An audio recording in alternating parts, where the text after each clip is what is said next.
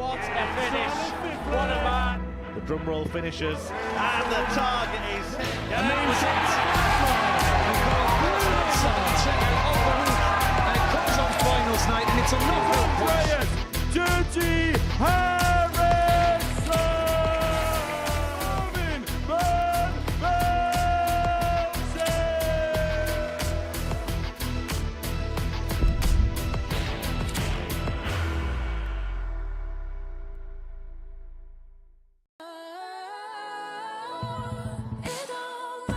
That's damage. On the second leg, Paige Paul. Found. And the match. And for Trina Gulliver, she sees the funny side of it, and she can see 8 points to her name. Gage on the second leg, Vicky Pruim. Only if Sheldon misses, and she doesn't. She wraps up a 3-1 win. Does it in 3.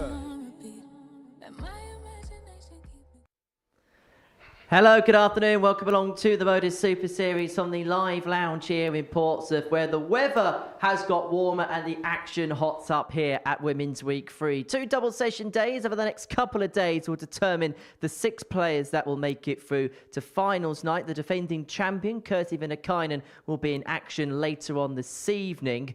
But Gemma Hayter was the first player to make it through Group A yesterday. This afternoon, we will see Group C get underway, where we've got a 10-time world champion in action. And talking about people with stars on the shirt, we've got the former World Youth Champion Keegan Brown with us here once again. Keegan, great to see you again here at the Live Lounge. And look, this has been a great week, Women's Week 3, the third one we've had here at the Live Lounge. And it feels like with every single part of Women's Week we have here at the Super Series, the standard gets better. And it's also good to see different names in the fold. Yeah, definitely. You know, going back to the standard, you know, with the ladies game, with all these various competitions now, everybody's playing better. And, you know, like we just said there, the averages now improving every time the ladies series have their week, and may longer continue. Well, Group A was won by Gemma Hayter yesterday afternoon. It was a dramatic run towards the line. She beat Kirsty in a winner-takes-all game. Now, Gemma said that she's not exactly been in the best place with her game recently. She feels like there's still room to improve. But I suppose it says a lot about her as a player that if she doesn't feel like she's at her best and she's still able to win Group A's, that she is a very, very hard object to remove. Yeah, definitely. You know, as a dart player, when you know you're not 100%, but you're still hitting the doubles at the right times, it's confidence. And then all of a sudden, all it takes is like that 111 checkout just changes it. And that was against Kirsty who was actually 4 points clear at the top of the table with a couple of games to go. Lost her last 2, Gemma won her last 2, and that was the story of the group. Now, Lisa Ashton won all 5 games on Wednesday to give herself a berth in Group B, whilst Trina Gulliver was in the mix to win the group. She dropped out in the end. Kirsty Hutchinson improved as the week went along. But you have a look at the way that the groups have panned out for the remainder of the week. Lisa Ashton in Group B, she's given herself the best possible chance, hasn't she, to make it through? Yeah, definitely. And, you know, the confidence of obviously Lisa winning the 5 games on, you know, and it gives you the air of confidence. And when you play with confidence, darts becomes easy. Darts is not easy. It's not easy. I've seen you. Well, I saw you try and play a few weeks ago. It didn't quite go to plan, did it? No. Let's talk about Trina Gulliver then, because Monday went so well for her. 4 wins out of 5. She was top of the table. Things looked so good for her. The next couple of days didn't quite go to plan. Is today going to be a case of reset mentality for the Golden Girl? Yeah, definitely. I think when you start the week in Group A and it doesn't go to plan, you go into Group C or B, there's then a chance to, like you say, regroup, refresh, and hit hard again. You obviously were playing here a few weeks ago. You played the Group A, then dropped into Group C. What does the mindset have to be when you drop into that second group? How are you trying to recalibrate your brain for those particular experiences? It is like reset. And you look at Jared, the perfect, you know, the definition of reset, wasn't it? And it just proves it. You know, every couple of days are different here at the Modus, and it's all about giving yourself the chance. And if you put yourself in a good position, you're going to get rewarded. Kirsty Hutchinson didn't have the perfect start to a week. Monday didn't go to plan, but there was a massive difference between Tuesday and Wednesday. Is she the type of player that we see every week here at the Super Series that could grow as the week goes along? We see the better version of her as that week draws to a close. Yeah, definitely. And I think, obviously, playing at the Modus, the first couple of times you're a bit nervous, you're a bit edgy, doesn't matter wherever you've played. And I think with Kirsty, she's going to she's going to rule with it. And I think, the latter the week goes on, I feel that she'll probably become one of the stronger players. Robin Byrne back for another stint here at Women's Week. Really good start to 2025 for herself. She's had a few finals on the Women's Series stage. She's number 5 in the race for the Women's World Match Play. And I suppose for her, this could be a great warm-up for the match play, getting some more stage experience, which is something that she's been saying that she hasn't had as much of. She's very prolific on the Women's Series circuit, but this could be a really good year for her, couldn't it? Yeah, and that's the thing. This competition gives you competitive darts and practice on stage. We can all play floor darts, as we call it, but it's getting the experience of playing on stage. You're getting used to the lights, you're getting used to the callers, and that's what it's all about.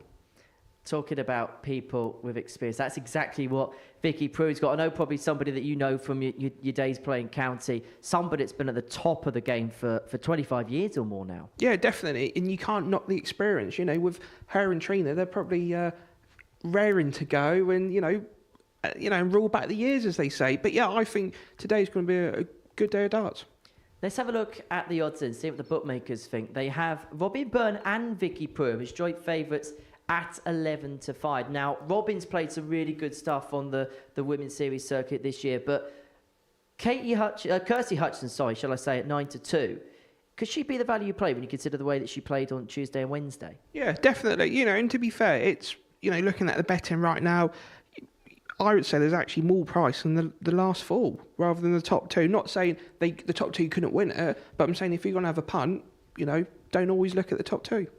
Well, it is 18 plus. It is gambleaware.org. If you're going to have a flutter on the Super Series today, I will get me teeth stuck in a couple of seconds' time. Right, let's get into the first game of the afternoon session at the Live Lounge in Portsmouth, shall we? And it does see a return of Robin Byrne to the Super Series stage. Great start to 2025. 5th on the Women's Series Order Met. 5th in the race to the World Match Play to Blackpool in July. She takes on Paige Porter in the opening game of the session here at the Live Lounge in Portsmouth. For Paige, the reigning WF Girls World Champion, lifting the title, beating Sophie McKinley at the Lakeside back in December. And she's hoping that the second half of her week is going to correlate better success. But for Robin, back on the stage, and her first task of the week was to catch up with me earlier on this morning. Robin, great to see you here at the Super Series. How much are you looking forward to the next couple of days? Yeah, I'm looking forward to getting back on that stage and getting going. What was your previous experiences like? How would you epitomise them? I enjoyed it last time. I enjoyed the whole experience. The Thursday night last time, I won 3 out of 4 games, put myself into a fantastic position. Genuinely had to win 1 game on Friday and just made a complete mess of it. But I don't think my standard dropped too much. I actually think everyone else played a little bit better, and people did seem to play their better game when they played me on the Friday. So sometimes there's nothing you can do about that, and you just have to move on with it. I'm looking forward to try and put things right now in the next couple of days. In terms of the beginning of the year, it's been a really good start to 2025 for yourself. How would you say your form is coming into this? Yeah, I'm happy enough with how I'm playing. Last Women's Series, getting to a final, sitting 5th in the rankings in the Women's Series at the minute is great. So I think I'm playing well. Preparation, you always feel it could be better, but it could always be worse as well. I've been playing decent enough, so I'm looking forward to the next couple of days. In terms of the season ahead, I can imagine Blackpool's very high up on the priority list, 5th in that current race to the World Match Play. This could be a very successful year if things go right, couldn't it? Yeah, absolutely. Camilla, I was in the match play in 2023 and it was one of the best experiences I've ever had in darts. I enjoyed it thoroughly, and getting back there has been a main priority for me for a couple of years now, and I missed out last year, but I really put my mind to it this year, and I've been playing well. I've made I think made 3 finals in the match play race so far, so that's great. And I just need to keep the foot on the pedal, don't let anything slip. It's not about whether you finish 1st or 8th, just make sure I'm in that top 8 for that match play, and hopefully I make it, and I'm looking forward to that in the rest of the year then. Finally, in terms of this, will you set any goals or expectations, or are you just going to take it as it comes? I'm kind of just going to take each game as it comes. I feel like when you're here, if you lose your first game, it's very easy to go on a losing streak, but if you win your first game, it's very easy to keep winning. Because you're on and off so much, you just kind of have to put each game behind you the minute it happens, whether you win or lose. You can't go into the next game complacent, so that's what I'm going to try and do now over the next couple of days, just try and keep it game on game and try and play well. Wish you all the very best. Robin, good luck today. Thanks very much. Really insightful conversation there with Robin Byrne ahead of her opening match of the session against Paige Pauling, who finished bottom of Group A over the course of Monday, Tuesday and Wednesday, respectively. For Robin, she's having a superb year. 5th on the Women's Series Order of Merit and 5th in the race to the World Match Play, which concludes in a few weeks' time. Looking for a return to the Winter Garden stage, which she played on for the first time in 2023. The 27-year-old from Dublin making her 2nd consecutive appearance at a Women's Week. And that is exactly the same situation for Paige Pauling, the 17-year-old from Kent, who picked up the WDF Girls World title in December, beating Sophie McKinley in the final to claim the biggest title of her career to date. Many people inside the sport expect her to then lift the coveted Women's World Championship at some point and to be a star of the sport for many years to come. George Baker is the man in the middle. He's going to be presiding over all of the action on this Thursday afternoon. And I'm in the company of the former World Youth Champion, Keegan Brown. Keegan, very good afternoon to you. Yeah, hello there, Henry, and welcome to all of you. 180! Wow, what a perfect way to kick off the match. No introduction needed. 58. Many people expect Robin Byrne to go deep in the competition this week, and the early indications are very, very good. 4 into the 9 in the opening leg. She's setting her stall out straight away. Yeah, I'm quite glad I'm actually setting the box this afternoon rather than playing. 19. Watching you the other week, I'm not surprised you say that. 59.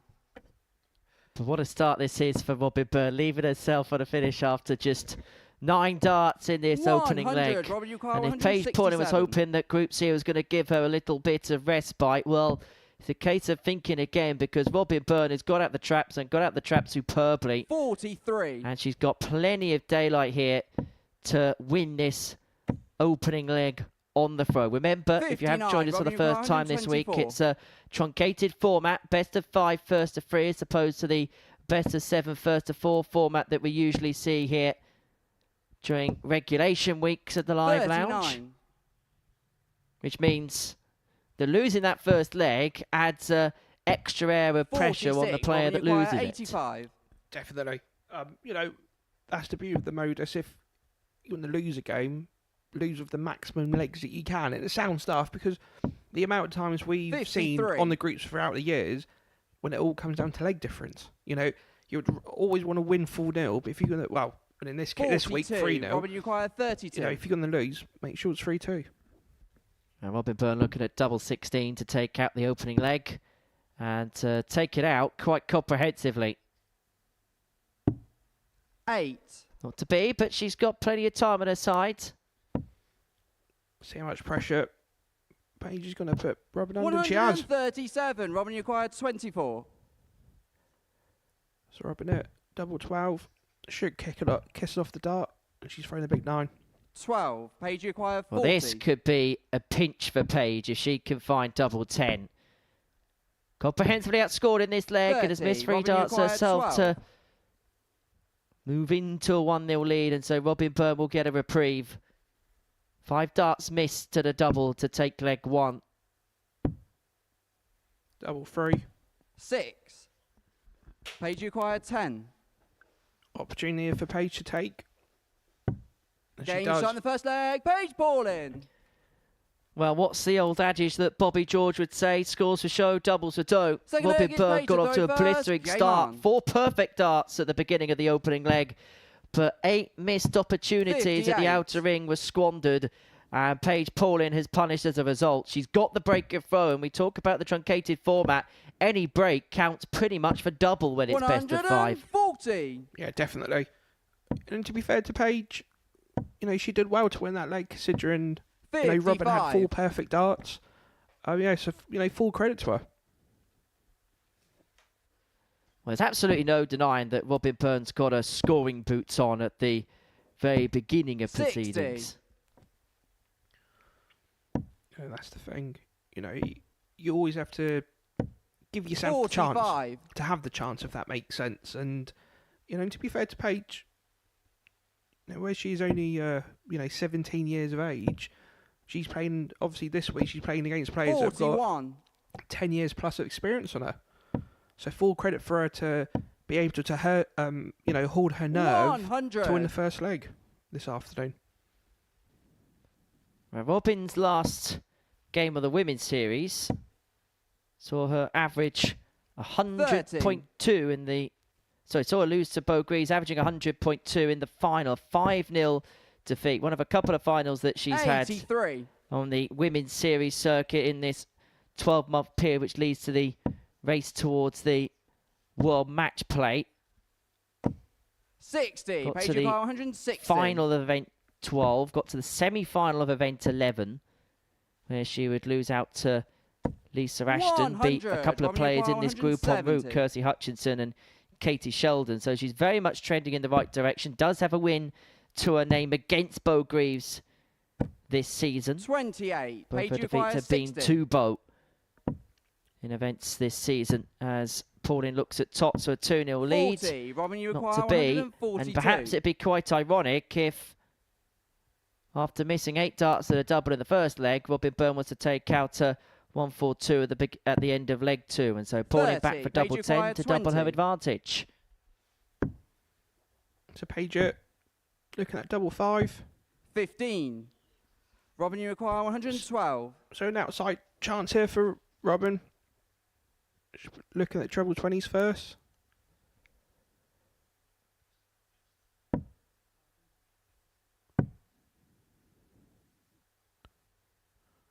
Yeah. 54 left.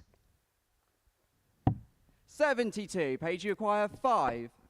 And so there is pressure on this for Paige. If she doesn't get this, Robin Byrne will be left on tops. And she knows the magnitude of this dart. 1. And perhaps the Robin, you consequence require of that 40. miss, because Robin Burnham missed 8 darts to win the first leg's got 3 more at tops to get the break back and to level up a 1 apiece. 30. Not Paige, very you require convincing 4. darts to be unfortunate there from Robin. Game shot in the second leg. Paige Pauline. And Paige Pauline takes full advantage of it. 11 missed darts on Robin Byrne over the first couple of legs. The Paige leg is Pauline Robin picks to her throw pocket first. again Game to on. open up a 2-0 lead. We didn't see too much by way of emotion from Paige on Monday, Tuesday, Wednesday, respectively. But maybe she's got that bit 58. between her teeth on Thursday, and maybe she is just fancying the task. And maybe as well, because this is the final group of the week, there's a sense of now or 97. never about this Group C, that maybe we are going to see a little bit more in terms of urgency from Paige. Is she 58. I'm going to call her the Jared Cole from 2 weeks ago. Bottom of Group A and then potentially the winner over a week. 134. Please, Jared's not here today, and we've only just got to the end of him doing that and saying that and mentioning he's won the week. 99. I think as well, to Paige there, she went Tina up and she looked really annoyed. And I think sometimes, 85. when dart players come across, it doesn't look right. But when you are playing, when you know you shouldn't be in a winning position or in a drawing position, you want to, egg yourself 56. on. And, after 9 darts, obviously Paige is below 200. 137. Well, growing in confidence as the game goes along, by far the best leg of the match, leaving herself on 48 after just 12 darts to wrap up a comprehensive 60. 3-0 Paige victory require to 48. kick off the day's proceedings. 16 now. Well, it's one way of taking out 48. The double-double shot. is And the taken match, perfectly Paige for Pauline. Paige Pauline. A 3-0 victory against Robin Byrne, who sailed out the traps but missed 8 darts to win the opening leg. Paige Pauline picked her pocket to win that one and then goes on to seal a 3-0 win. Next up, Katie Sheldon takes on Kirsty Hutchinson.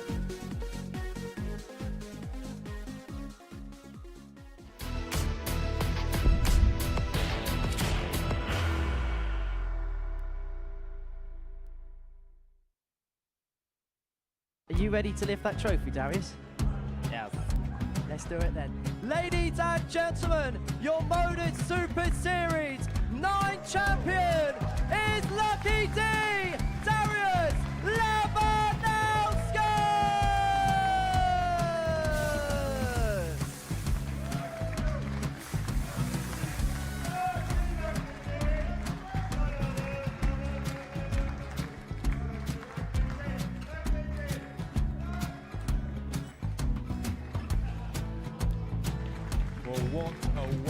beautiful night of darts we have seen, and we are ready.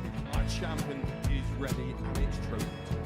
So receive the trophy. £25,000. The new Modus Super Series champion, the Terminator, Marvin Van Velzen.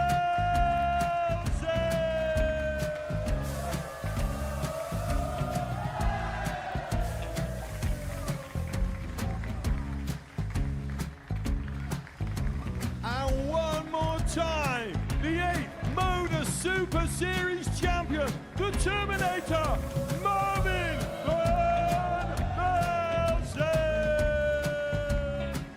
And the new Modus Super Series champion is Andreas Dirty Harrison.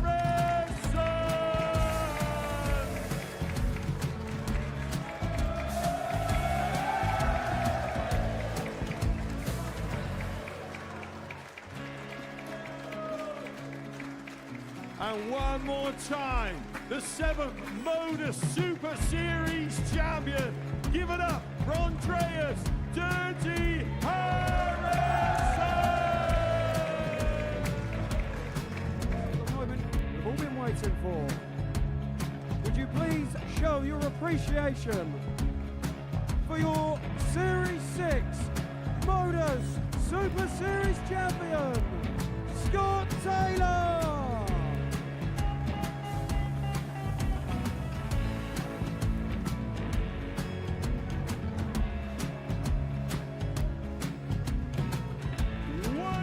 Time, your new Modus Super Series champion.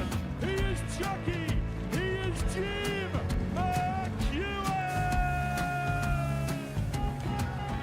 Ladies and gentlemen, your Modus Super Series champion, retaining his title, the Nuke, Luke Littler.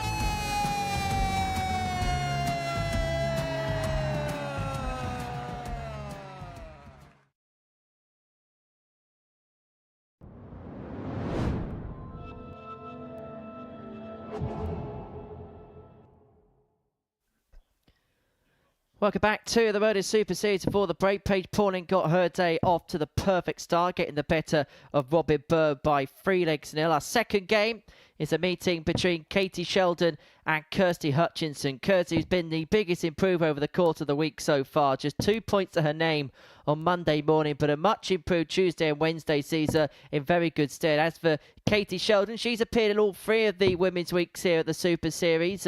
Another ace from the Republic of Ireland, 21 years of age, from Dublin. And from Dublin to Durham, Kirsty Hutchinson, shall I say, the 34-year-old, making her debut here this week at the Live Lounge in Portsmouth. As I say, Monday didn't quite go to plan, but a couple of good days back-to-back on Tuesday and Wednesday. There was actually a point where she had an outside shout of going on to win this particular group. And Group B just didn't quite go away because of the brilliant day that Lisa Ashton had It's Katie to throw on first. Game Wednesday on. here at the Live Lounge in Portsmouth. But it's Katie against Kirsty with Keegan alongside me. I'm probably going to get something else wrong at some point too. 100. Wow, it's early doors yet, Henry. Early doors. But no, I think this match is a good standout tie for the first round of games. I think Kirsty's probably got a 41. don't want to get the chip off the shoulder, but she wants to get off to a good win. And obviously, Katie's fresh straight into Group C, so obviously both players are 45. should be going, from the ball going. Now you may see with Kirsty Hutchinson that she throws 3 darts and then there's a hook there at the back. And 81. basically that is to give Kirsty a bit of stability when it comes to the third and final dart that she throws. She's spoken about some of the 41. issues that she's had with her throw in recent times, basically trying to rebuild her game to a certain extent. And I suppose the question that we were asking on Monday when I was sat here with Paul Nicholson was, what 55. version of Kirsty Hutchinson were we going to see? The Women's Series so far this year hasn't quite gone to the type of plan that perhaps she would have wanted and expected. 121. But there's certainly been signs as the week's gone along that Kirsty is beginning to trend in the right direction once again. The finalist, the runner-up of the 2022 WDF World Championships, the first player to lose in a 45. World Final to Beau Gries, and it turned out she was not going to be the last to lose in a World Final to Beau Gries, but she finds herself on the back foot in this first leg against Katie Sheldon, who, it has to be said, Keegan, has got off to a very quick start. Yeah, she has. Just like a Irish competitor in the previous match, it doesn't always mean you're going to win the leg. So it'd be interesting to see how quick obviously Kate can take this out. Katie, you acquire 56. But yeah, getting back to the PDC rankings with Kirsty, I think she'd be quite disappointed. Game start the first leg, Katie Sheldon. She's probably as low down as 25. I think she'd be really annoyed with this year's performances. But it's like we said, so much with darts is all about the draws. And I get the sense as well with Kirsty that this is all process. And speaking to her on Monday morning, there was almost felt like there was an element of, as long as things feel okay, look okay, and I'm playing okay, results are almost the secondary factor that this 60. week could be determined by. If the results correlate, then that's fantastic, and she'll be more than happy to take a Saturday night, and definitely more than happy to take a weekly victory. But I feel like progress for her will be how she feels within herself and how she feels within her game once this week is completed. Yeah, I think, 96. the last year or so, I've had very, obviously, similar issues with my throw and setup and whatnot, and I think it's all about getting the confidence back. And, you could have 100 games, you play brilliant for 99, 81. you lose that one, and that's the one that sticks with you, and you kind of like revert back to square one again. And I think, it does 60. take time, and, full credit for Kirsty to keep going through it. So when you were going through that, how does your mindset change? Because I can imagine that, particularly in your case and in Kirsty's case, where you've both gone and you've won things in your career and you've done tangible things in your career and you set the bar very high. Is it difficult then when you're going through that rebuild stage to kind of make the expectations a bit more modest? Yeah, it's the weirdest thing ever because you can do it, and all of a sudden obviously for me it just didn't click. 180, Katie, 145. And 180 to leave the 73, and it's all about rebuilding. You're thinking, right, what do I do good? And that's to play darts. That's 55, look at everything. Kirsty, So, for me, I've always thrown with a 22 gram dart, and obviously set the situation to that, Red Dragon, my sponsors, so they've now made me a 20 gram dart. And all of a sudden, it's little things where you have to introduce it, because you can't say, I'm not getting worse, but something's not clicking, but you can't say you've explored every avenue if you've not changed nothing. 90. So with me, I've had to change new stems, a different flight, and the lighter dart. But now I've starting to get the confidence again to think, well, actually, 65. I can play darts. Kirsty, you acquire 40. And that's the thing. It's just all having, it's just making sure you feel right. So obviously, Kirsty, you're looking at 2 10s, double 5, last dart in hand. 35. Katie, you acquire 25. So Sheldon will come back here for 25 to get the breaker throw and a 2-0 lead. Double 8.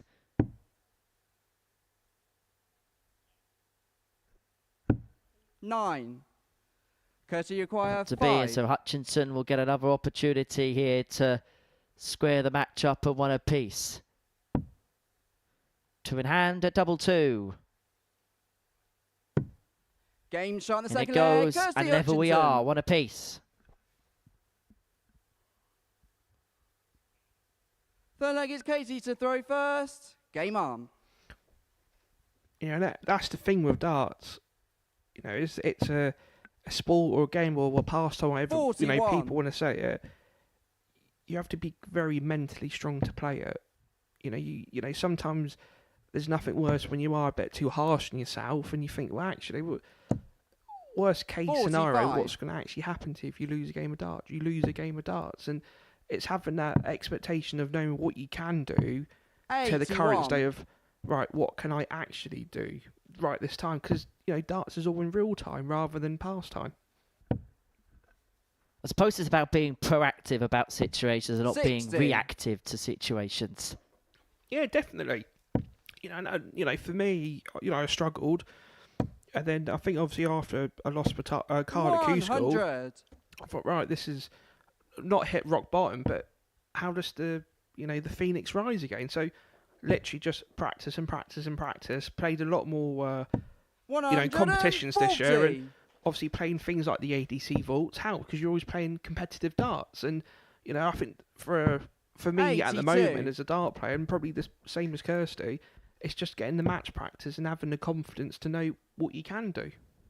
Which is why you feel Group A is probably a perfect storm for Kirsty because she's 100. able to get 25 games this week, 25 reps under the belt. That's a guarantee. And obviously more if she gets through to the 93, Saturday night. And I think regardless of 156. where she finishes, she's going to be better off for the experience. She's looking at 156 here to get the breaker throw and move herself 2-1 in front. Not to be on this occasion. And so Sheldon will return for 104 to 44, get her those Katie back in front. She took the 104. opening leg of the match. Every single leg thus far has gone with throw in this contest. Is it a trend that continues here? Well, it's not going to on this occasion, but if Hutchinson's going to get the break, then she's 96, probably going to have to do so by pinning this 112. 112. It'll be the highest checkout we would have seen all week. So looking at treble 28, it's going to set up 72s, either treble 12 or treble 16. 60, Katie acquire 8. Okay, double fault. Hoping to go for the barrel. And Game does. shot in the third leg, Katie Sheldon. And so Sheldon moves back in front. 3 legs played, all gone with throw, and Katie Sheldon has a 2-1 advantage Fourth as a leg, it's Kirsty to consequence. throw first, game on.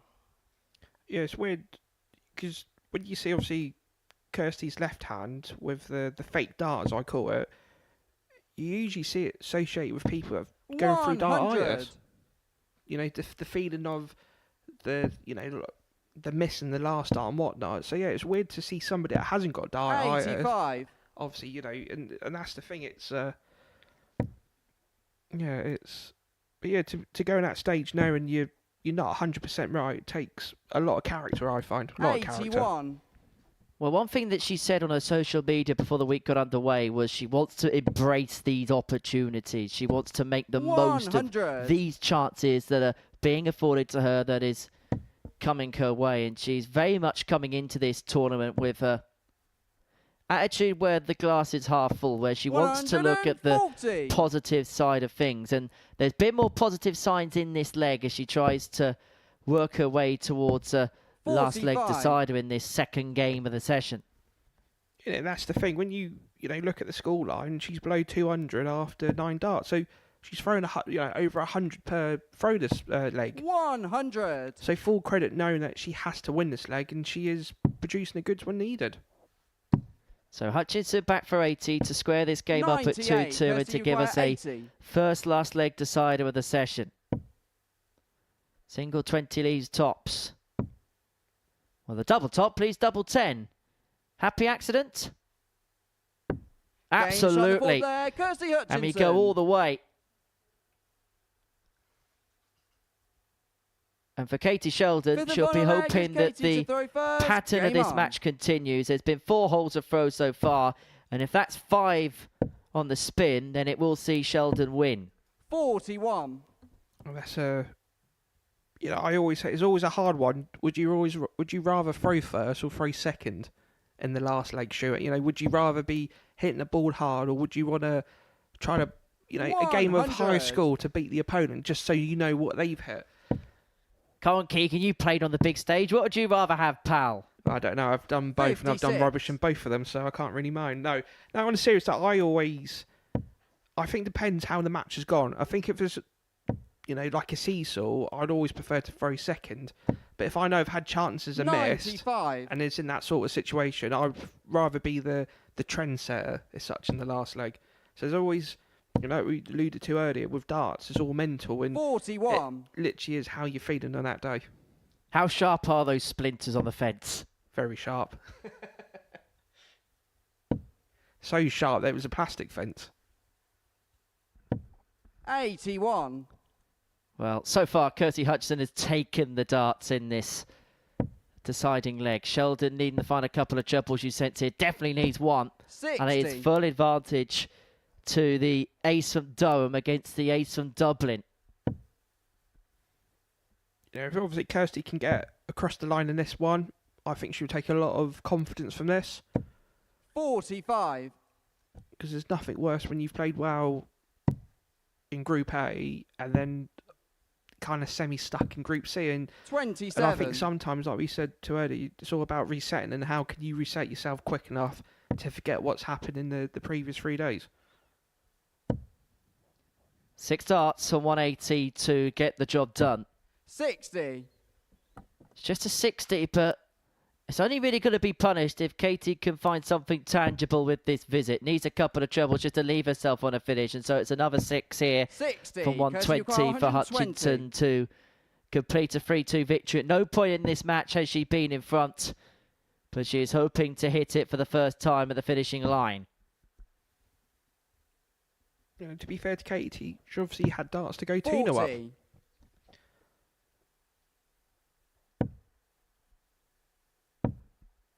It looks like it's going to be a poor start to the day for both the Irish representatives in this group. Robin Byrne lost 3-0 to Paige Portland, and Kirsty Hutchinson here has got darts to dismiss of Katie Sheldon, and 2 of them at double 10.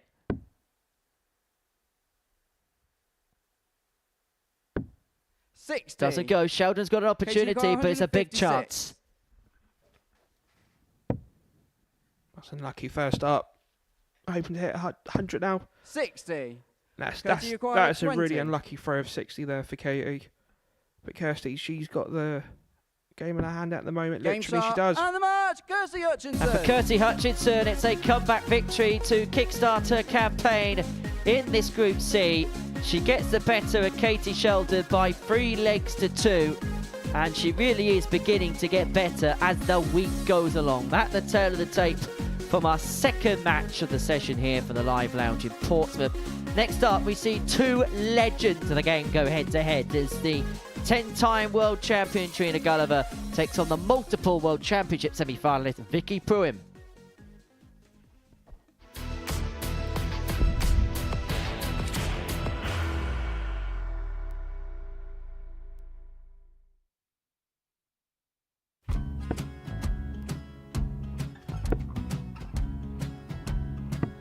$54. Charlie McGuire, 164.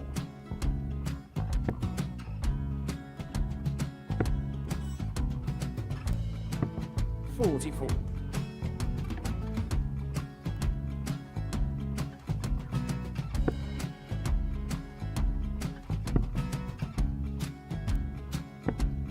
$32. Charlie required 120. Well, 120. He's got a fair, at least 2 handfuls at this. Just needs to stay 60. there. That's a good shot. Halves his score. Leaves himself on a 2-darter.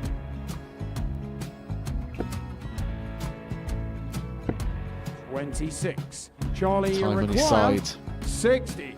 to become back-to-back singles champion.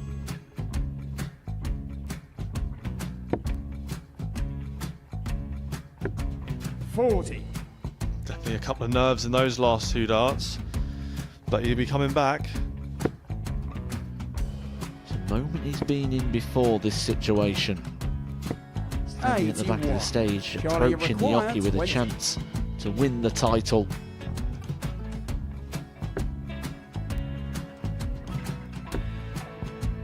He did this to win the first title, if you remember.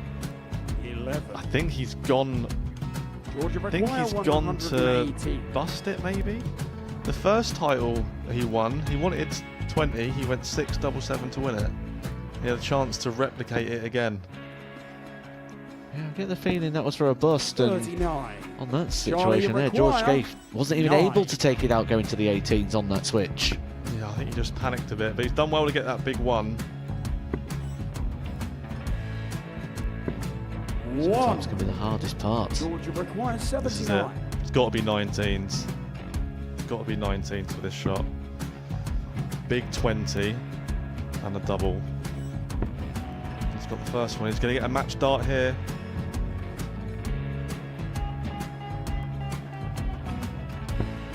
$59. Charlie Threw the entire required body into that 8. one. Just didn't want to let go of the dart.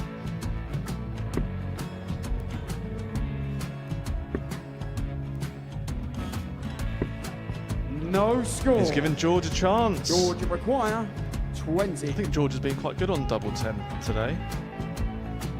So many opportunities for Charlie Murphy. Go Couldn't get the job Got done. in the match. And the Red Dragon George Modus Skate. Super Series Influencers Champion, George Skate.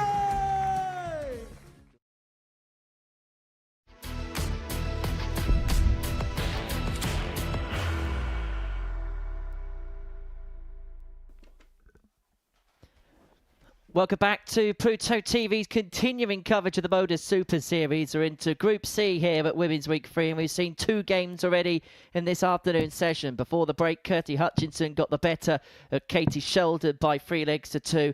And the meeting game 3 is between 2 legends of the game as Trina Gulliver and Vicky Pruim go head-to-head here at the Live Lounge in Portsmouth. Trina Gulliver, the 10-time champion of the world, up against Vicky Pruim, who in this building has had the better record in comparison to the Golden Girl, Antwerp Lightning, 51-year-old from Chester, representing Sweden.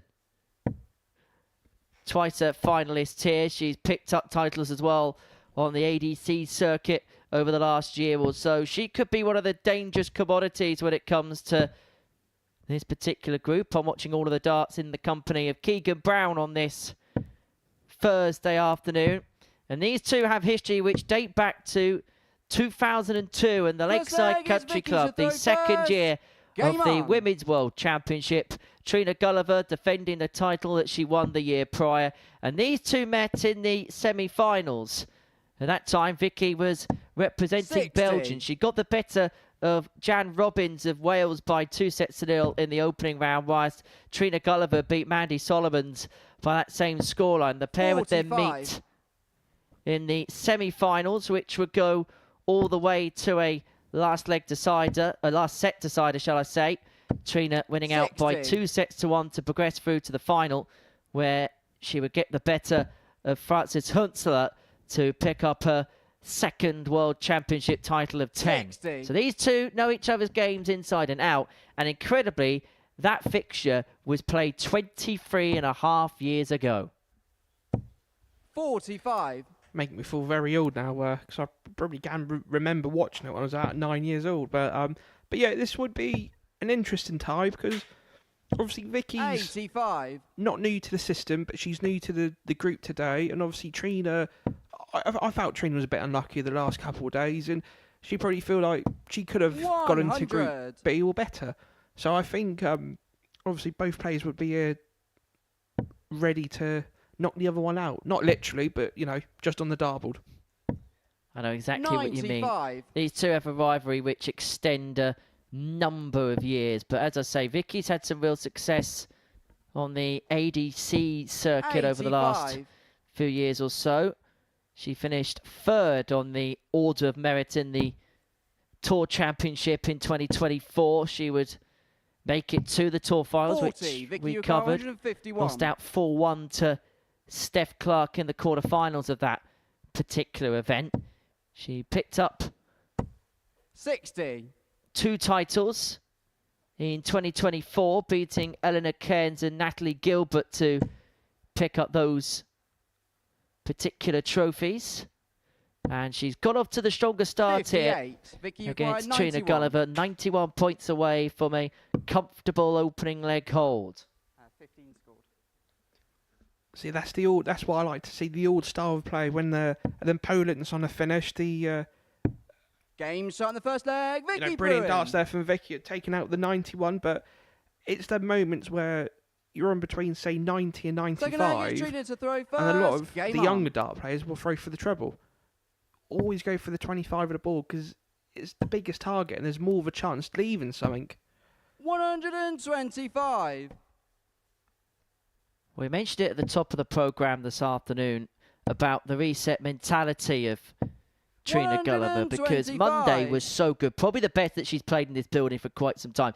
Tuesday, it didn't feel like she dropped off the gas too much. It felt like the opposition got better, but then it felt towards the end of play on Wednesday that the task was just becoming a little bit forlorn for her. You could see her just beginning to get a little bit dejected, but she's a real experienced campaigner. She would have managed to have got away last night and just managed to clear her head and get ready for today, surely. And the darts already this morning is a indicative factor of that. The first maximum of the match goes the way of the Golden Girl. Yeah, to be fair, 60. being a 10-time world champion, you're going to have some sort of experience back in the locker, aren't you? But no, full credit to Trina, especially in this second leg. Set it up for tops after 12.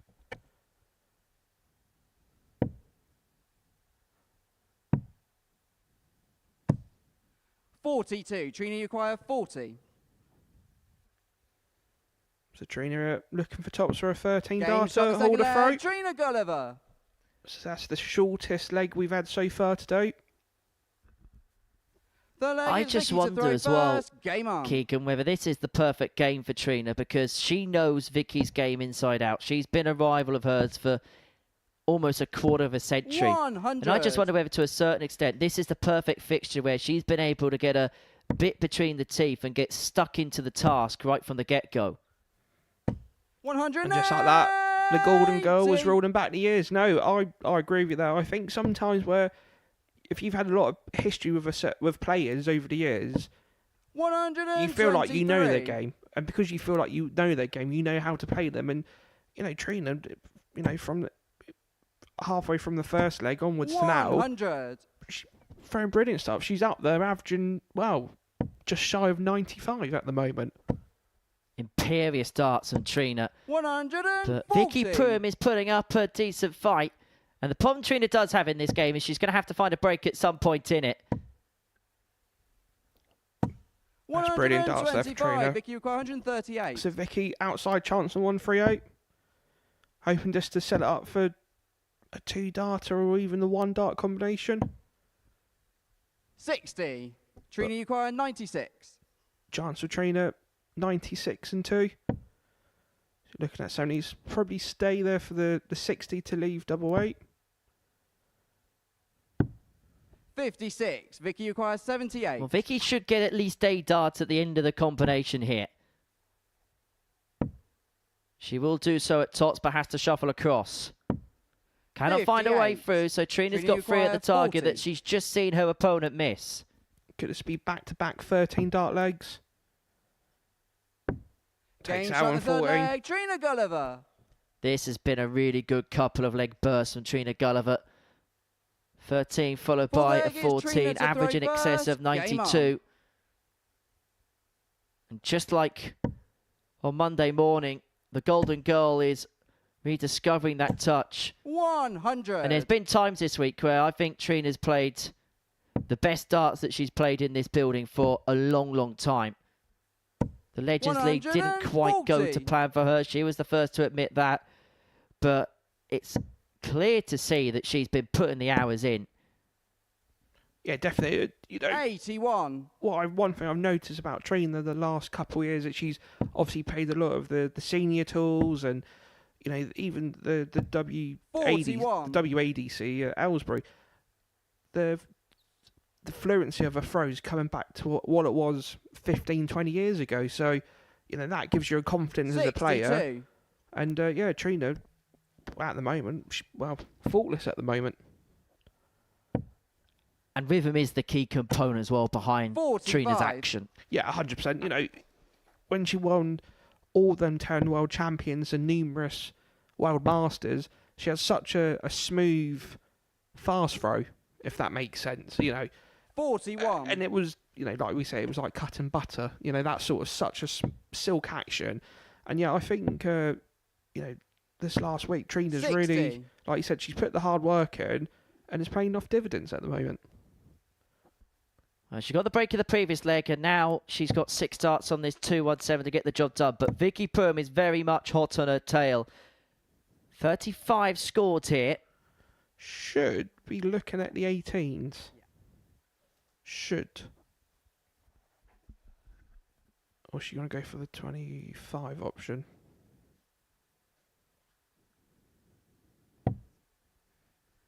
$47. And after all that, decided to leave the big fish. What do I know about darts?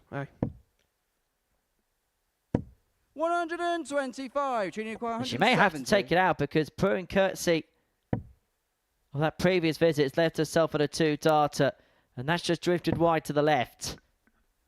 You know, full credit to Vicky. 54. Vicky She's required not 90. done anything wrong so far in this match. She's played a solid match. She got 2 double 15. Hoping just to get off the barrel. And does. Game shot in the fourth leg. Vicky Pruim. And she'll be hoping that she's weathered the storm here, Vicky Pruim. A really good back-to-back leg spurt from Trina Gulliver to throw first. has been cancelled out by the Swedes, who has the darts to win the match here. See, I feel in this situation, 35. like we alluded to in the previous match, would you rather go first or go second? And I think with Vicky, she would have rather gone first because she had the confidence of winning, you know, the previous leg 26. against a good, obviously, Trina throwing well.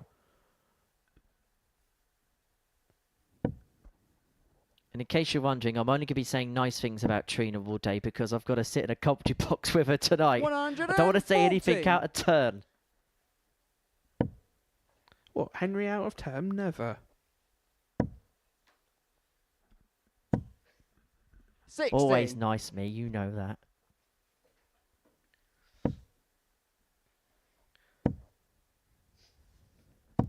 $100. Yeah, it's good. Good throw there from Vicky.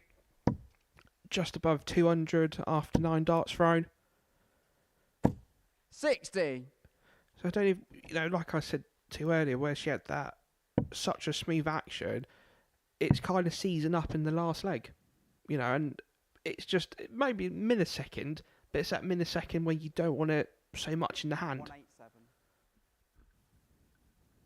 Vicky just confirming to the referee, George Baker, what's left. 90. 187 was what was left, so that's why she headed down to the 17th. Sinker would have left her on the fish, but the triple gives her the bonus of 136 upon overturning. She's going to get plenty of time because Gulliver's all the way back 60. on 355, and that couple of leg burst looks like it's going to be cancelled out as Pruim looks to finish the match off. 6 on 136 to complete a 3-2 victory. 60. How much pressure can Trina put Vicky under? Looking for another treble. 100. Vicky requires 76. So Vicky, first chance at 76. Looking at the 16th. Oh, double 12 for the match. 52. First match start missed, but she's going to get 3 more. See, it's them sort of moments in darts where you're not expected to miss the big number, but you hit the double, and it does throw you because you're not expecting it. So it'll be interesting to see how Vicky comes back to the board. Surely she had 2 great guides and she managed to nestle it in with a 3rd. And Vicky Pruim gets victory in her first game of the week. She beats Trina Gulliver in a last leg decider. The Golden Girl with a golden spell in the middle of the match. A 13-darter and a 14-darter put her 2-1 in front. But Vicky Pruim then came back well to seal a 3-2 victory.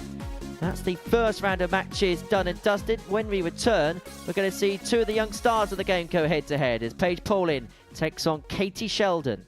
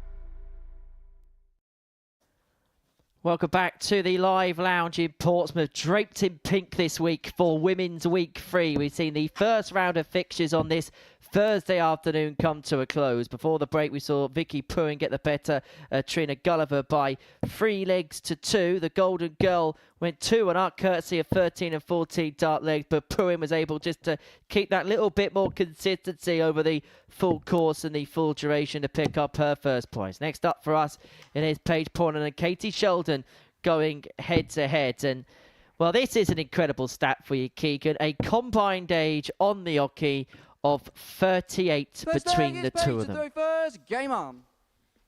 So that makes them 6 years older than me. 60. And to be fair, I thought the pink was just for me, you know. It's not all about you, Keegan. 60. Carry on, we'll have to call you Glenn Durrant. Mind you, you're both winning as many games as one another in a minute, so... 59.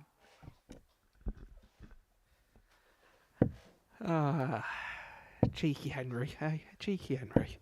100. All right, back to the game. So, do you know what? I think this could be an interesting tie because Katie was unlucky 82. not to get the W against Kirsty in the first round of matches. And, you know, Paige didn't ride her luck, but obviously she 60. made it her own opportunity. And, yeah, she played well to come out of the 3-0 winner. 41. So obviously, Katie had semi-nicked the throw so far. 100. So it'd be interesting. See, that's the start of the game sometimes where 85. you know when you're on 2-5-9, you always be looking to leave a finish. You know, and I always find you always need to start using the 19s at that point. 127.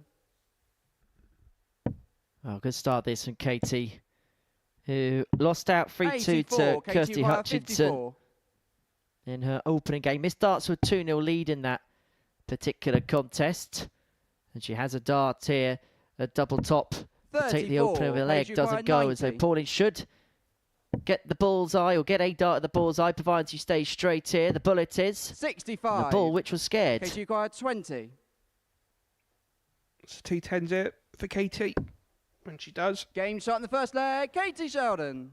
There was no mistake in that one. And Katie Sheldon gets the break to open up a 1-0 lead. And as we've been mentioning over the course of the week in this truncated best-of-5 format, that's a breaker throw which could count for double. 60. And obviously, it was such a short format, like we alluded to earlier. If you can break the throw, it's almost like winning 2.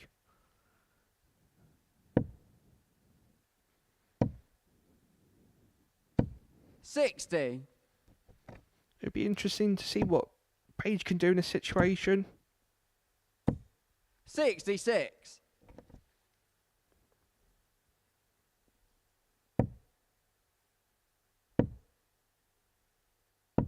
$60.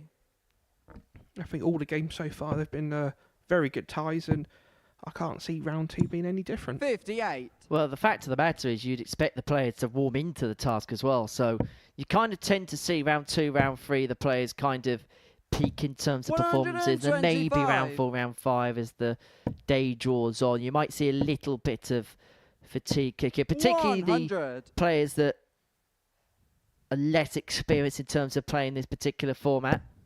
Although these two have been here a couple of times before, so there shouldn't be any kind of ring rut in terms of their performances. And for Katie Sheldon so far, there's been no mistakes at all. But Paige had a dart at the ball to win the opening leg. She's kept herself on the toes of her opponent in leg 2.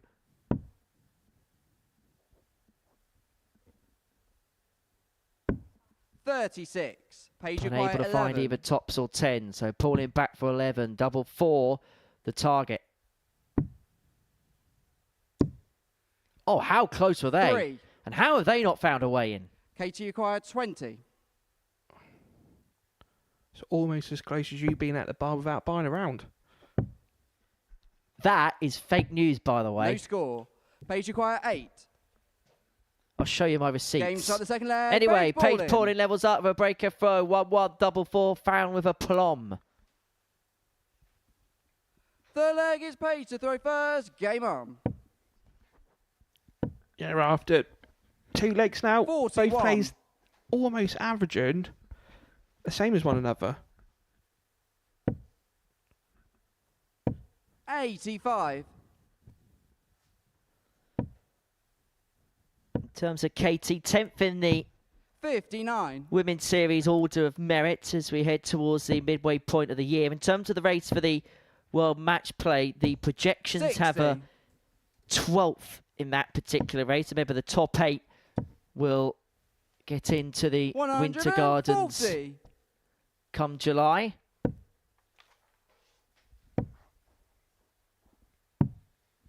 $40. Which has to be said, in terms of the race, is £3,000 off with a couple more 60. events to go. So there's a very unlikely push towards the line for her, if the truth be told. 100. So Paige at 60. solid 60. Kate, you feel that she's probably got an opportunity here to make inroads on Paige's throw? 100. Paige car 141. She might be, sometimes that situation you're annoyed, especially if you've hit the treble the first start and then 57. Katie couldn't car capitalise for 116. the next 2. So Sheldon, 116, unable to go. And for Paige, this may just be a dart at the bullseye 52. at the end of all of Paige this. car 84. So looking at 14. So is the ball. 52. Well, Katie she's left car it handy 64. if she comes back. But Kate here, probably looking at treble 16, so it'd be another 16 for double 16. So it is, so it's double 16. 32. Paige require 32. And so Pauline looking at the double that Katie's just Game missed. start in the third leg. Paige ball in. And into the bottom corner and into a 2-1 lead. And now a leg away from a second consecutive Katie to victory throw to kickstart first. her Group Game C on. campaign. And the player who finished bottom of Group A on Wednesday afternoon is seemingly having a compare and contrast of fortunes on this 45. Thursday. The ghost of Jared returns. 140. See, that's one thing I noticed the last 2 matches now watching Paige is the last leg, she kind of starts 60. sprinting to the running line.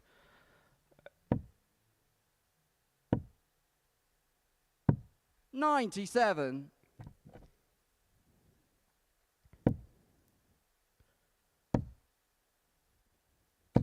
$140.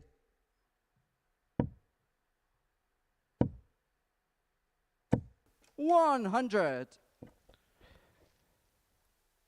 So Katie out looking to put some pressure on. Is she going the right way about it? 140. Paige 164. So 164. Shots on, so it's treble 18. 86 left, treble 18 will leave 32.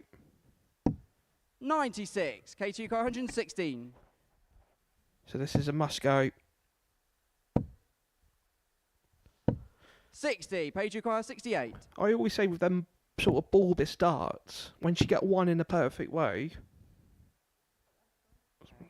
that's double 8 left, isn't it?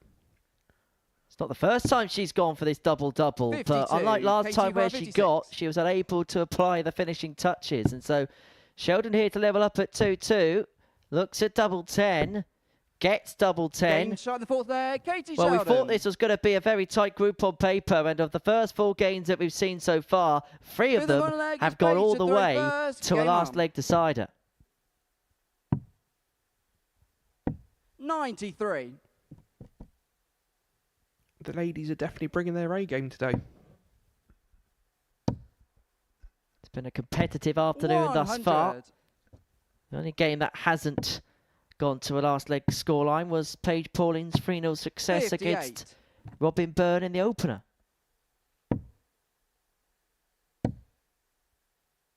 Remember, this one of 2 sessions that we're 100. going to be broadcasting live to you today on Pluto TV. We'll be back from 10 o'clock tonight to see the beginning of Group B, which will see 58. Kirsty Venäläinen return alongside the 4 times world champion, Lisa Ashton.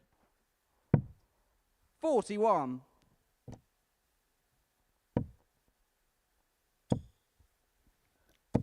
Well, that's much more like it. Paige Pauling piles in her first max of her last scoring visit of the game. 140. Paige, 112. I think we want to see back-to-back 180s from both players there. Yes. 42. KTUK 120. So the 120 for the match. Sheldon looking to climb the ladder towards victory, but unable to get on this occasion. And so 50. Pauling from this point 70. should get a dart to seal a second consecutive victory to kickstart her Group C campaign. And she only needs the one dart at tops. And what a difference a day makes for Paige Pauling. She was bottom of Group A at the end of play yesterday, but she is now at the top of Group C, having won each of her opening 2 games. A 3-2 success against Katie Sheldon makes her to play in the beat at the present moment in time. Coming up after the break, we're going to watch Trina Gulliver against Robin Byrne. Both players looking to get off the mark in this particular group.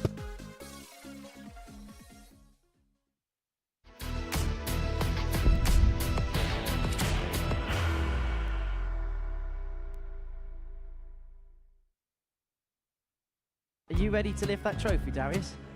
Yes. Let's do it then. Ladies and gentlemen, your Modus Super Series 9 champion is Lucky D, Darius Levanowski!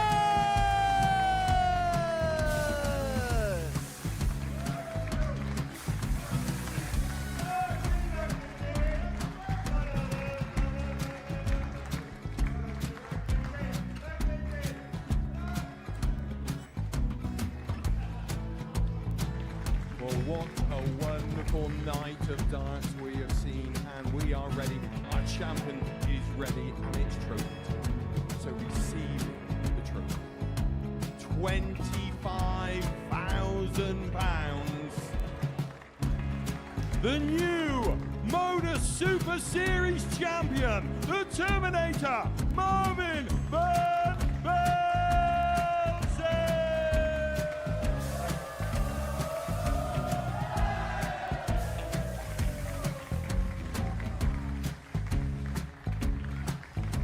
And one more time, the 8th Modus Super Series champion, the Terminator, Marvin Van Velzen.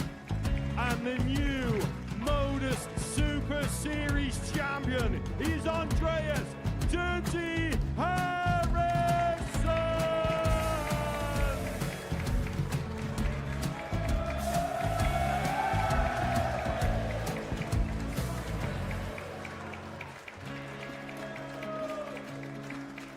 And one more time, the 7th Modus Super Series champion. Give it up for Andreas Dirty Harrison. The moment we've all been waiting for. Would you please show your appreciation for your Series 6 Modus Super Series champion, Scott Taylor?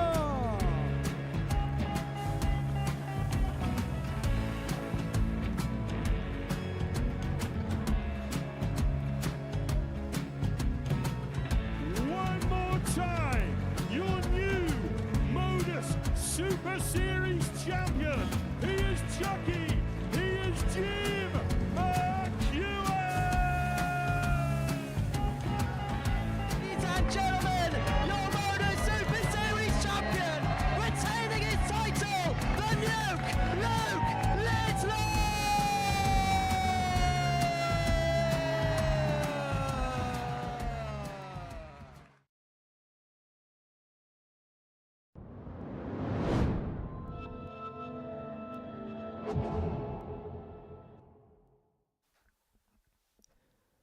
Welcome back to the Modus Super Series. Before the break, we saw Paige Pauling get the better of Katie Sheldon by 3 legs to 2. And that means the player that was bottom of Group A at the end of play on Wednesday afternoon is now the player at the top of Group C after a couple of games played.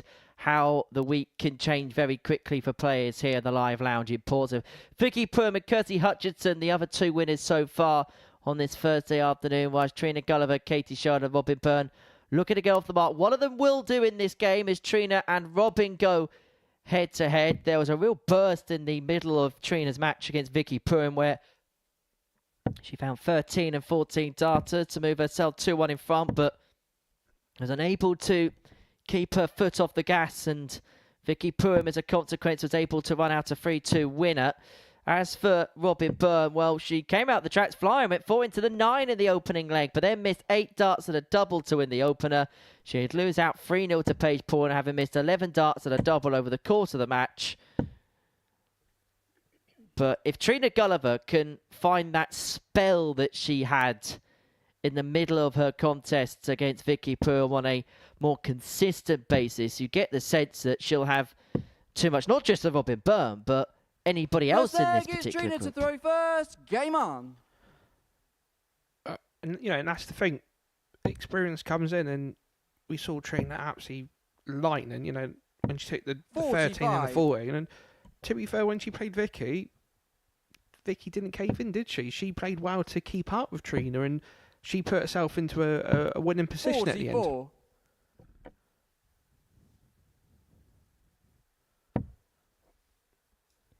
I really like what Robin said in an interview at the 41. beginning of the session. She's a player that very much understands the assignment, really does get the game, and 55. has a good read as to where her particular game's at, and I think she gets a sense that she's not too far off being one of the real elite. She's one of those players that's kind of knocking on the door, isn't she, of the likes of Bo Greaves and the likes of Fallon Sherrock. Yeah, definitely. And to be fair to Robin, I remember when she won the Youth World Masters. I think it was 2014 and 2015. So, Robin's got a lot of years' experience playing in obviously the youth and the more now the senior dart. So you can never count her out.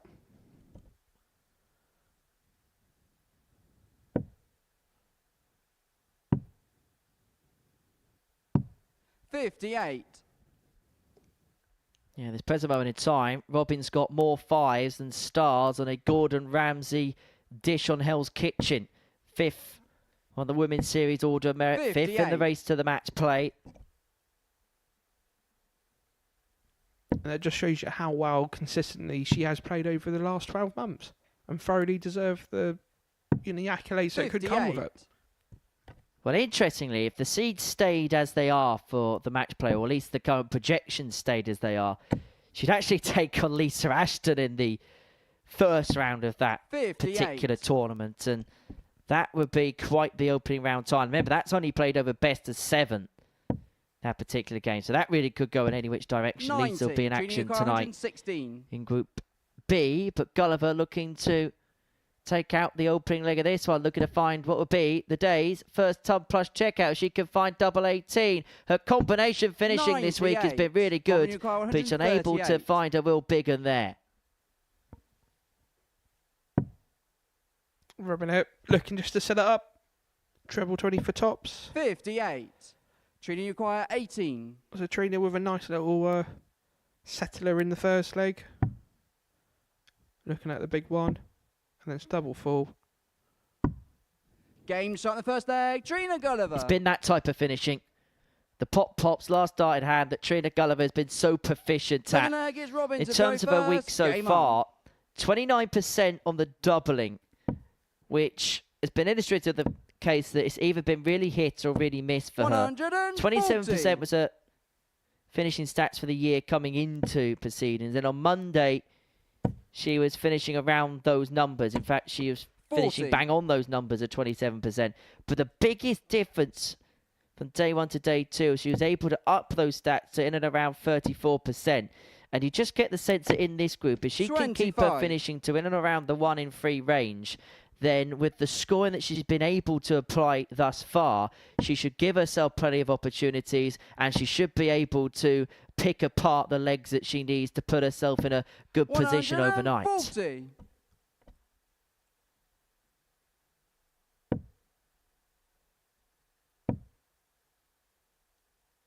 100. I think if I was Robin right now, I think all I want is just a nice holder throw.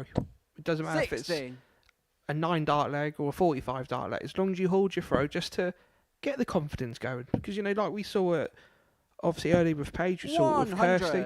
It's all about just setting them down, get the first leg on the board, and then hopefully the rest is history. 25. It's those types of visits that Trina will be looking to cut out throughout the course of the day, because when she's been on song, but there's been a couple of visits like that which has allowed opportunities like this for Robin Byrne, particularly with the Irish player having the darts in this second leg.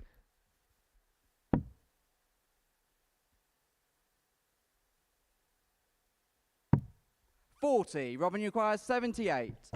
So Robinette, probably looking at treble 18. So it's going to be 20 for tops. So it's double top to get the second leg of this match. 58. Has got time to her side. And what sort of pressure can Trina put Robin under? 60. Robin required 20. That's an unlucky 60 there, but Robin still on double 10. Looking at 2 5s. 15. Trina required 136. Ironically, they were the doubles that she missed on the first leg. In the first, obviously the opener match against Paige. So, you know, the ghost of the 10s and 5s are coming back to haunt Paul Bryan at the Robin 60. at this stage. Robin required 5. Well, Gulliver's left herself in a position where she may get a dart and a double if this 5 does not go, and you can see the tension in the arm there. She heads back to the board, looking to take it out. Double 2. She's got a drawbridge in the way. She couldn't find a way through, and Gulliver, with what 76. would be not just a steal, but a burglary of a leg. And it's looking at 2 8. 60. Robin required Flipped 4. off the barrel, but diverted the other side. And for Robin Byrne, she's had 17, now 18 darts at a double today, and she has still not got a leg on the board. Trina requires 16. There's been nothing wrong with the scoring, but Robin Byrne is having a troublesome time on the doubles. And Trina Gulliver duly punishes. She gets the break and opens up a 2-0 lead, and now has the darts in her hand to round off a 3-0 success and to get her first points on the board. Yeah, there's nothing worse when you know your opponent's just won the leg 100. and you should have mopped up about 9 darts previous, and you know we were seeing a lot of character in Robin's game now. 30. This is where we alluded to earlier. This is the mental side of darts coming into play now. You know, it's how 61. quick can you forget the chances you've had and, you know, kind of dust yourself back off the canvas. 57.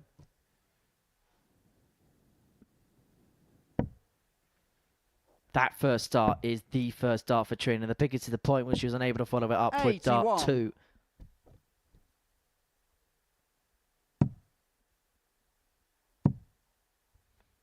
You usually know when Trina's playing well because everything goes dead centre in the target. It may sometimes be a little bit above, but it goes dead centre as to where she's aiming at. 28. And so thank you, Trina. You decide to put one left and put one right. Curse of the commentator, eh? 57.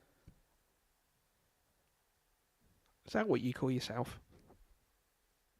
What, a curse? So Trina looking just to 57. set it up, but unfortunately she couldn't. You see that so many times where a player starts going on for like the 19s for an argument's sake, and as soon as they go back up to the 20, they hit the treble straight away. It happens so many times in darts. Where it's 100. like you have to. I wouldn't say mental block, but that's the sort of reset you have to have in the leg. 57. So Trina Gulliver here requires looking at 74 to round it off.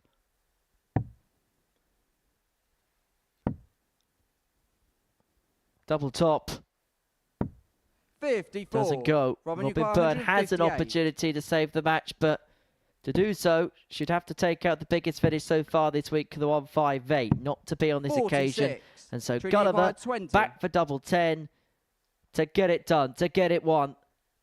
And to get on the board for the day. Trina Gulliver with a 3-0 success against Robin Byrne. A first win of the day for the Golden Girl as she beats Robin Byrne by 3 legs to 0. Coming up after the break is Kirsty Hutchinson up against Vicky Pruim.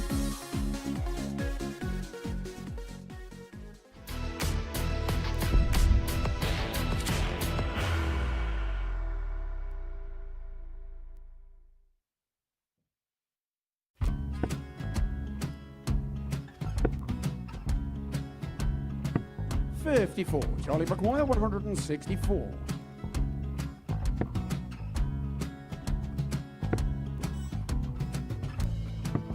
44.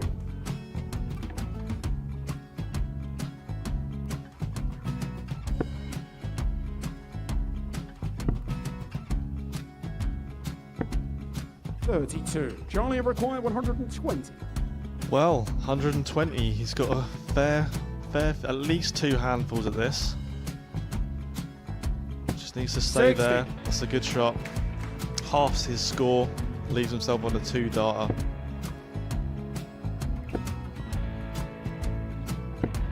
$26. Charlie Time on his required side 60. to become back-to-back singles champion.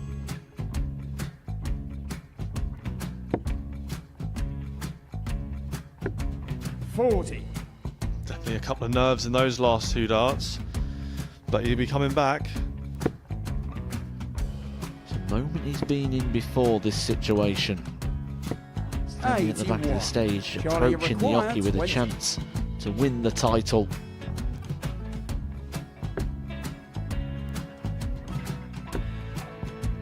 He did this to win the first title, if you remember. 11. I think he's gone. I think he's gone to bust it, maybe. The first title he won, he wanted 20. He went 6-7-7 to win it. He had a chance to replicate it again. Yeah, I get the feeling that was for a bust, and 39. on that situation there, George Scaife wasn't even able to take it out going to the 18s on that switch. Yeah, I think he just panicked a bit, but he's done well to get that big one. Sometimes can be the hardest part. Georgia requires This is it. 79. It's got to be 19s. It's got to be 19s for this shot. Big 20 and a double. He's got the first one. He's going to get a match dart here.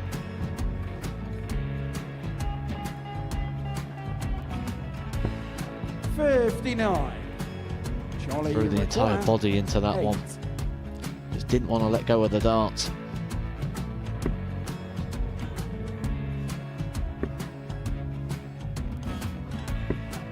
No score. He's given George a chance. Georgia require 20. I think George has been quite good on double 10 today. So many opportunities for Charlie Murphy. Go Couldn't get the job Got done. in the match! And the Red Dragon George Modus Scaife. Super Series Influencers Champion, George Scaife!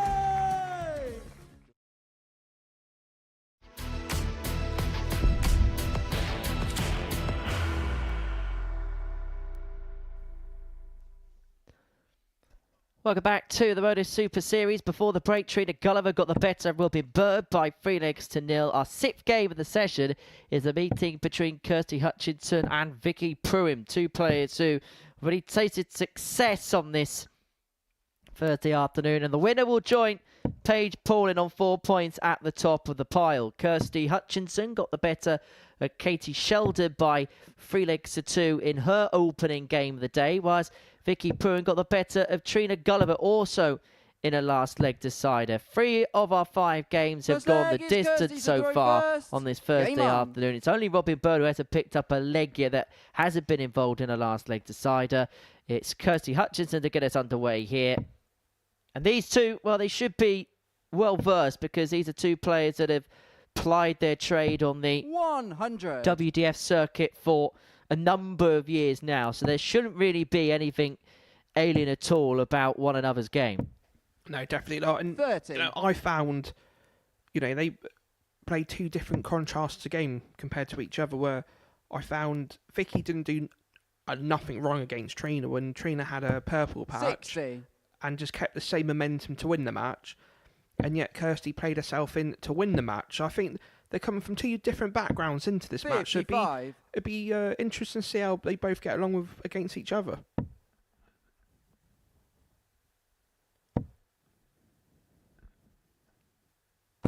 $60. And I just wonder as well, playing the 2 days and the Saturday, I think will be the perfect storm for Vicky as opposed to playing the full week. I think she's a player that would be better suited to short, sharp spurts rather than playing the protracted week, say, for example. Yeah, definitely. 60.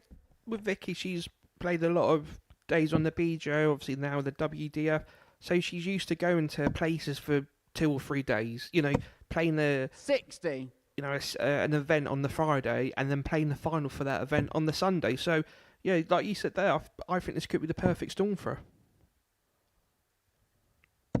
180. Maxi for Kirsty to leave herself on 41 to take out the opening leg. 100. Kirsty acquired 41. It's very much ratty-tat-tat at the moment for both players. So Kirsty's now looking at double 16.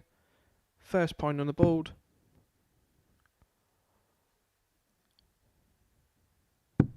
$9. Vicky acquired 156. So Pruim looking at 156 to get the breaker to take out the opening leg. Not to be on this particular occasion, and so Hutchinson will come back. 3 more in her hand at 32 54. to open up that 1 leg lead. Now we're looking at 2 12s. Double 6. A little bit of pressure on this. Vicky only on 102. 20. Vicky acquired 102. This is very much in the Vicky Pruim wheelhouse. And she's found the triple. Only needed one of them to leave a double. And the double of choice is double 16. It's a double that's got brilliantly, perfectly pinned from Vicky Pruim, who is on the board and in some style. The first ton plus checkout of the session goes the way of the Swede. And for Kirsty Hutchinson, a real dejected look on her face, a look of resignation, probably of expectation as soon as that treble went in that Vicky 45. was going to get.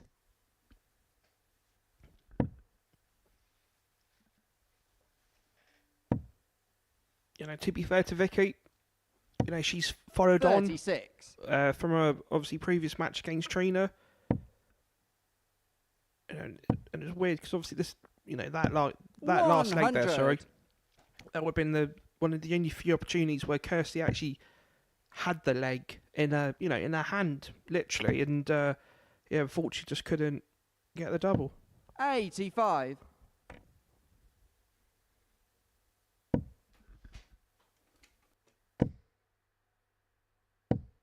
$28. Little hiccup there from Vicky. Kirsty's probably hoping to put some pressure on. 55.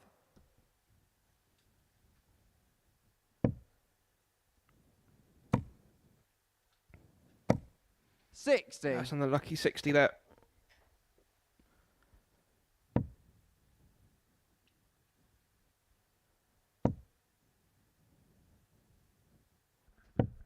$45. There's a little bit of frustration that's just creeping into Kirsty's game.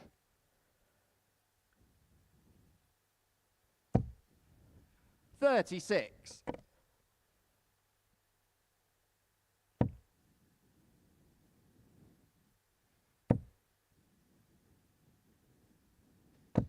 $60.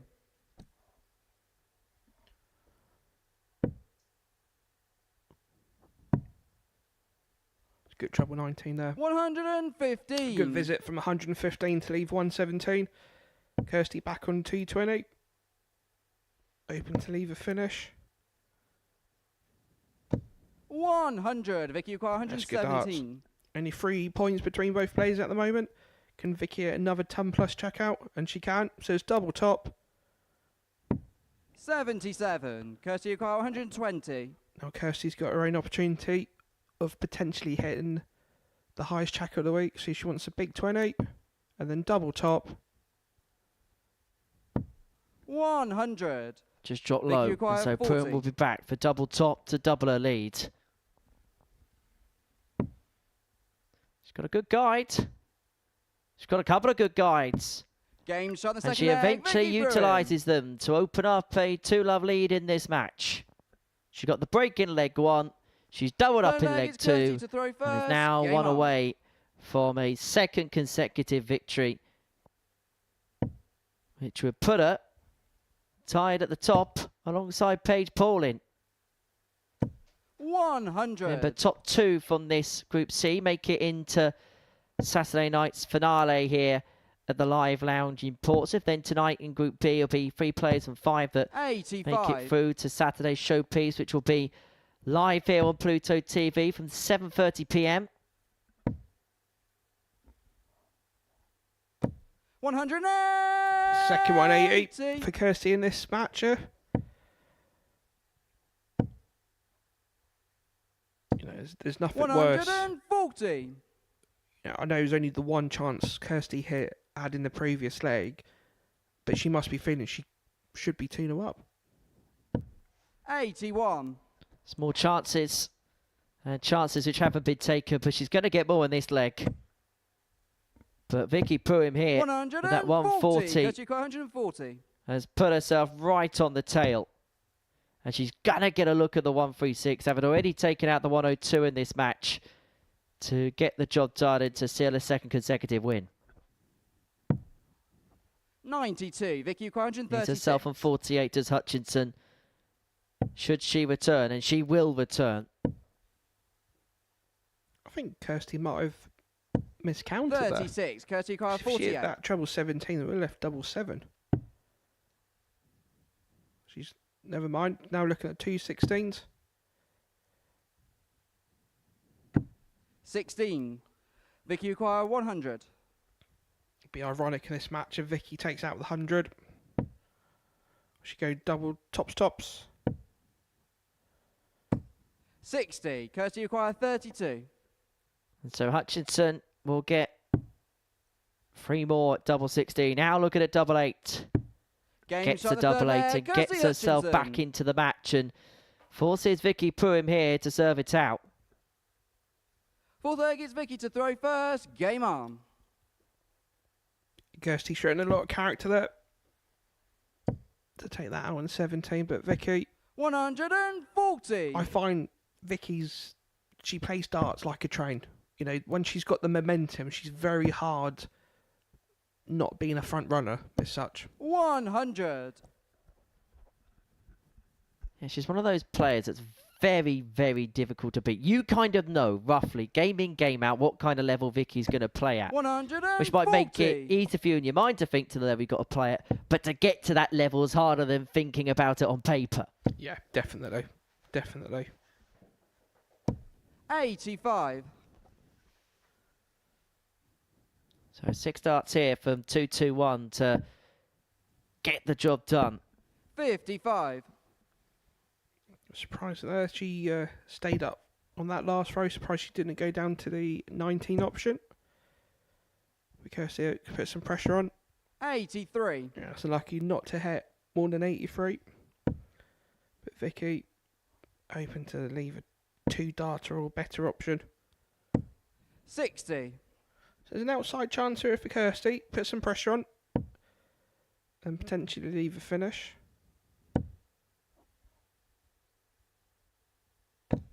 83. Oh, what a Vicky five on the last. 106. Just about snuck into the treble there.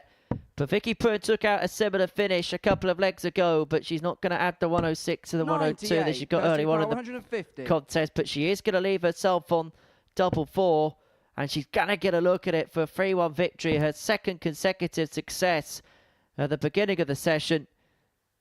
And you have to say, over the 40, course Vicky, you acquire of 8. the 4 legs that we've seen, she has been the most consistent player. She has found the X factor in this contest. Is she going to be the winner of the contest? No score. Not just yet. Kirsty acquire 110.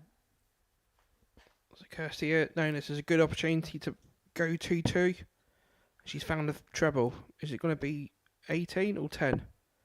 So it's double top to send us into a decider. 90. Vicky, you acquire 8. Just underneath, clipped the underneath of the wire, and so Pruim will be back for double 4 to complete a 3-1 victory. To get a second victory from 2, double 2. 4. More match darts have Kirsty, come and gone, 20. and Kirsty Hutchinson returns to take us all the way. It would be the 4th last leg decider we would have seen in the first 6 games so far today. If she can find double 2, the target Pruim's just missed. 18. Doesn't go. Vicky, And you so acquire Vicky's 4. going to get another chance to seal victory here.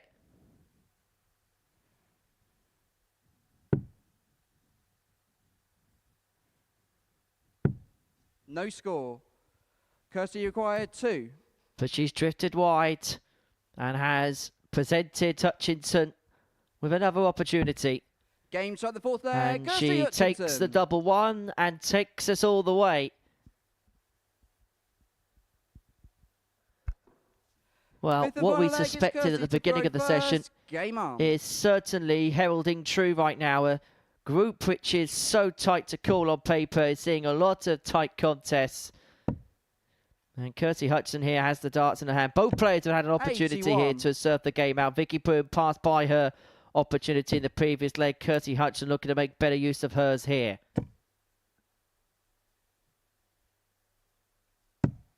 $97.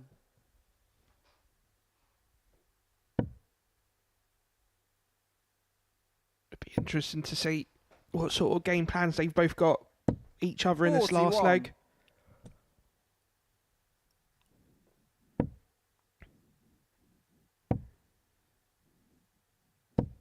$55. So obviously Kirsty only 30 behind and scoring. Looking for a good ton here. 80. That's unlucky. Classic Robin Hood. Well, that dart pierced through the flight as well. It's going to be some running repairs perhaps required 100. once this one's done for Kirsty Hutchinson. And that 20 points could cost, could be a big cost at the end of the Slegger. 41. That's a fantastic first dart there by Vicky in a second. 140. Kirsty knowing probably a 2 treble visit is required.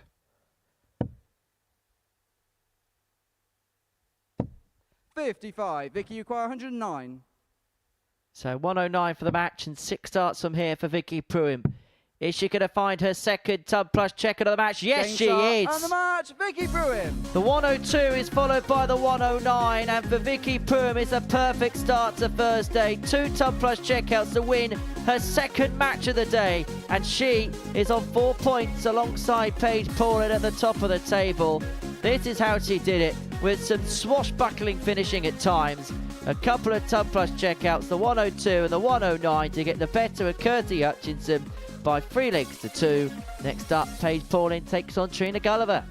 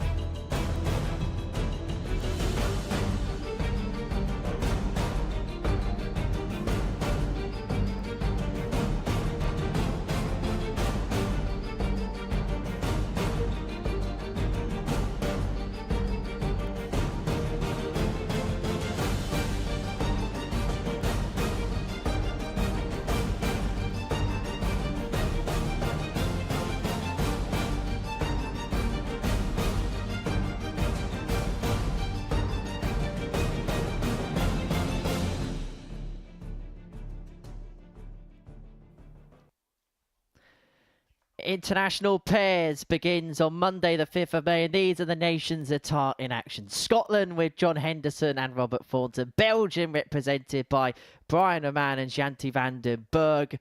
Kenya with Peter Rachuri and Manpreet Kelsey. Gibraltar with Craig Galliano and Justin Hewitt.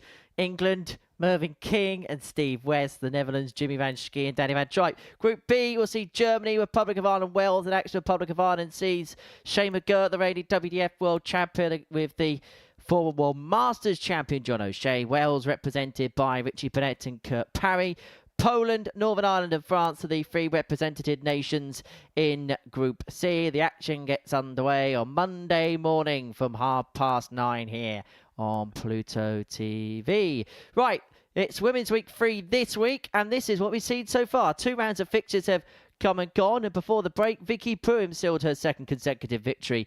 Getting the better of Kirsty Hutchinson by 3 legs to 2. Her and Paige Paul have both picked up maximum points so far. They're both on 4 following the first couple of rounds worth of play here at the Live Lounge reports. There have also been wins for Trina Gulliver and Kirsty Hutchinson. They're both on 2 points in the group, whilst at the bottom of the table, Katie Sheldon and Robin Byrne are the 2 players without a point to their name so far. So, Paige Paul and Trina Gulliver, they go head-to-head in Game 7 here. 2 players who have played in Group A alongside one another on Monday, Tuesday and Wednesday.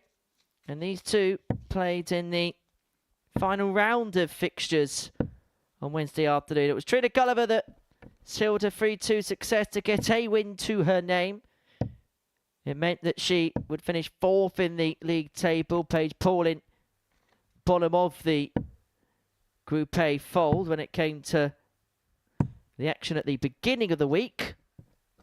First leg is Paige to Trina won 3-2 on Tuesday and 3-1 on Monday. So she has a 3-0 head-to-head lead this week as Trina in the meetings between these 2. But it's also fair to say, Keegan, that Paige Paul has looked a completely different player so far on this Thursday. Yeah, definitely. I think the way, obviously, Paige just came out of the blocks to obviously today.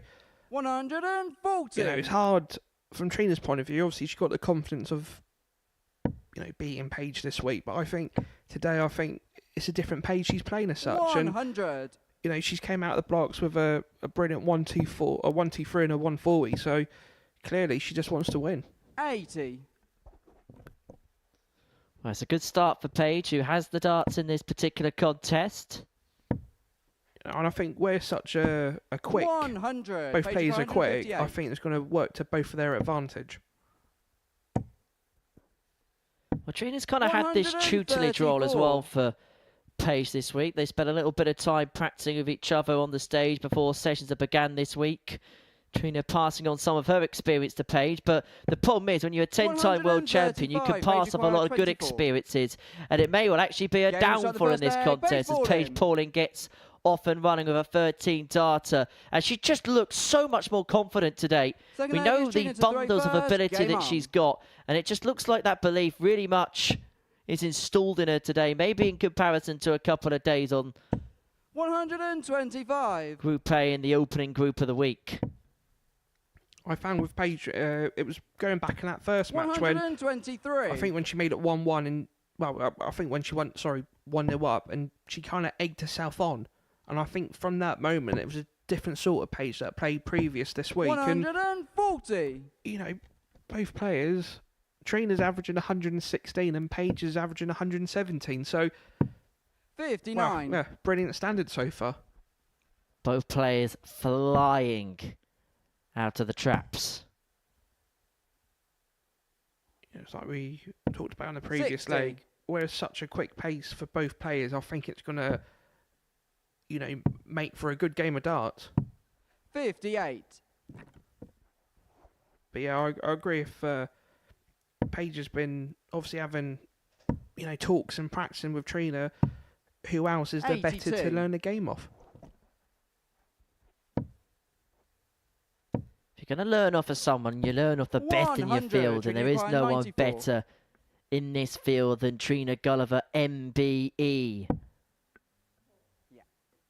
That slips into the 4, and because of the way that the darts landed, it's made life awkward for the treble 18 as well. So she may be diverting her eyes elsewhere, and she diverted her eyes towards the bullseye to leave herself on tops. 65 left.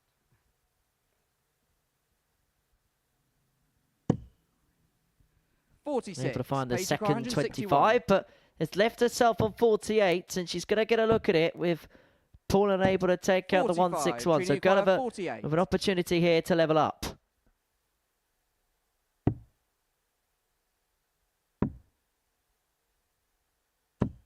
Eight. Paige require 116. Outside chance for the 116. Looking for the treble 20. 60.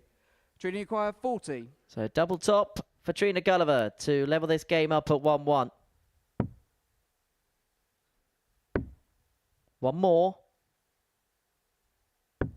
Game shot in the second leg. And Trina got. Gulliver. And Paige Paulin has been last darted, as they say in the trade. 1-1. Third leg is Paige to throw first. Game on. There's one similarity between both players is the fact that 58. their darts kind of nick up into the board, where they don't go flat. And you know, I'm certainly a player in that group, and I've always found as soon as you get one 55. standing up, it feels like you can't miss the other two. You know, a bit like Adrian Lewis sort of thing. 99. Everything above the Y is absolutely perfect. Anything below is a disaster. And then it's vice versa for the players whose darts sit up in the board. 100.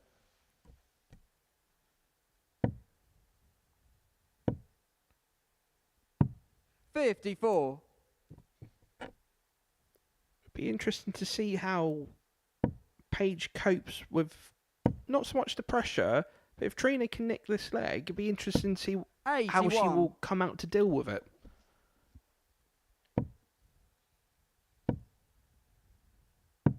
$59. So Trina out. She's got a good opportunity to apply some pressure.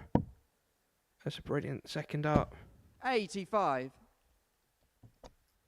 Well, this game is at a little bit of a crossroads, isn't it? Paige Paulin on 2-3-1. Finds a treble to leave herself with a finish. But how handy can Gulliver leave this? What she would give for a 140 at this present moment in time. 80 scored. 100. Paige Well, that's desperately unlucky. So I think Paige there, I think previous race could have used the 19 option to leave the 132 Trina require 80. rather than leaving the 131. But it goes back to Trina. She's got a brilliant opportunity now to go 2-1 up. She's now looking at double top. 40. Paige require 54. Did not like that one bit. That's held tight. But Paige Paulin's only going to get one here at double top. 19. And that sailed wide into Trina the require 5. 40. I think maybe that for her. I think Paige was a little bit more quicker. So Trina should be the marker. Game shot in the third leg. Trina Gulliver. Uses it. Utilises it perfectly. Gulliver moves 2-1 in front. She's got the break and now Fourth leg is Trina to has throw the first. darts in her Game hand on. to complete a 3-1 victory and to move herself onto 4 points and really put herself in the top 2 conversation. 140. And to inflict her first defeat in this Group C upon Paige Paulin. Gulliver after this takes on 60. Katie Sheldon and then Kirsty Hutchinson to round off her day, whereas Paige will finish up with games against Kirsty and 85. Vicky Pruim right at the very end of the schedule. Because Paige finished bottom of Group A, it means that she has to bookend the session, 45. play the first game, play the last game.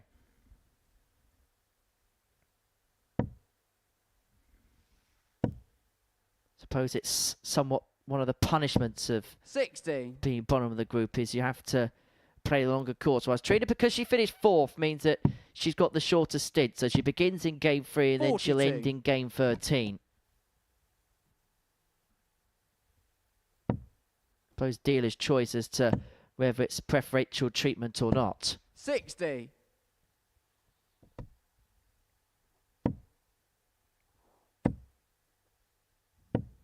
100. Steady- Trina require 156. Steady turn there by Paige.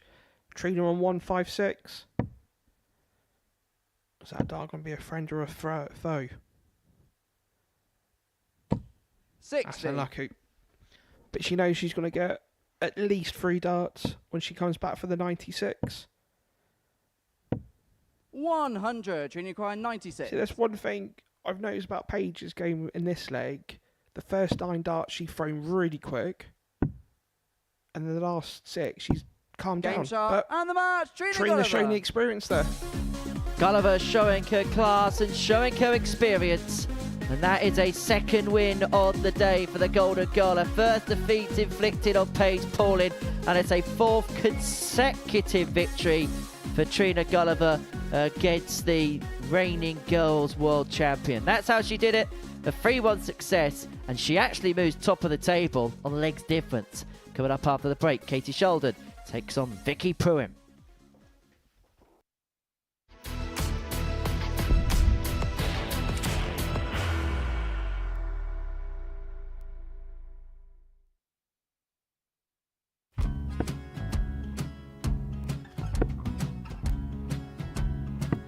$54. Charlie McGuire, 164.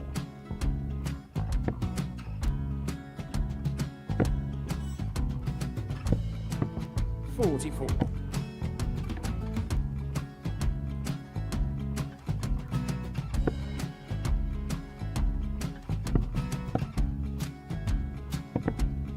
$32. Charlie required 120. Well, 120. He's got a fair, at least 2 handfuls at this. Just needs to stay 60. there. That's a good shot. Halves his score. Leaves himself on a 2-darter.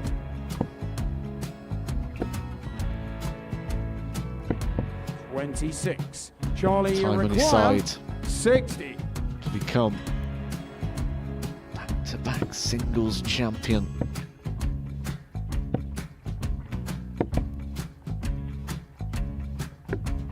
$40. Definitely a couple of nerves in those last 2 darts. But he'll be coming back. It's a moment he's been in before this situation. Standing at the back of the stage, Charlie approaching the required Yoki with a 20. chance to win the title.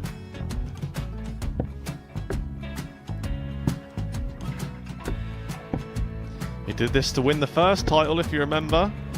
11. I think he's gone. Georgia I think he's gone to 180. bust it, maybe. The first title he wanted 20. He went 6-7-7 to win it. He had a chance to replicate it again. Yeah, I get the feeling that was for a bust, and 39. on that situation there, George Gave wasn't even 9. able to take it out going to the 18s on that switch. Yeah, I think he just panicked a bit, but he's done well to get that big one. Sometimes can be the hardest part. Georgia requires This is it. 79. It's got to be 19s. It's got to be 19s for this shot. Big 20 and a double. He's got the first one. He's going to get a match dart here.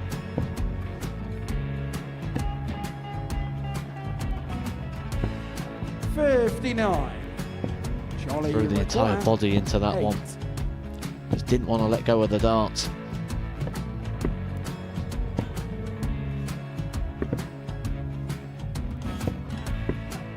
No score. He's given George a chance. Georgia require 20. I think George has been quite good on double 10 today.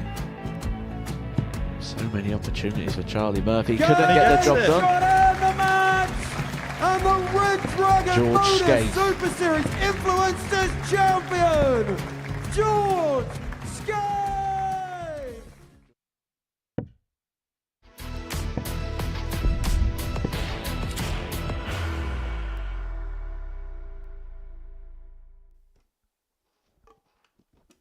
Welcome back to the Modus Super Series. So before the break, Trina Gulliver got the better with Paige Paulin by 3 legs to 1. Now that means that we have 3 players tied at the top on 4 points. A victory for Katie Sheldon against Vicky Pruim make things very interesting in the group. But Vicky can also move to the top of the table winning this one because she'd move on to 6 points. The first player to move on to that particular mark is very, very tight, as we expected it to be at the beginning of the day. And Vicky Pruim, as I say, has got an opportunity to move on to 6, to move top of the pile, which is currently occupied by Trina Gulliver, just like it was at spells on Monday and Tuesday here at the Live Lounge in Portsmouth. But up against her, Katie Sheldon, who so far today has been on the wrong end of 2-3-2 defeats. Lost out to Kirsty Hutchinson and Paige Pauling by that particular scoreline. But for Vicky Pruim, there have been some really good signs over the course of the session. A couple of ton plus checkouts in a 3-2 success against Kirsty Hutchinson last time. As a matter of fact, her finishing has been her key strength throughout the course of the day. Yeah, definitely. And to be fair to Vicky, in my opinion, I think she's 39. been the most consistent out of the pack so far today. And that's why she's, sat very nicely in the table. 140. This is the cutthroat of the 40. Of the matches where you've got somebody with very small confidence coming into this, and then you've got somebody with a lot of confidence coming into this. Because it is true, you 60. don't, as a dart player, you don't settle until you win your first match. When you win your first match, you think, well, no, this is easy. And 100. That's why they always say it's always the first one that's the hardest. Is it fair to say that Vicky Pruim is just playing to type right now, and that type is 100. Just very good? Definitely.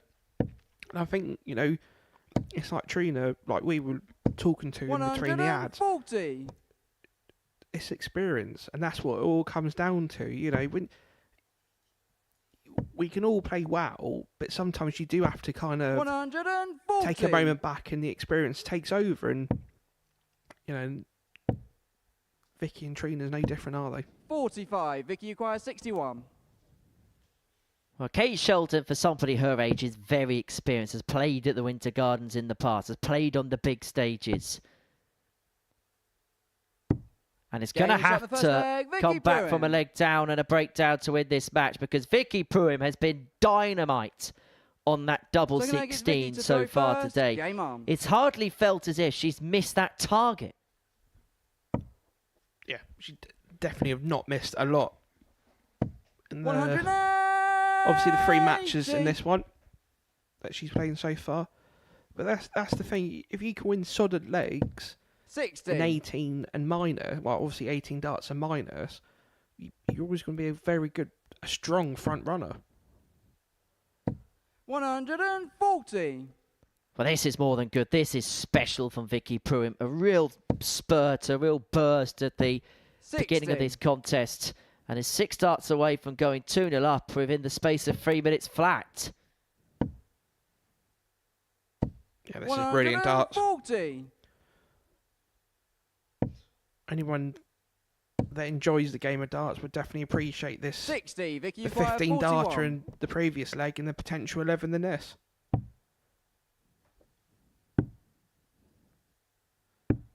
25. Well, she is human on the double 16 after all. But she's got clear daylight. Suppressing, really, Katie Sheldon. Vicky acquires 16. I'd call the early exchange of the contest, but she finds this double 8. Sheldon's a leg away from defeat, and Pruim will be a leg away from victory. Double 4. 8. But I suppose it should also be noted that in her game against Kirsty Hutchinson, when she did miss in bunches, and she's missed a bunch to win 60. this second leg Vicky here. 8. And that's the thing. Sometimes when you're too far ahead of your opponent, you kind of go into a 6. Not a lapsadaisical mood, 121. but you need the pressure again. So that's why so many times you see players, coming down and 9 dart legs and one, Vicky back-to-back 140s, and they struggle because the opponent's so far behind. So Vicky here, double 1. Game shot in the second leg. Vicky Pruim. 2-0 to Vicky Pruim and a leg away from picking up a third successive victory. The odds compilers had 11-5, same price as Robin Bird to go on and win this group. 60. For Robin, she's flattered to deceive so far in this session, but Vicky Pruim is showing the type of capabilities which has seen her get to a couple of finals here at the Live Lounge before. In terms of her previous record, she lost out in the semi-finals in the previous Women's Week. She lost in the last leg decider against Kirsty Vinakainen 3-2. Having beaten Gemma Hayter 41. by 3 legs to 1 to kick off the Saturday night's worth of action. She would lose 3-1 to Laura Turner, which was the reason why she 60. was second in the opening group, hence was against the throw against Vinakainen in that one. 85.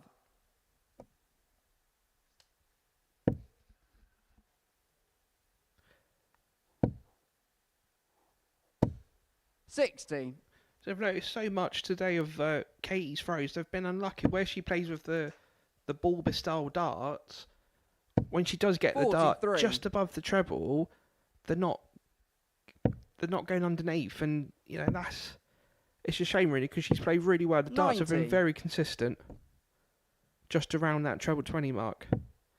But Vicky just letting her foot off the gas just a little bit. 44. Katie Uquire 91. So this 91 could be a nice little confidence boost for Katie. She's looking at 74, 20 foot to leave tops, 51. and she does.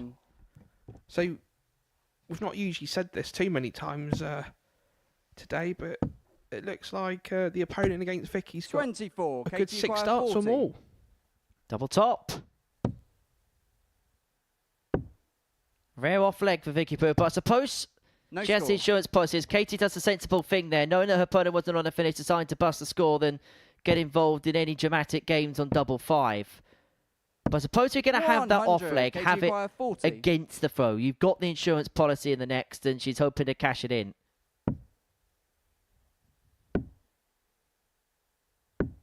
20. Vicky Uquire 121. So it's 1-2-1 for the victory. So looking at treble 17 for the ball. 96. That was scared. Katie Uquire 20. That was really scared, and Sheldon back here for Game shot double the third 10 leg. to Katie eventually get the Sheldon. third leg on the board and to force Vicky Pruim to serve this contest out. Fourth leg is Vicky to throw first. Game on.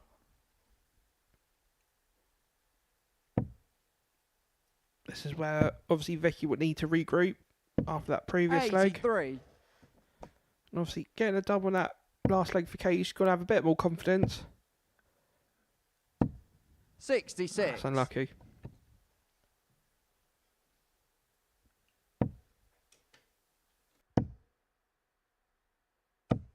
$100.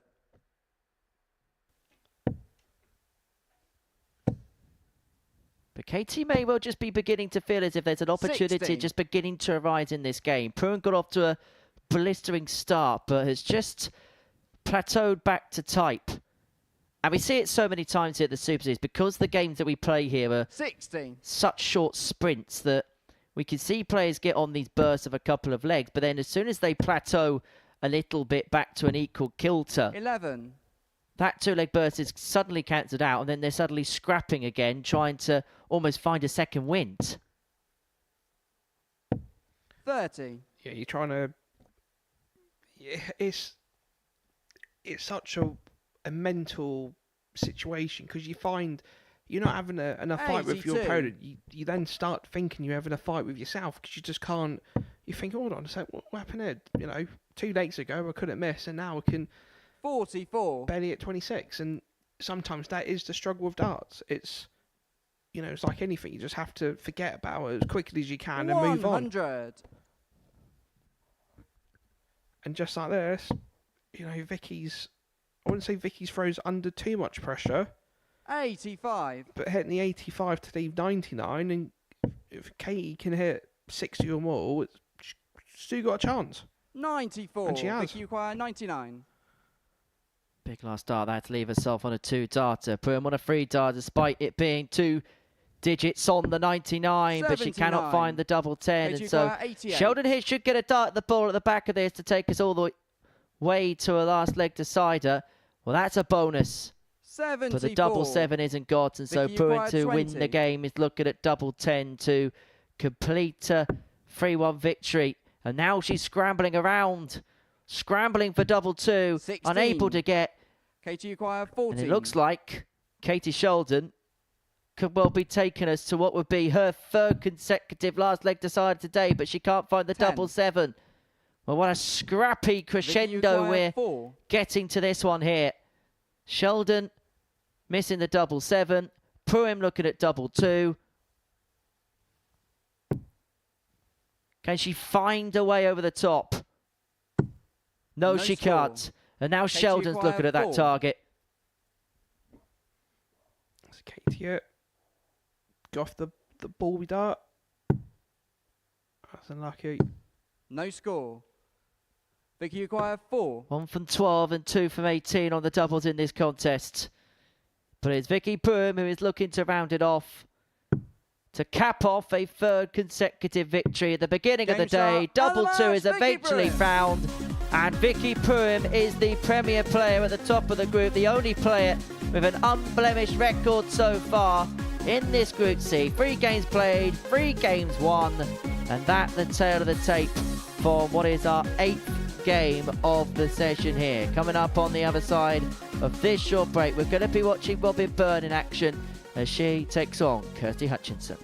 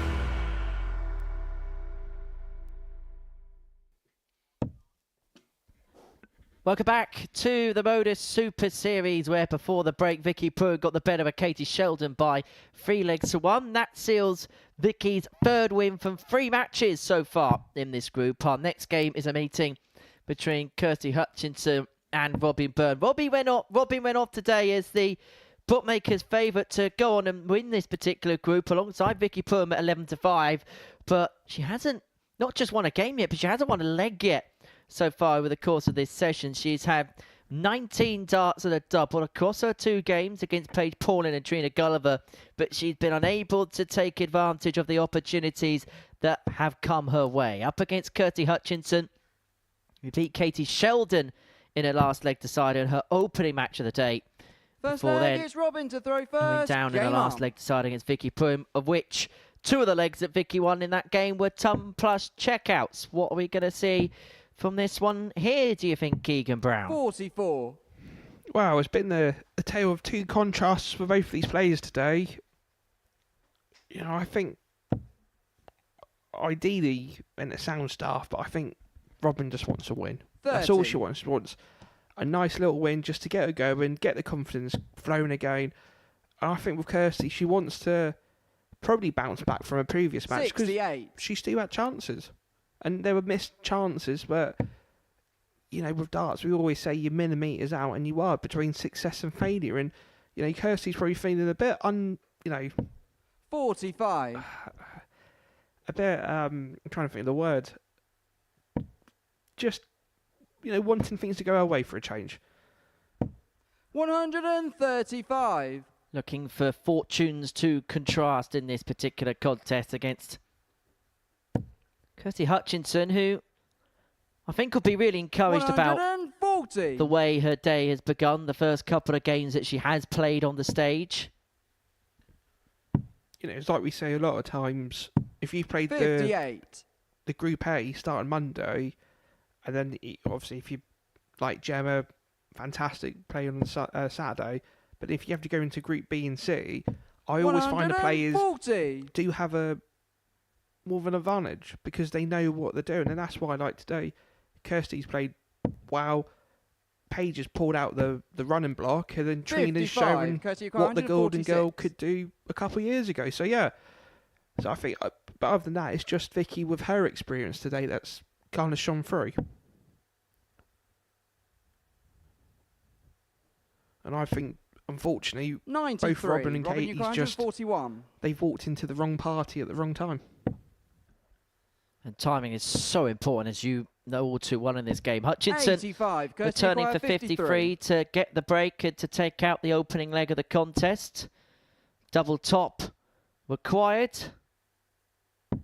Double top got, and Hutchinson gets the break. She needed one at some point in this contest to pick the points up. So what better time to get it than at the very first opportunity. And I would definitely give Kirsty the confidence back at the double. You know, when you are playing, you know, even 100. Pub darts, all you want is to hit the big number and then the double first dart, because that gives you so much confidence. Is when you feel like you're chasing the double, that's when the confidence just deploys. It just disappears within seconds.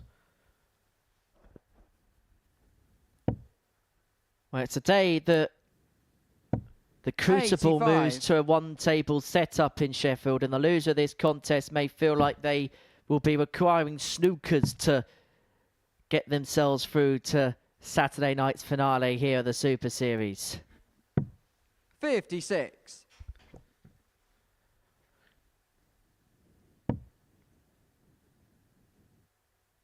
And we're kind of going through the games as quickly as Ronnie O'Sullivan and Zhao Xingtong have gone through the frames at the Crucible. 4 apiece in that one after 8. 42. So Kirsty has wrestled obviously looking for a... Is she going to stay up there or is she going to go for the 19s? 125. It's a good choice to leave 91. So Robin A got a little bit of work to do. 134. Kirsty required 91. So Kirsty's probably looking at... She might go the ball with treble 17. So 74.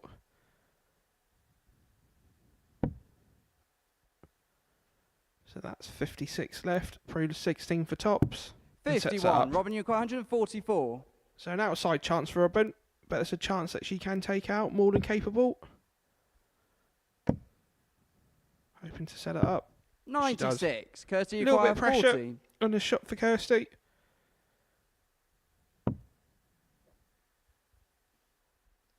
Two tens for 2-0. 30. Not to be, Robin, and so you require Robin Byrne will 48. return for 48 to get the break back and to level up at 1 apiece. Still searching for that first leg of the day. Game shot. And eventually it is found. Byrne. Just like that. An ironic shrug of the shoulders.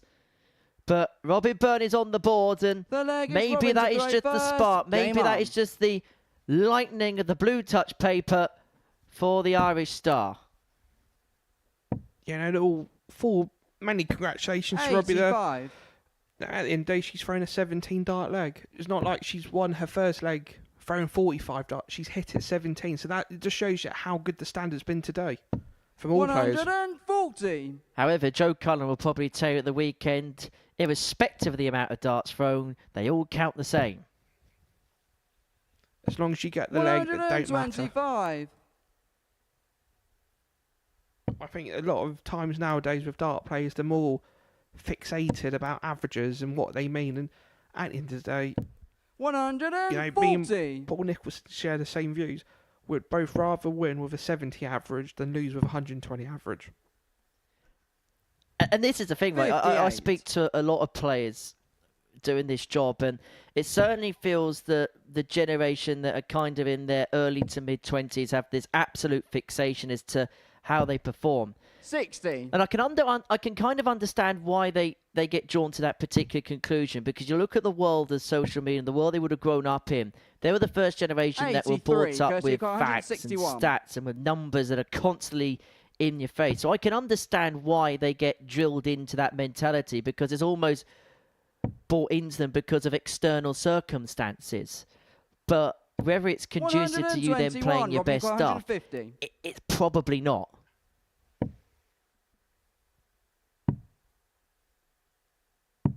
$58. So Kirsty require 40. Looking for double top for a steady 13 dart breaker throw.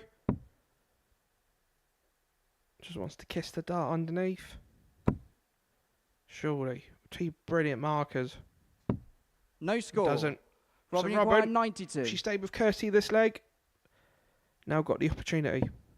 She does, so it's 2 at double 16.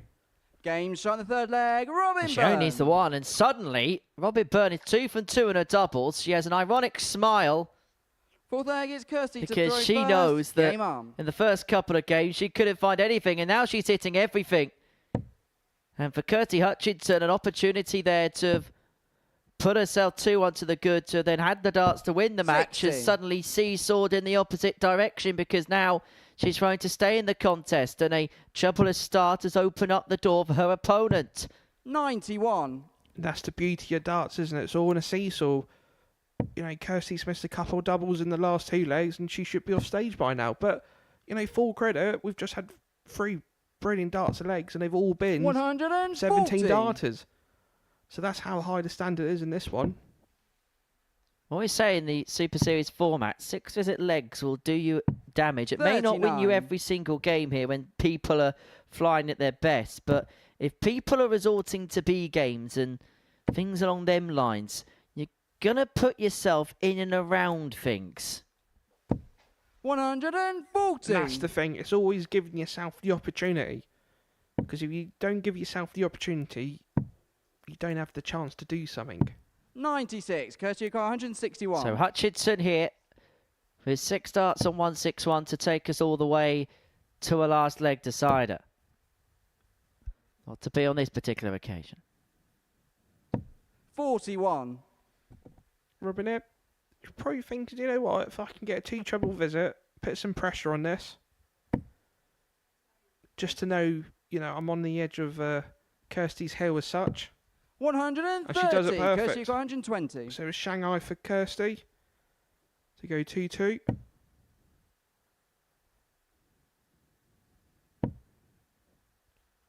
So what's that? 45 left. Yeah, 45 left. Likely she's more of a double top hitter.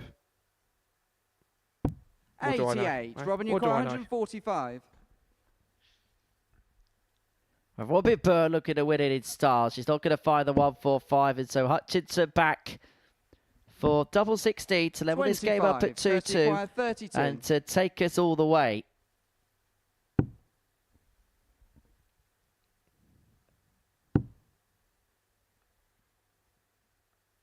One left. Just looking to find a way over the top, and that's as close as you can get without hitting the target. So Shanghai for Robin. That's a good dart for the layup. Unfortunate that. 56. Kirsty acquired 32. So Hutchinson back here for double 16 to take us all the way. You feel for Kirsty this has to go. Except if it doesn't, Robin's on a... Game shot and the fourth leg, Kirsty Hutchinson. Well, she's had her chances, and eventually she puts away the double 16 to take her to a last leg decider. Game on. You can see just a little bit of frustration creeping in there for Kirsty. Yes, she's level. Yes, she's playing well, but she feels like she could have and probably should have made life a little bit easier for herself here.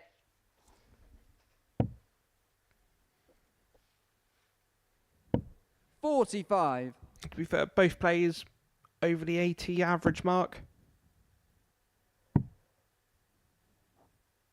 77. So Kirsty got a little bit of work to do.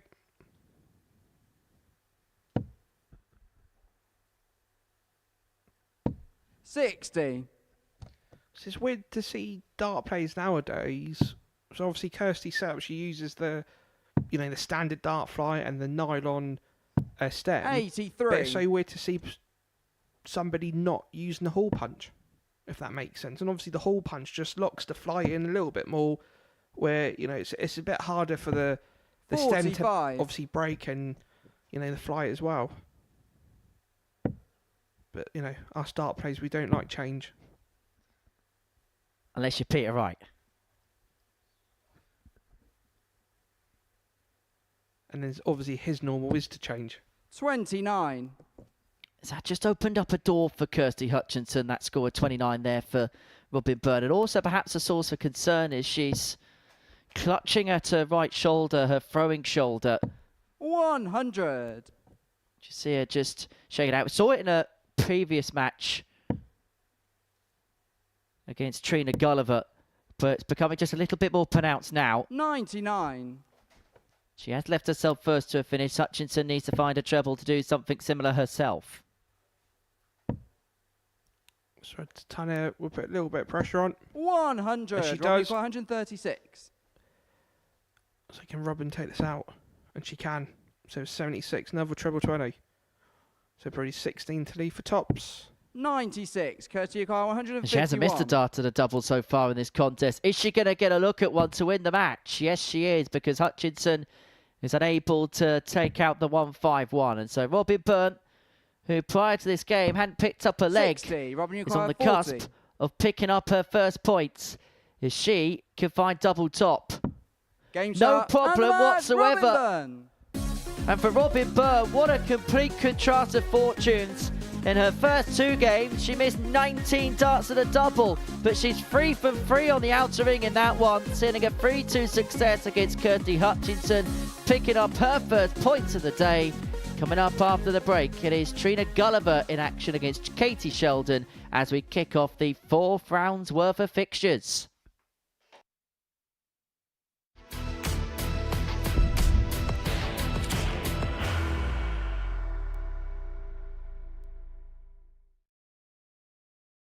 Are you ready to lift that trophy, Darius? Yes. Let's do it then. Ladies and gentlemen, your Modus Super Series 9 champion is Lucky D, Darius Labanowski!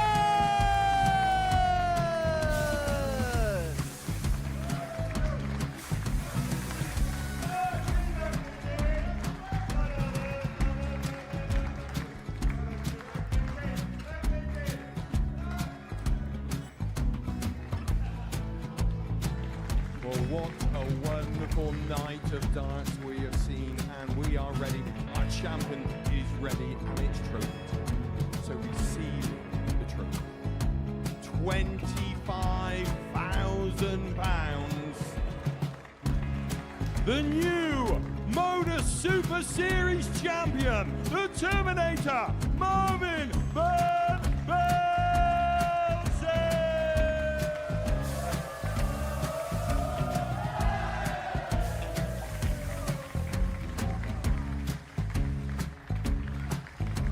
And one more time, the 8th Modus Super Series champion, the Terminator, Marvin Van Velzen. And the new Modus Super Series champion is Andreas Dirty Harrison.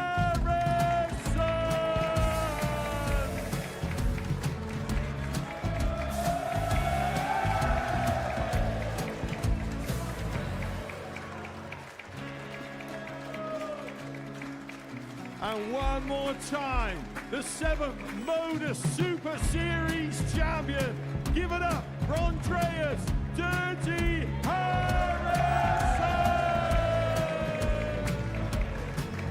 The moment we've all been waiting for. Would you please show your appreciation for your Series 6 Modus Super Series champion, Scott Taylor.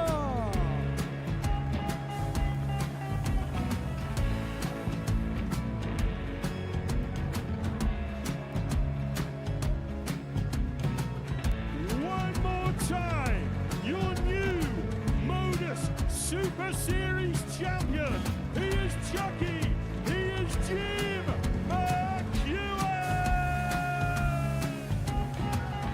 Ladies and gentlemen, your Modus Super Series champion, retaining his title, the Nuke, Luke Lidlow!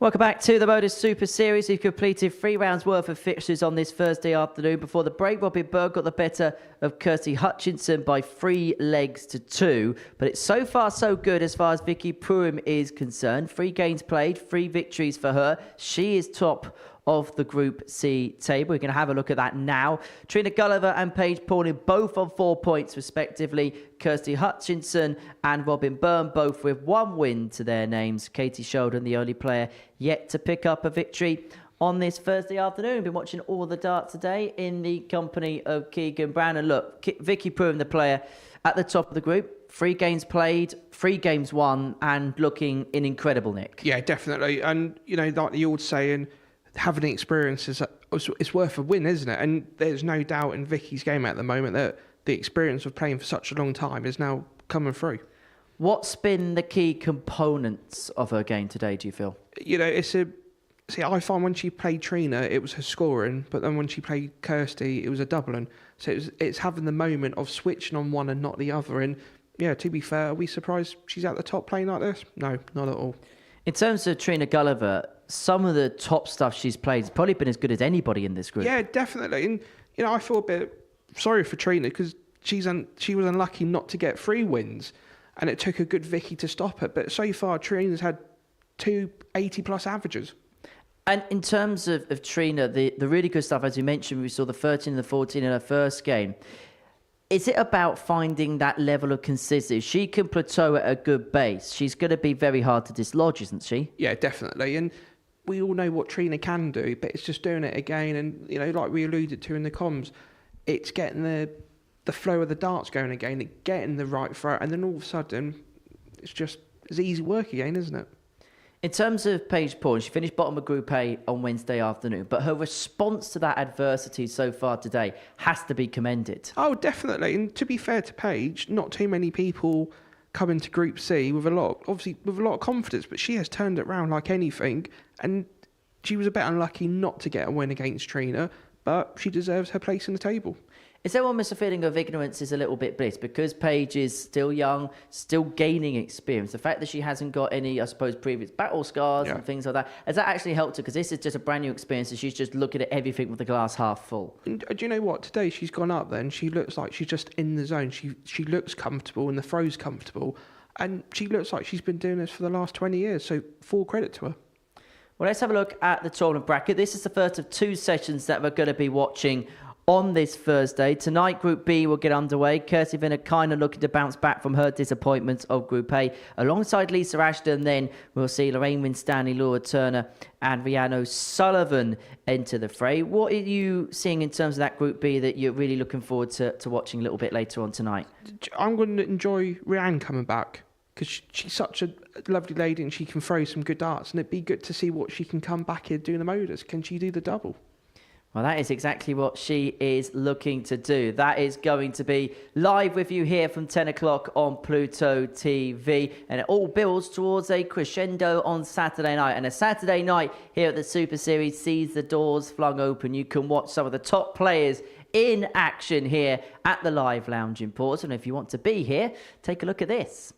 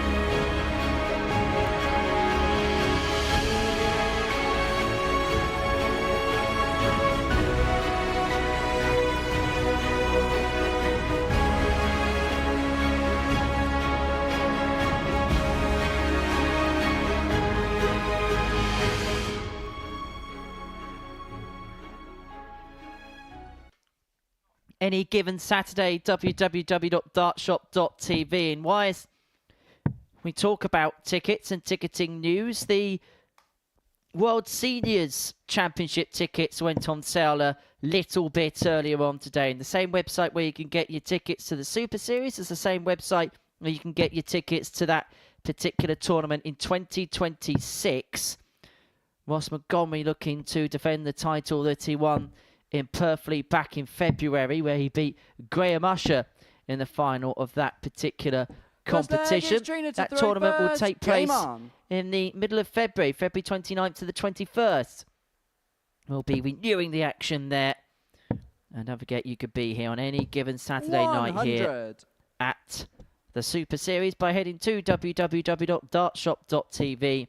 And there's also going to be some special events as the year goes along. We'll have the Global Championship in December and the beginning of January, the ADT Tour finals for both the men and the women, and a number of influencer events as well. So it's not just the usual Super Series Saturdays that you can get your tickets for. Plenty of other special events here at the Live Lounge. And for both of these players, they're looking to punch their tickets in a playing capacity towards Saturday night. For Trina Gulliver, she's in a better stead than Katie Sheldon to do that right now, having picked up 2 wins from her first 3 games. Katie Sheldon, the only player yet to pick up a win on this Thursday afternoon. And as we mentioned in the studio there a few moments ago, Keegan, Trina at her best has probably been playing the best darts of the day. Yeah, definitely. She's thrown, out of the 3 games, she's thrown 2 80-plus averages. And she just looks like the Trina from yesteryear, if that makes sense. And that's no disrespect to Trina, but you know, she looks like she's got the throwback. It just looks smooth again more than anything. And full credit for Trina for putting the work in. 100. Just get the sense that she feels there's one more big thing left for her in the game. There's still one more big title to be achieved. It's 81. not Trina going to be the World 117. Championship because the WDF is not really a system that Trina plays anymore. But it could be here at the Super Series. It could be at the World Seniors. And we could see her pin a 117. 77. But the tops goes high. And 101. judging by her reaction, very high. Yeah, I agree. There's always 89. lucky there Trina from Katie, but 40. that's the thing with Trina. You can never write her off in any situation, and you know, Game shot the like first you leg. alluded to Trina then. Gulliver. Who's to say she can't win it Saturday?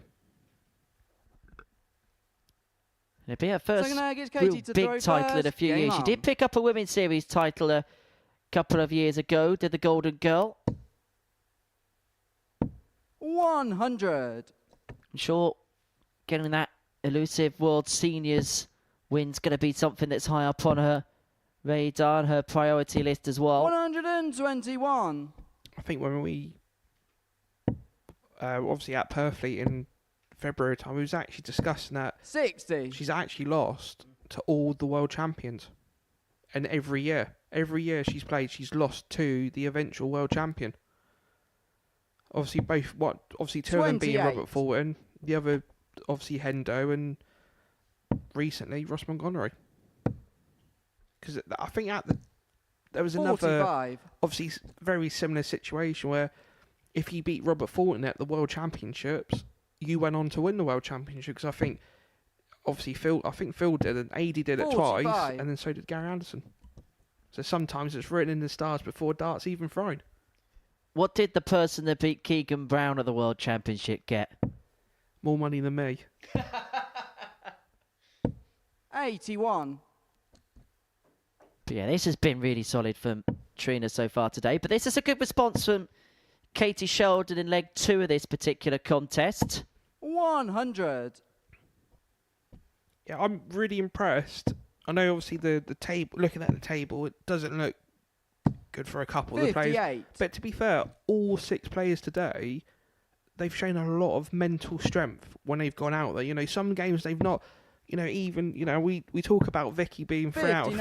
KG got 157. That could have been 2 out of 3. You know, there was a couple of games that she looked a bit, you know, a bit ropey, but it's that mental strength for getting up. But Katie here, 117. just missing the Trina tops got for the 148. 157. But yeah, I think today has been a good solid day of darts all round. Grace is the top there for the 157. Would have beaten the biggest finish of the week so far by a couple of 78. points. Have been a KG kind of 40. 155, the biggest that we've seen as Sheldon looks at tops. And now down for double 10 in Game the shot double second 10. leg, Katie And back Sheldon. we are at an equal kilter, one apiece. And the thing is, you look at The leg Katie is Sheldon Trina to today, throw and first. Game okay, on. she struggled a little bit in her match against Vicky Pruim. That's granted. But the first couple of games, there was enough encouragement. The problem that she had was missed doubles at key points. 60. Both of those games went 3-2 that she lost. So, yes, she's bottom of the table, and yes, she hasn't won a game yet, but it's not been as if she's been uncompetitive so 21. far. It's just been a case of when push has come to shove, she's not been able to time her runs as well as her opponents. Definitely. And, you know, looking at, 41. you expect if you're last in the table, your leg difference could be double figures. But looking at a live state of play, Katie's leg difference is -4. 100. So that just shows you how well she's actually played, and at the same time, unlucky. And, you know, like we alluded to earlier, if you're going to 39. lose, make sure you lose 3-2 every time. Win big, lose tight, the Paul Nicholson analogy of 100. picking up success here at the Super Series.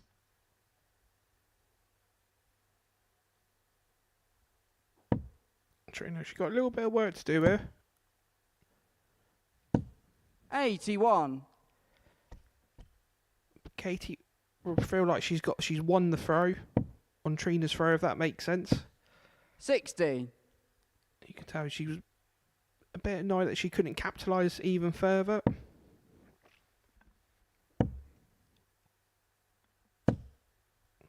And she'll be 45. desperately disappointed with that. Even just one treble would have kept herself in play in this particular leg, and she's opened up the door of opportunity here to Katie Sheldon, but 40. she's not best able to take full advantage of it. This is where the experience for Trina comes in. Pruim looks at a 25. 65. So Trina's going to have the first shot at a finish. What's the pressure Katie's going to put her under? 54. Trina, you require 170. Come on, Trina, give us the big fish. Not to be, so Sheldon's going to get an opportunity to the 1-2-6. She only needs the 45. solitary Katie treble to 126. give herself a dart at the bullseye. 2 will leave herself double 6, and that is perfectly sat for another. Couldn't find the second treble, and she couldn't quite find the bullseye Trina, either. 125. Could be a couple of bullseyes here. Well, that first one is perfectly sat in the middle of the bed. What's the odds of this one's got it? This is where your darts set up a little bit, and I'd be in the same situation. She's worried about hitting the ball again. Well, the problem was that first dart was almost too good for Trina because of the way that her darts stand up to attention. 114. As she could see the funny side of it. If only it was a bullseye challenge attempt.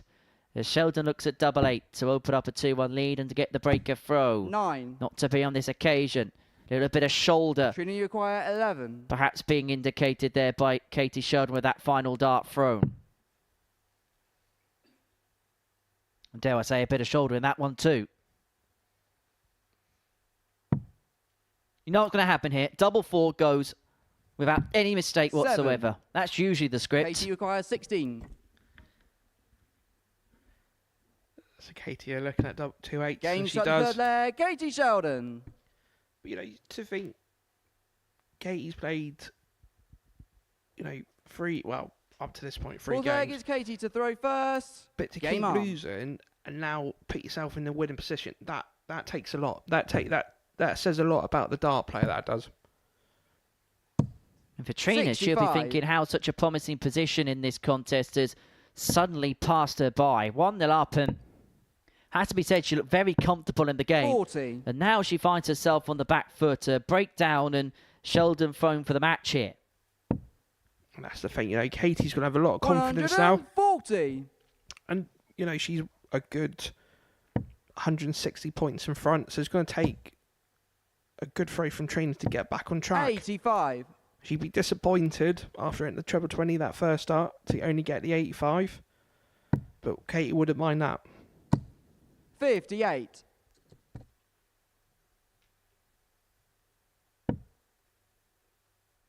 Gulliver, you sense, needs a couple of trebles here. 59.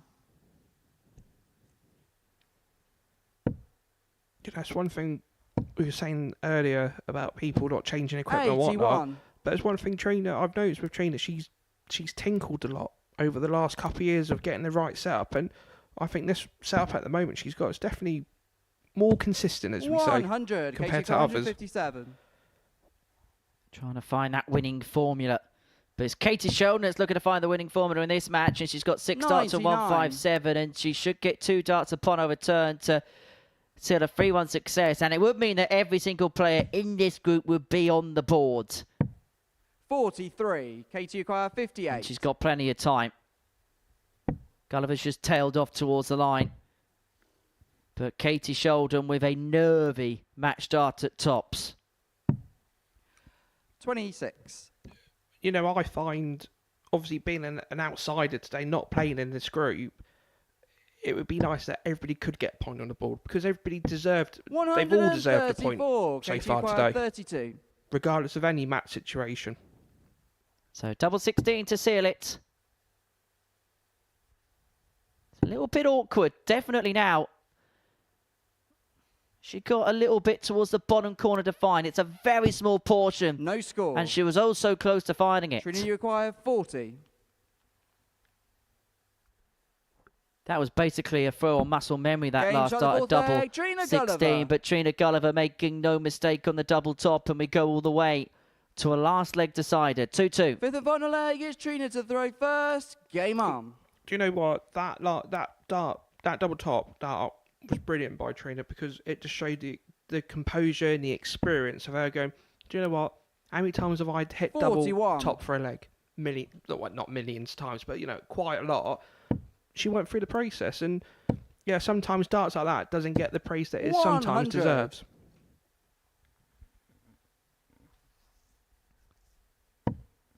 Well, we mentioned the experience of Gulliver, and you get the sense at this present moment in time. I was going to say that she's utilising it perfectly, particularly after dart 1, but a couple of slips either side to the left and right has opened up the door once again for Katie Sheldon, but she can't make full use of it. It's nervy, it's scrappy in this last leg. Yeah, what would Trina do for a ton?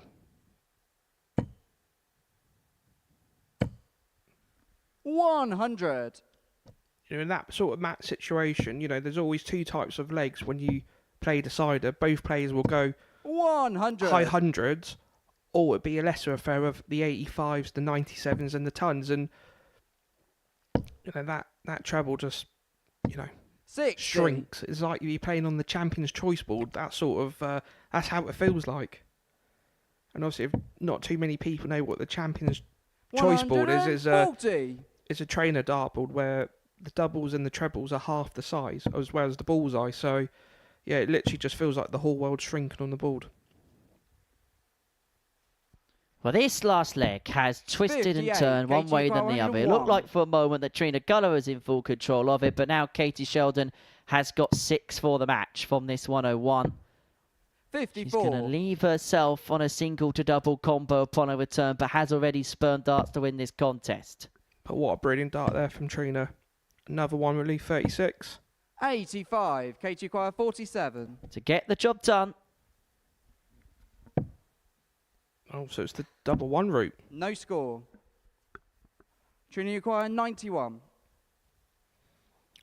I think that just sums up Katie's luck today, unfortunately. Trina's got the 91, so it's going to be 16 for the ball. 66 left. If she obviously, I think it threw Trina, because I don't know if she realised what she had left. And, you know, that's a bit of a mental block. But never mind, Katie, double top. 7. Can't get no closer than that. Trina, you Well, require the first 36. dart was a perfect guide and almost found it with dart 2. But Trina Gulliver here, perhaps using her get-out-of-jail-free card if she can find double 9. 18. Because to all intents and purposes, Katie Sheldon should have got this game done and dusted, and she's going to get 3 more darts at tops to do exactly that. Down for double 10. Chasing double 5. No score. Goes wide. And so Gulliver's Trina, back for require 3 18. more. 16 missed darts at a double in this game for Katie Sheldon. And Trina Gulliver punishes. Trina Gulliver. And Trina Gulliver moves on to 6 points in the group and puts herself right in the mix. No matter what happens at the end of the opening day's play, she's got the better of Katie Sheldon by 3 legs to 2. A game which Katie Sheldon will look back on and think how she hasn't won. It's another 3-2 defeat for her. But Trina Gulliver crosses the line using her experience perfectly. Hutchinson and Pauling comes next.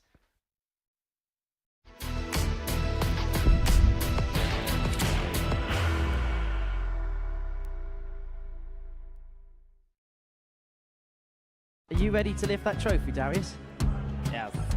Let's do it then. Ladies and gentlemen, your Modus Super Series 9 champion is Lucky D, Darius Labanowski!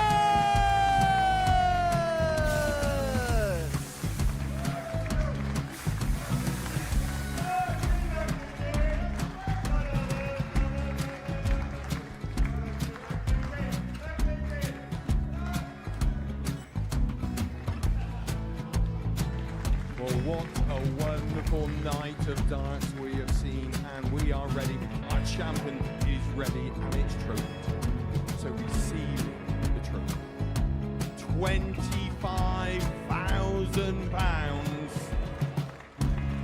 The new Modus Super Series champion, the Terminator, Marvin Van Velzen!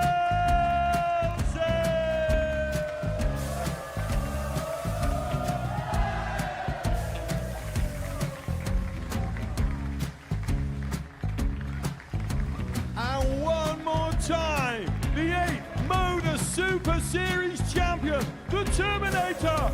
Marvin Van Velzen. And the new Modus Super Series champion is Andreas Dirty Harrison.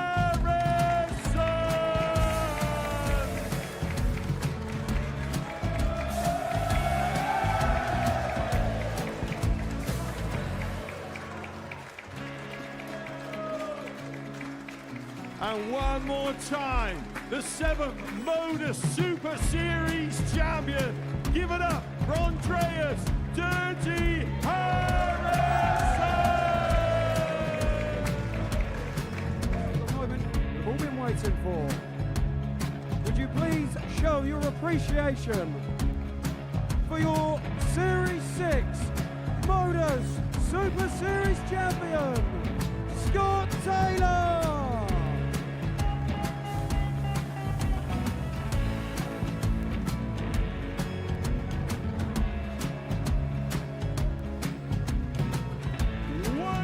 Time, your new Modus Super Series champion.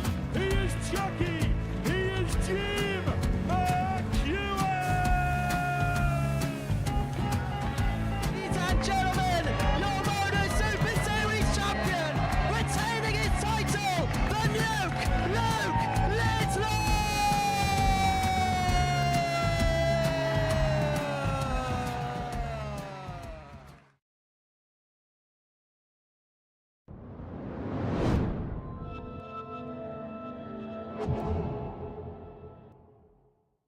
The Modus Super Series Red Dragon Influencer event here at the Live Lounge in Portsmouth.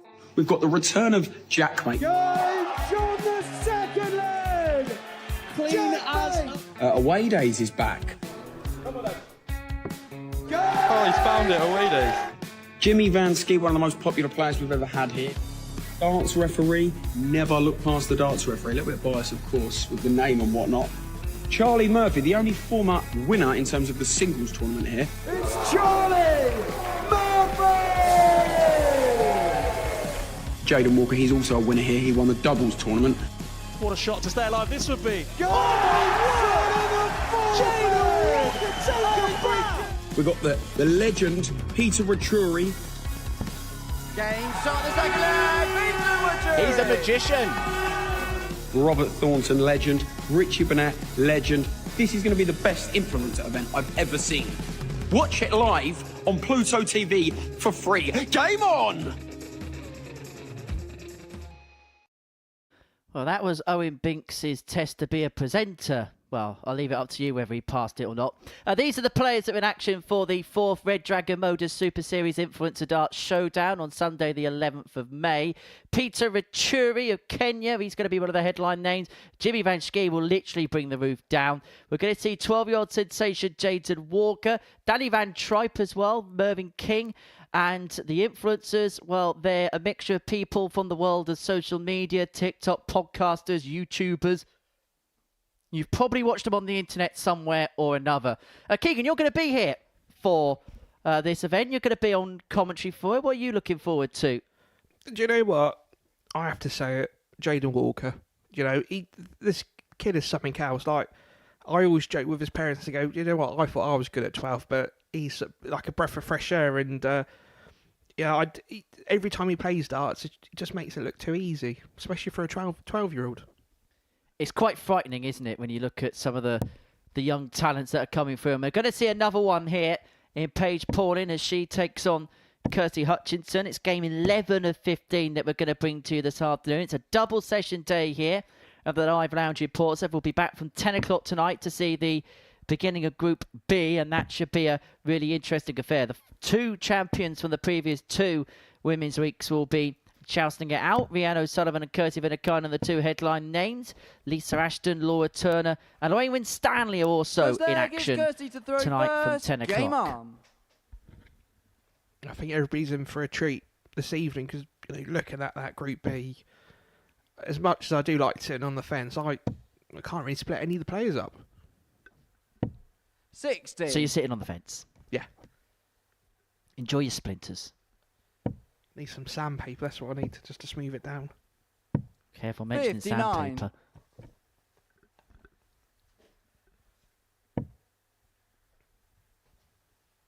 It's cricket season after all. Yeah, that is true. 140. When does the Australians turn up? Ashes in the winter this year. India for 5 tests. I believe we play... I think we play Zimbabwe for a test as well at the end of May.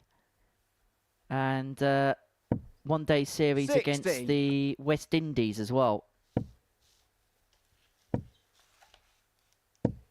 85.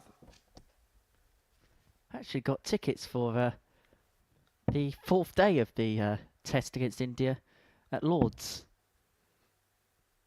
But Kirsty Hutchinson here up against Paige Pauling. It's our 11th game 26. of the session. And there's an opening here for Paige in this first leg. 6 starts on 220. 100. Did well to find that treble with a second dart into the right-hand corner. Leads herself on 120.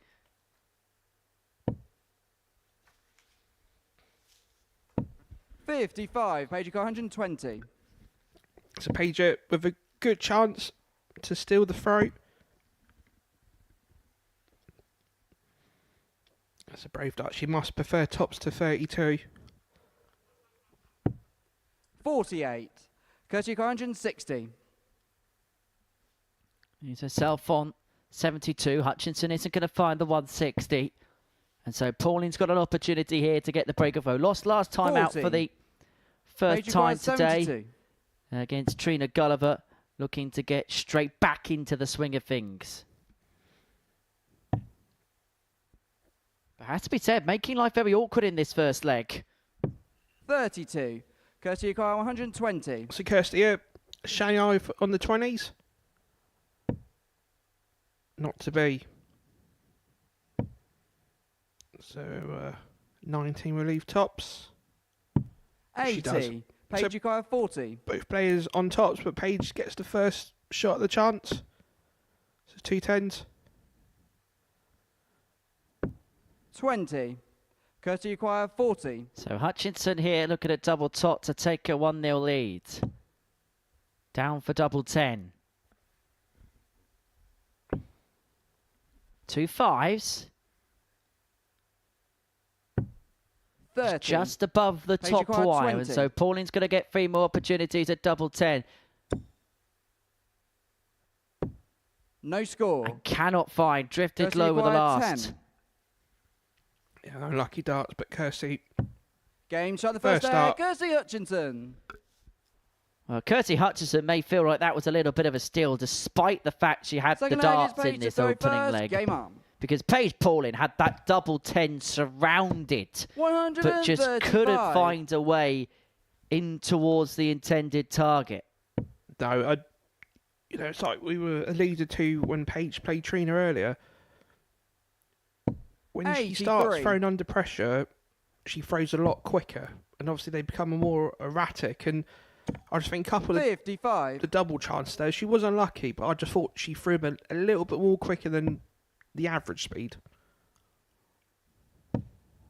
Now, Luke Littler changes the world order when it comes to this 60. sport, but it's some achievement from Paige Pauling to, at the age of 17, be 15th in 45. the Women's Series Order of Merit. Massive achievement.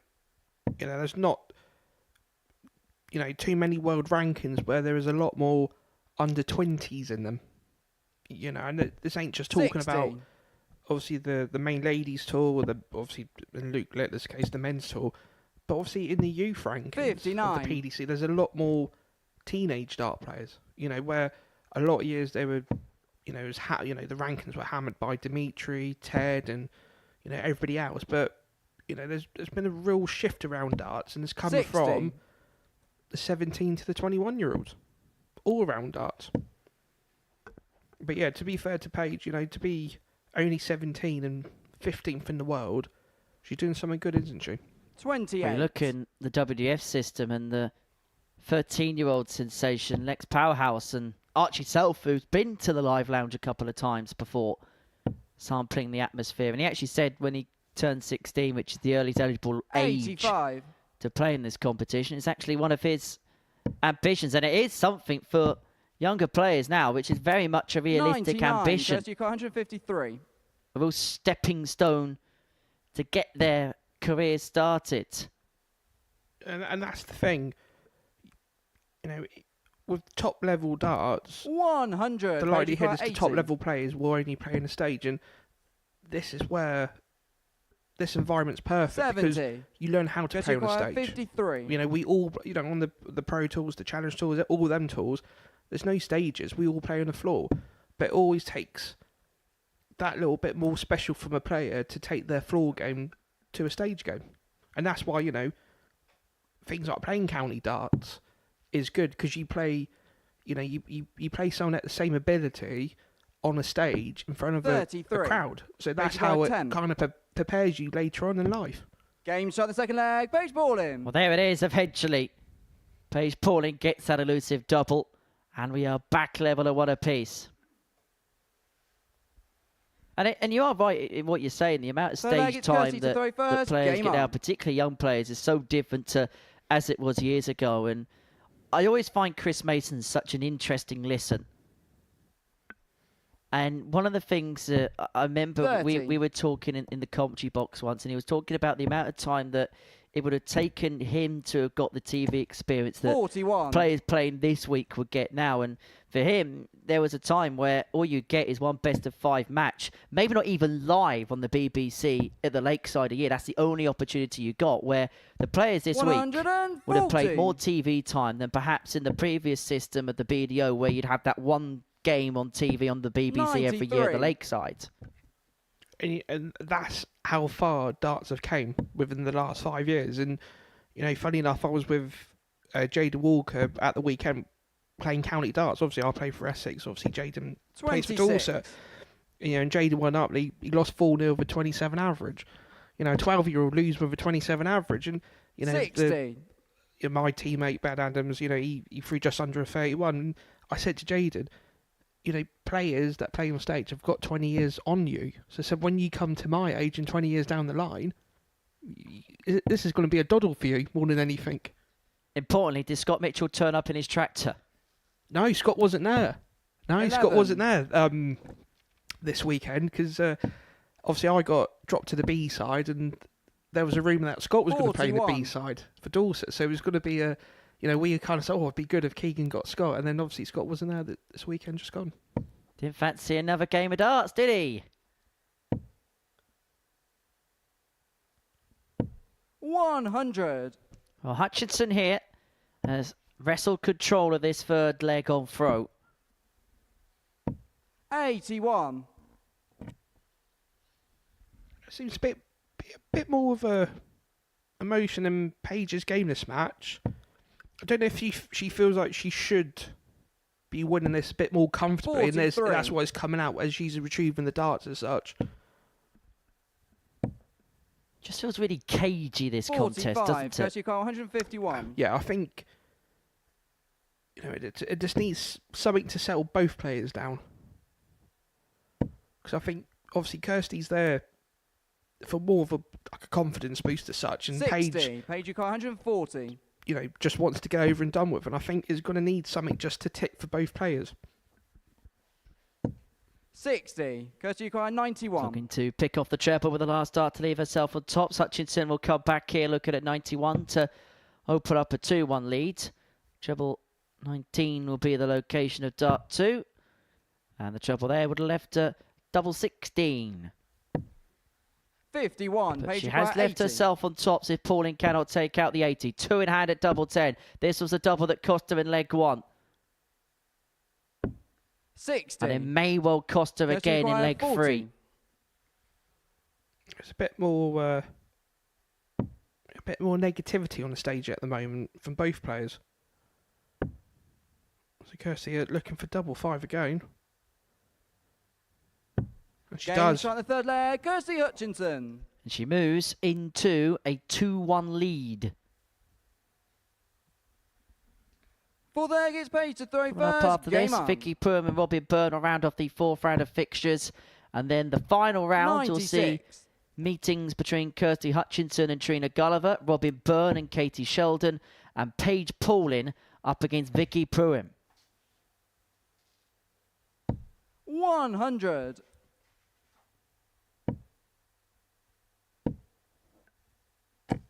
$81. What Paige is probably feeling was the same as when Kirsty played Robin, where after 3 legs, Kirsty should have been 3-0. And to be fair to Kirsty in this 60. match, should be 3-0 down. You know, the next game should be on. You know, and that's where 83. darts really is a seesaw, because you have all these emotions within about 10 minutes.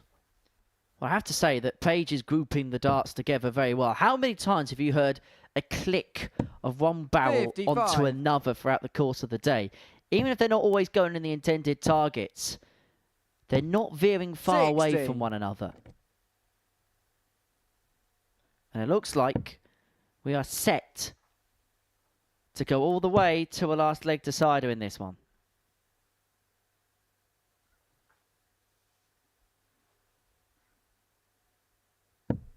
$26. You know, it's like the famous saying in darts, if you're going to have a bad leg, do it on your 60. opponent's throw. What's it, Kirsty? It? Just trying to find the trouble. Sometimes they do disappear. 55. Paige require 121. So this would be a bit of a confidence boost for Paige going into the last leg. It's clever looking at scores. Is she going to go 25 or 45?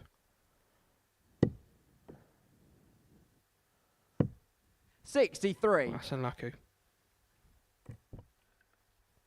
Well, she's going to leave herself, excuse me, on 58 to take us all the way to a last leg decider. But Kirsty, I've got other ideas. 122. Paige require 58. So 58 to take us all the way to a last leg decider. Double top. Does not 38. go, and so Hutchinson will require look at 83 to complete a 3-1 victory. Obviously, if Kirsty takes us out, it would feel like more of a still victory. And she can. So it's 51, now double 16 for a 3-1 win.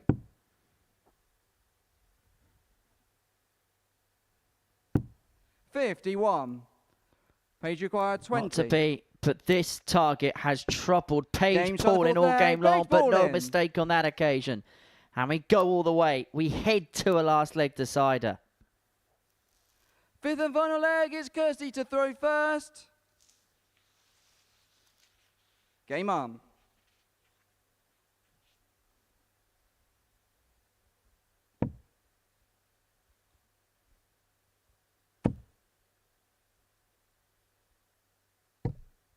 Well, that's the second time we've seen a Robin Hood like that from Kirsty Hutchinson today, piercing through the flight. 42. Paige didn't make too much of an inroad. What would Kirsty do for a treble here? 45.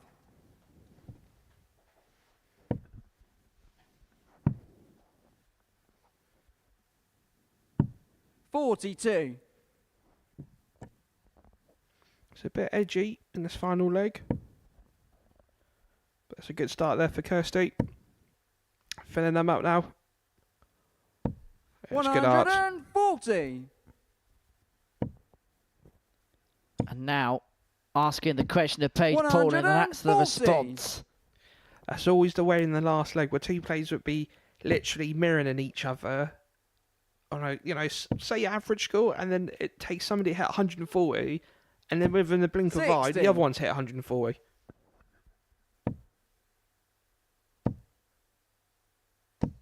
$41.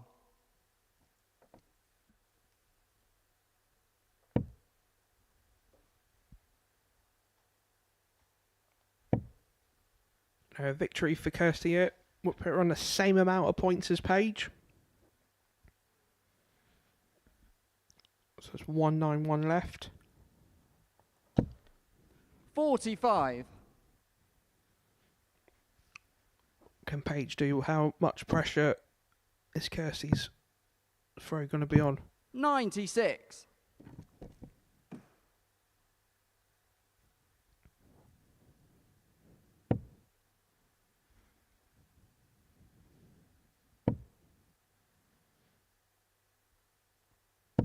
85. Paige require 140. 100. Kirsty require She's 86. left herself on tops if Hutchinson cannot find the 86. Bull or double seven? It's the bull. It's not there, and so 55. Paige Pauling Paige require 40. has an opportunity at tots to win this Game's game, up. and she only And the needs match, the one Paige dart Pauling. to seal it. Paige Pauling gets the better of Kirsty Hutchinson by 3 legs to 2. It was hard work in the end, but she's managed to pick the points up nonetheless. That's how she did it. A 3-2 victory, and that moves her now on to 6 points in the group, alongside Trina, Gulliver and Vicky Pruim going into the final game of round number 4. Pruim can make it 8. It'd be a great day for her if she could beat Robin Byrne in a couple of moments.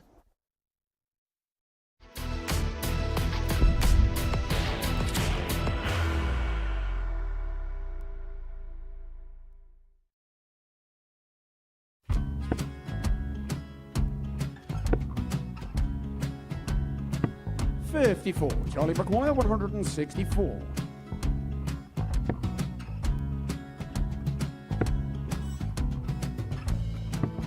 $44.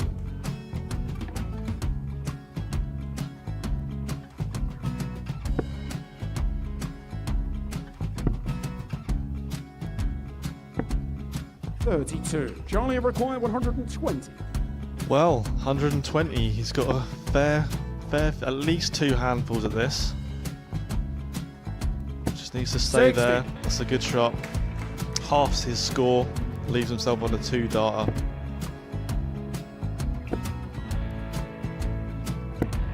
$26. Charlie Time on his require side 60. to become back-to-back singles champion.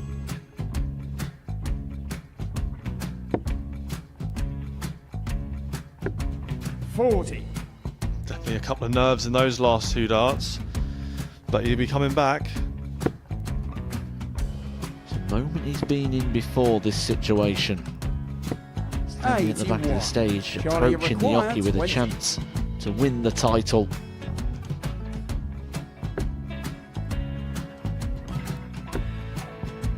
He did this to win the first title, if you remember. 11. I think he's gone. Georgia I think require he's gone to 180. bust it, maybe. The first title he won, he wanted 20. He went 6-7-7 to win it. He had a chance to replicate it again. Yeah, I get the feeling that was for a bust. And 39. on that Charlie situation there, George require Scaife wasn't even 9. able to take it out going to the 18s on that switch. Yeah, I think he just panicked a bit, but he's done well to get that big one. Sometimes can be the hardest part. Georgia requires This is it. 79. It's got to be 19s. It's got to be 19s for this shot. Big 20 and a double. He's got the first one. He's going to get a match dart here.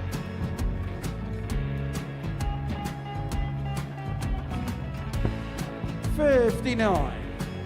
Charlie Threw the entire require body into that 8. one. Just didn't want to let go of the dart.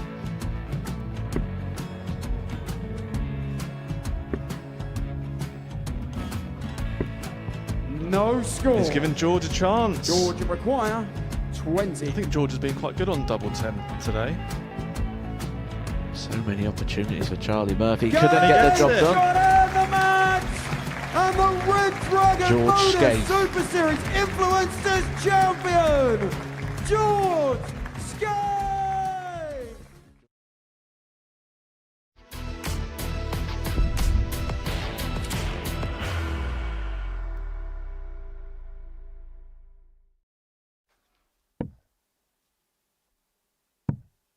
Hi there, welcome back to the Modus Super Series. We are live on Pluto TV on this Thursday afternoon. And before the break, we saw Paige Pauling get her 3rd win of the day, getting the better of Kirsty Hutchinson by 3 legs to 2. The final game for the 4th round of matches is a meeting between Robin Byrne and Vicky Pruim. For Vicky, she has got the only unblemished record in this group so far today. A win here would be her 4th in succession, and it would put her in a very good place regardless of what happens in her final match overnight going into Friday's action. I think it's well been burned now. These two are actually the joint favourites of the odds compiler to go in and win this group before a dart was thrown. They were both quoted 11 to 5 with the bookies to get into Saturday night's finale.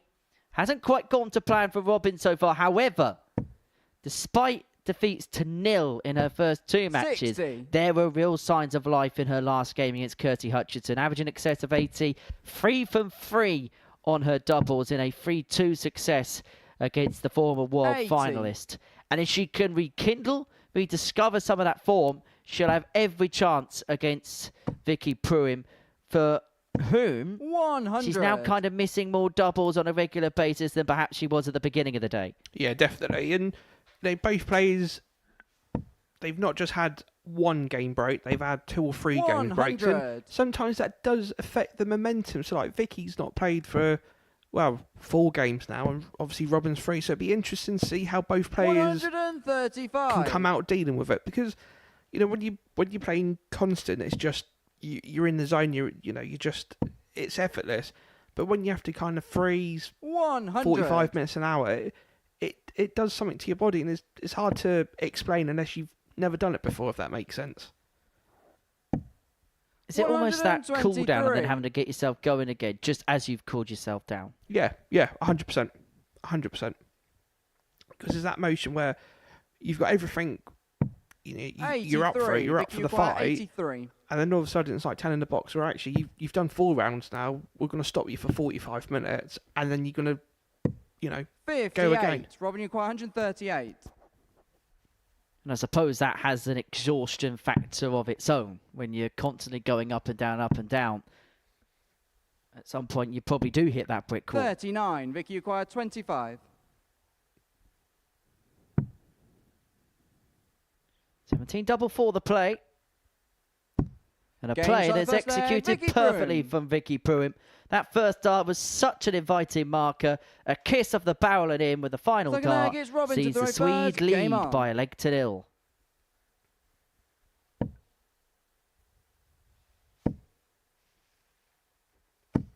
$140.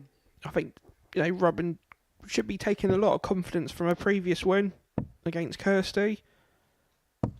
85. And currently, Robin's thrown over a 90 average, and Vicky's just shy under the 84. But so it was a good standard of play from both players in the second leg so far. I always find with Vicky, she's so dangerous when that first treble goes in, and it's a bit similar to Adrian Lewis, where if Adi got that first treble in, he's going to hit a good score, and I think that's the same with 45. Vicky's sort of style of throw and dart she uses. Yeah, I get the sense of the 6 players in this group, when she gets going, Vicky is the power scorer of the lot. Yeah, definitely. And to be fair, she, I obviously commentated on the WADC the back year of last year, and she was very unlucky not to come through that.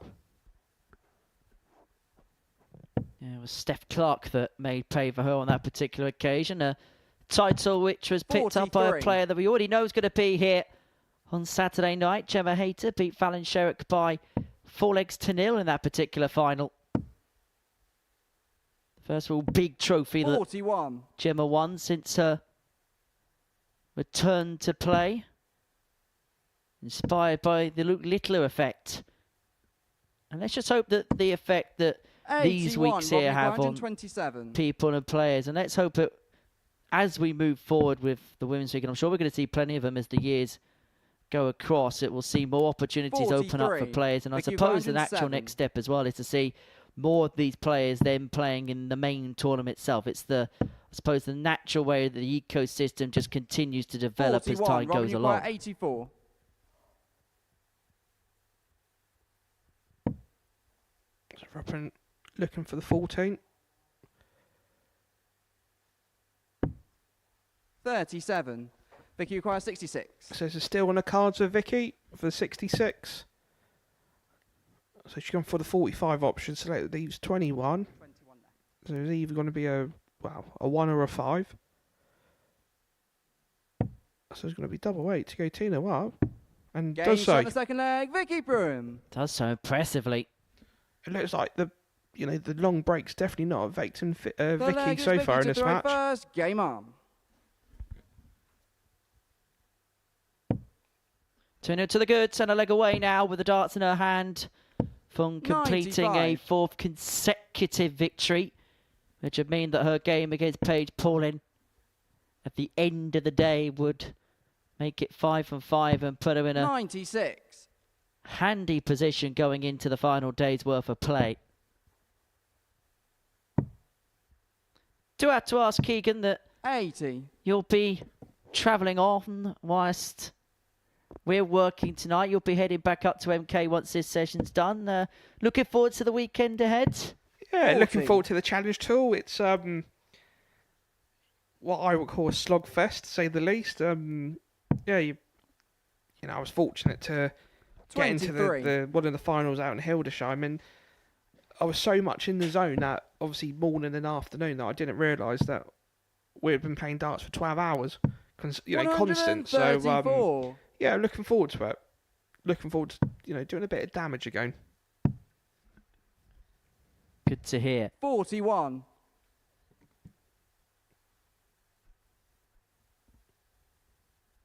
Sure you'll be thinking of us when you're making the trip up the 25 M40, 96. MK?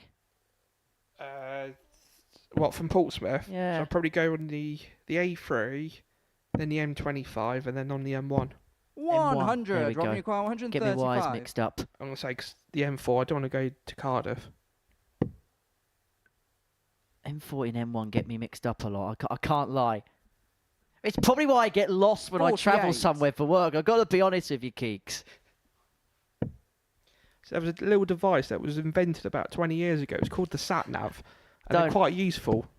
60. I've got a Robbie story to McQuarrie, tell you in the 87. next leg. Robin Byrne comes back for 87 to pull a leg back in this match. And she's going to get 2 in her hand, a double 18. Game In shot it on the goes, third no leg, mistake. Robin Byrne. Well, having missed each of her first 19 darts at a double, Robin Byrne has hit each Full of her leg is Robin previous to throw 4. first. Game on. And they've all been 17 dart legs. Yeah, the worst one I've done with a sat nav is a team moved grounds that I was covering in the summer. 46. So I've punched into me sat nav the name of said football club, and of course with the 85. moving grounds and the sat nav not updating itself, I turned up at the wrong ground 25 minutes away from where the actual stadium is. 58. I would say it happens to the best of us, but 81. Still not as bad as the TGI Friday story. Turn up at the wrong TGI Fridays once as well. Basically, if you're ever going in a car with me, Keegan, second guess where we're 100. going. there was a story many years ago. And my wife would probably kill me for sharing this, but obviously we're very good. We're very 85. good friends with obviously Richie and Lynn Howson, and we said, you know what, we'll go out to Prezzo, and obviously they live on the outskirts of East London, so we go, tell you what, we'll go up to Upminster. 123. So obviously Ros goes, yeah, I booked the table. Anyway, when we got to Prezzo, what Ros didn't do, she actually booked the Prezzo in Kidderminster. So it was only a mere 180 miles between 60. Upminster and Kidderminster. Yeah, that's exactly what I did with Anthony Dundas once. I booked the wrong TGI Friday in the other part of Southampton in between sessions at the previous 44. venue. It's fair to say that Pup wasn't impressed. And Pruim won't be impressed if she has to be taken all the way to a last leg decider here. 134. Picking off a couple of Robin trebles. There's pressure on 130. this 130 now. It has to go, you feel. Treble for the ball. Not to be, and so Pruim to 58. continue Vicky her McQuarrie, 56. unblemished record on this Thursday. 56 points away from a 4th win from 4. And Game's she up. is And the match, Vicky unassailable Pruim. at this present moment in time. Vicky Pruim with 4 consecutive victories means that whatever happens, she's going to be on 8 points. And whatever happens, the worst thing that she can do is be tied for the lead at the top of the group. The worst thing she can do is be inside that top 2. She beats Robin Bird by 3 legs to 1. Coming up after the break, we're going to kick off the final round of fixtures. It's going to kick off with a meeting between Kirsty Hutchinson and Trina Gulliver.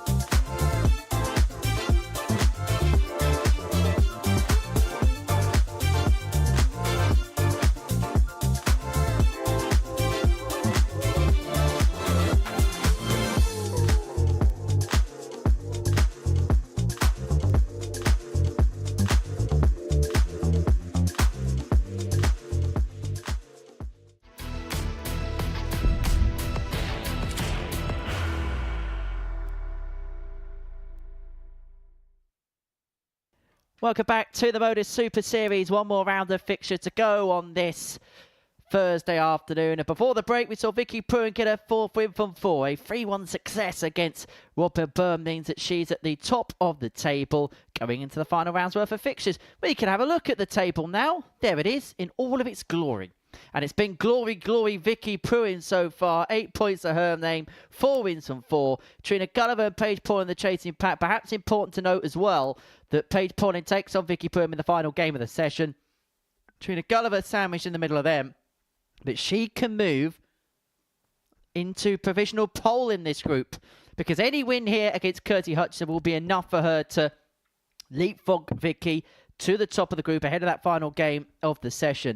And just like on Monday, she's looking to kick off a group campaign with 4 wins out of 5. It didn't quite get followed up on Tuesday and Wednesday in Group A, but Trina is hoping that the back end of the week is going to yield more joy than the beginning of it. Kika Brown is with me for the final 3 games of this afternoon session in Group C. And as far as Trina's concerned, will she be happy enough with what she's put in today? There's been 2 really good performances, maybe 2 performances just a little bit off the canvas a little bit, but by and large, she'll be happy with the fact that she's been able to put the points on the board. Yeah, definitely. And, let's be honest, the only game that she's lost so far was against a very good Vicky. Trina won 13 and 14 in that second and third, and then obviously Vicky came back and she played well to obviously beat Trina. So I think from Trina's point of view, she'd be happy, and I think she would realise that today she's probably been the stronger player out of obviously her and Kirsty, and she would think this is a no pun intended, a golden opportunity to start leapfrogging people. The pun was 100% intended, wasn't it? Maybe. 85. By the way, I'm not one to talk, by the way. Really? And the other side of the coin is I think Kirsty's probably thinking, do you know what? 60. I've got one more game today. Let's give it 110%, just to get the points back on the board. Because sometimes it's hard when points feel like they're starting to dry up. 41. Because it feels like you're chasing it even further than you already are.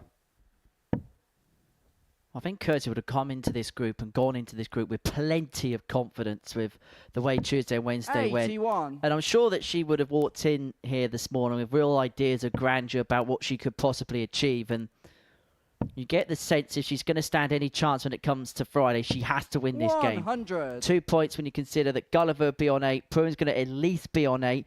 And in fact, you could have 3 players on 8 points in the group. And actually, that'd be her best case scenario come the end of play today. 6 points, 10 to play for. It's possible, but pretty much every single one of the 15 results are going to have to go her way on Friday. And then that's the thing, looking at the table right now, if Trina does pull off a win, she would need, obviously Kirsty would need Katie to win against Robin. So the bottom 3 players are all on 2 points. 152. Basically, you need the back markers to do you favours, which is a very dangerous game to play. Because there's nothing worse as a dart player, your own destiny is in your hand to do your job, and there's nothing worse waiting for others to fail, because 9 out of 10 times they don't, and they ruin the party, sadly. Well, Trina Gulliver looking to be the party pooper here. 60. But she cannot pin the double Kirsty, top there. 108. Now, we have seen a couple of Tom Plus checkouts today, both of them from Vicky Pruim in this session. Is Hutchinson going to find the 108? Gulliver had a real glance over there to see whether it was in or not. Headed down for the treble 16 because the first dart sat low. And the 48 means that she's got a sight at tops. But is that flight from dart 1 just in the way a little bit? Because you could see the way that dart stood up to attention there. She was kind of caught in a catch-22 because whatever she did with one of the darts in hand, it was going to be awkward for her.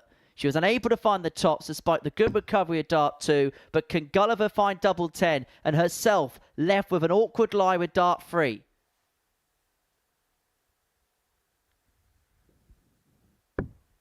Game what a shot dart. in the first leg. Trina Gulliver. Dart of the week. Bar none.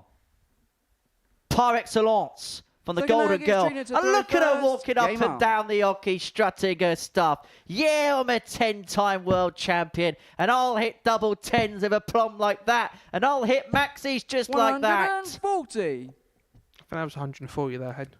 I was getting a bit excited. I don't know whether you could tell or not. 1 or 2 clues, but that was 100. about it. But no, but that's what Trina does, She pinged that double 10 out last start, and it was the confidence of walking back up to the hockey, knowing that 100. Kirsty had already missed a chance for tops to take the leg. So it's definitely vintage Golden Girl today. Put it this way. In snooker, they have a 140. shot of the championship competition. Well, we don't need one this week because it's that double 10. That is the best dart that any player has thrown all week. 60. To be fair, both players just around about the 80 mark at the moment. So it was a good, very good stand at the play at the moment. 100. Trina probably thinks that she's got a good chance here. If she can get below a ton. It'd be interesting if she goes the all 25 route to leave 96. 81. Kirsty, you got 161.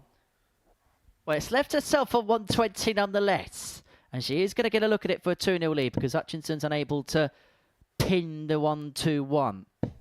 41. So obviously both players on the same score. So Trina's going to get first chance at the Shanghai.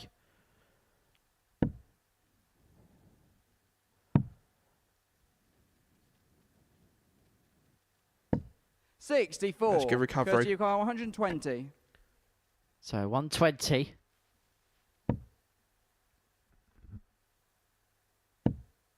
Not to beat. And so Gulliver will come back for 56 to open up a 2-leg advantage in this match. Trina, you acquire 56. How many times have we seen this today? When a player needs a single, they hit the double. 32 scored means 24 left, and now 12 left. And now Game none shot left. Second leg, Trina Gulliver. And Trina Gulliver opens up a 2-leg lead in this contest. Third leg is Kirsty to throw first. Game on. She will feel very happy she can pick up 8 points on today. Let's get that right. And then, I don't know, what is the best result for Trina in the last one? Is it Vicky Pruim going 10 points and 10 points, but then 64. having Paige pulling 2 points behind her in the rate of third position? Or is it Paige winning and everybody being on 8? So that's a tough one because 41. From a perspectives point of view, you would love all of them. Looking at the table now, you would love the top 3 to be on 8, and then you would love the bottom 3 to be on 2. But as a player, 100. I wouldn't want to care. I just think, you know what? It's in my hands. If it doesn't go my way, then it's my fault, isn't it? And, I think sometimes when people kind of, like my experience where, a couple of weeks ago, most of the players in my group were looking at the tables and then trying to work out what was needed and what was required. And I think sometimes that actually puts you off 140. to what you need to do. And, yeah, I think I'm just I've got an older person's opinion on it. I just think, do you know what? Just go out there, throw your darts.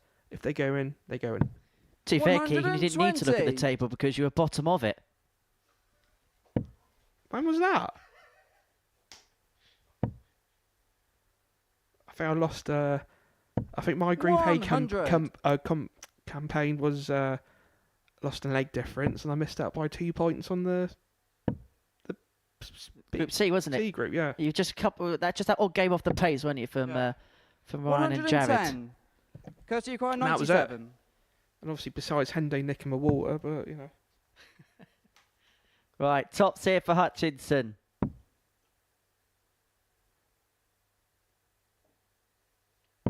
$77. Well, the golden girl looking at the little fish to finish.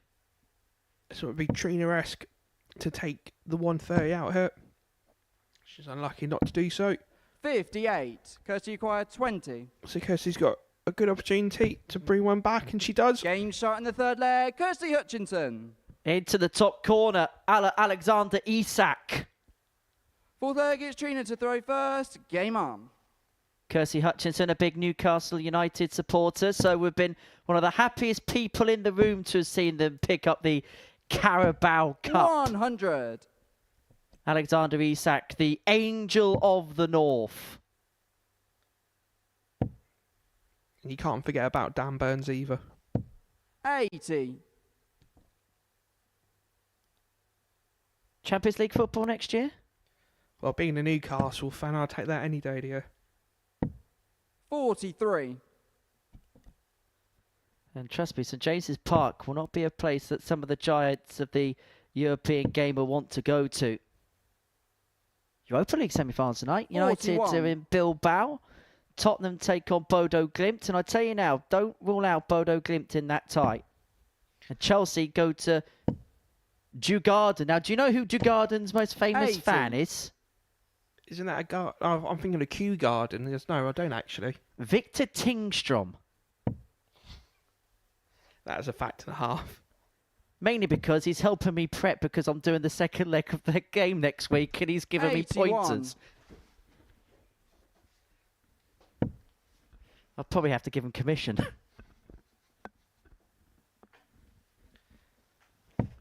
$45. Fair play for Kirsty. You know, she's not had the best couple games coming into this final round, but she's definitely holding her own, just under, averaging just shy of 80. So playing a really consistent 60. standard.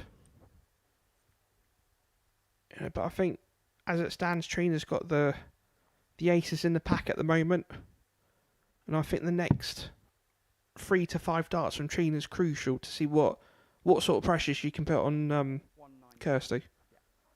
Ace in the pack. Judd Trump don't play till tonight. 93.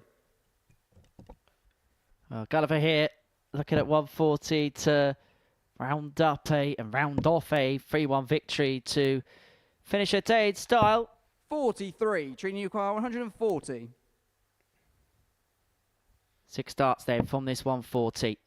What she'd give for a ton in this scenario. This will be the biggest of big 20s at the top end of the board, as you can see there. It's been a good day for her, Kiggs. It's been a very, very good day. And so now Trina Gulliver looks at double top to end her day with 4 wins out of 5, just like she did on Monday. She begins a group with 8 points to her name, but this time the Golden Girl is looking to hold on to top position in the group and qualify for a first Super Series Saturday. A good day for the Golden Girl, a nigh on perfect day for Trina Gulliver. A 3-1 victory against Kirsty Hutchinson means that she's going to be on 8 points in the group come the end of the day's proceedings. Coming up after the break, it's a meeting between Robin Byrne and Katie Sheldon.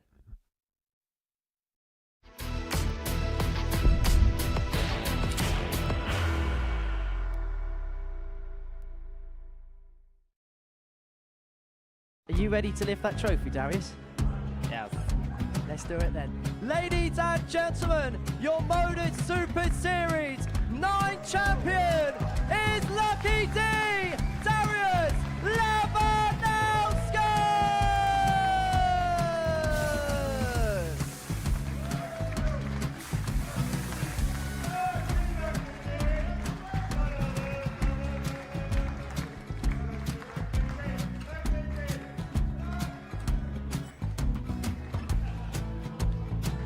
Well, what a wonderful night of darts we have seen, and we are ready. Our champion is ready, and it's trophy time. So receive the trophy. £25,000. The new Modus Super Series champion, the Terminator, Marvin Van Velzen.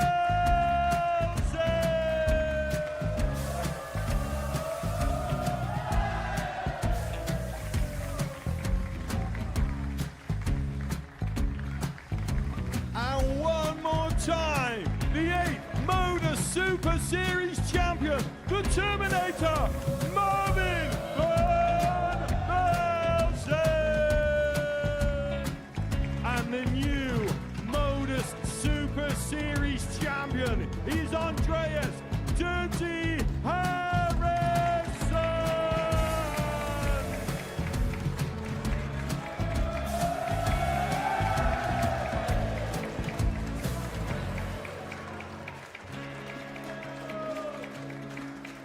And one more time, the 7th Modus Super Series champion.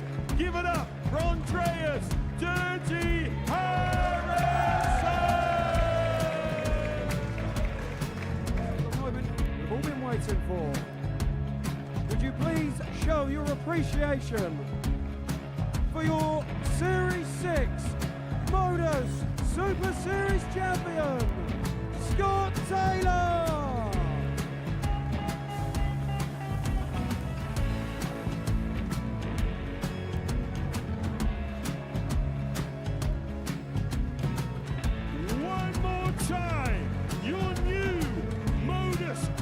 the series champion. He is Chucky. He is Jim McEwen.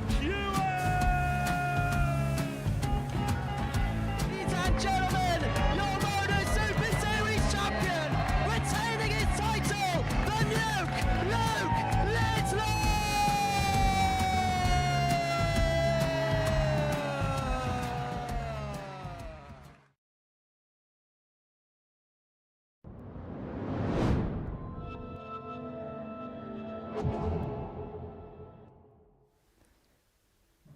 Welcome back to the Modus Super Series. We're joined alongside Trina. Gulliver has won 4 out of 5 on this opening day's worth of action in Group C. Trina, you must be really pleased with particularly the performances in the opening half of the session.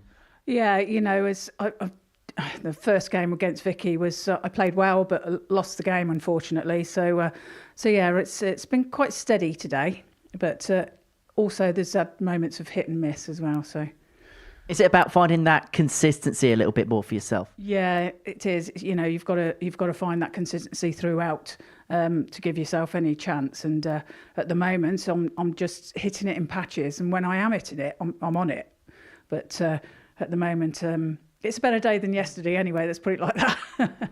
Is it one of those double-edged swords in the fact that the spells are there again? There's some really good stuff, but the little bit of a nagging frustration is it's perhaps not as consistent as you'd like it to be. Yeah, I need to tighten up and make it more consistent. You know, keep my scoring more consistent, and then I'm just having loose starts that are slipping out my hand actually. You know, and like you're seeing in that game, a double 16 for a single 16. So. But yeah, I'm managing to correct it. But there's going to be times if I'm not on it, there's going to be times when that's not good enough. Picked up 8 points on Monday. Obviously, Group A didn't quite go to plan. What do you feel like you've got to do this time to make sure that you take full advantage of the position you put yourself in today? Well, just like you said, it's a reset, isn't it, today? And going into tomorrow, I've got to continue progressing and try and be more consistent than I have been today. I better let you go because we're going to be sat in the commentary box together tonight, aren't we? It's going to be a long night. Well, Trina, many congratulations today. I shall see you a little bit later on. But still a couple more games to go for us on this Thursday afternoon. And Keegan Brown is up in the commentary box. I'm going to join him in a couple of moments' time to see them through. And welcome back to the penultimate game of this Group C on Thursday afternoon. So we've now got the Battle of Dublin. So we've got, obviously, Robin against Katie, and it could be an interesting tie. So, obviously, looking at the table, both Kirsty and Robin on 2 points, and it'd be quite fitting for, you know, Katie's been very unlucky not to been able to cross the, the winners line this afternoon, but it'd be nice if she can get 2 points on the board.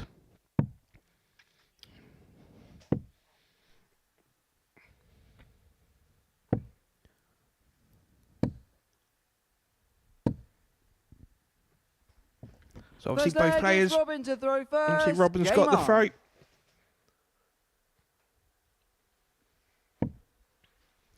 It's a perfect first start there from Robin. 140. Now what's the response Katie can give back? 45. I think with both players, as a general rule of thumb, this afternoon, I think their score has been very good. I think it's just, 135. unfortunately, it's been the outer ring that's let them down. But other than that, it's I think sometimes the table doesn't 36. really paint a true reflection of what's been happening on, and that's definitely the case for this afternoon. But Robin has just came out of the blocks. 100.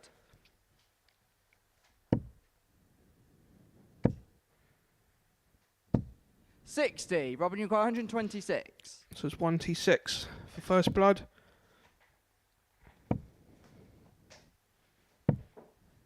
$52. So obviously Robin knows she got probably the best bit of maybe 6 starts. 135. At the 74. So 63. Probably looking at. So it's 50 left. Yeah, it's good thinking. 42. Good boards management. Not really required to go leave the bullseye for the last start. 140. That's a Robin brilliant requires response there 32. from Katie to leave 85 after 15.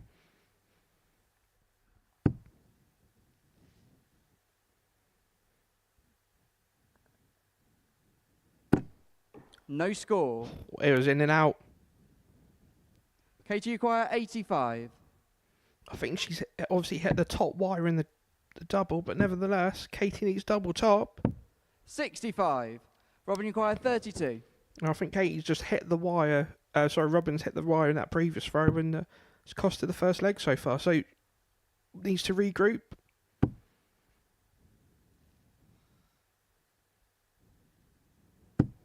No score. It's just unlucky darts. Katie required 20. Very unlucky.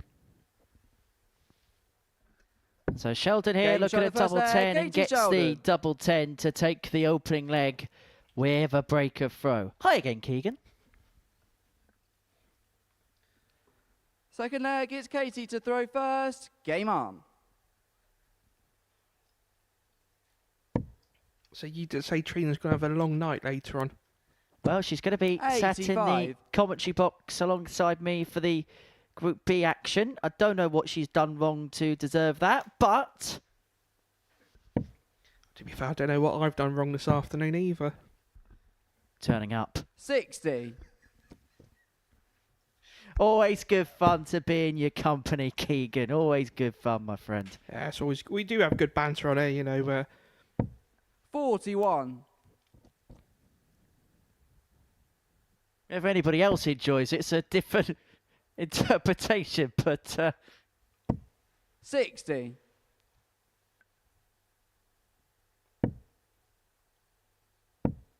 But it's been a good afternoon of darts, an afternoon which 60. has seen Trina Gulliver move on to 8 points. Vicky Pruim has an opportunity to complete the card and to end the day with 10 points to her name if she can get the better of 81. Paige Paul in it.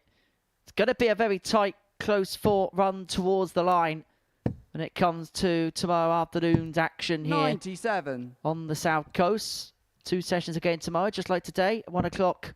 We'll resume Group C and, of course, Group B tonight, tomorrow from 10 p.m. here 99. on Pluto TV.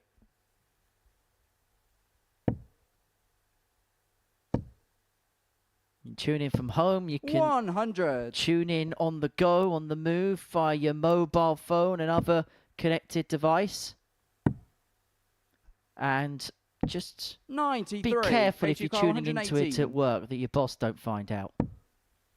98 left for Katie Sheldon. Not to be on this occasion. Byrne looking at 108 41. to level this Robin game require back up to 108. 1 apiece.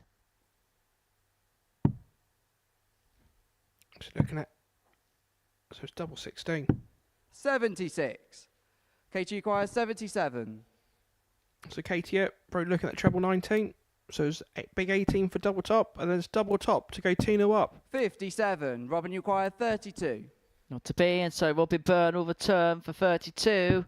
Game shot the second And leg. level Robin this Byrne. contest back up at 1 apiece. Third leg, it's Robin to throw first. Game on.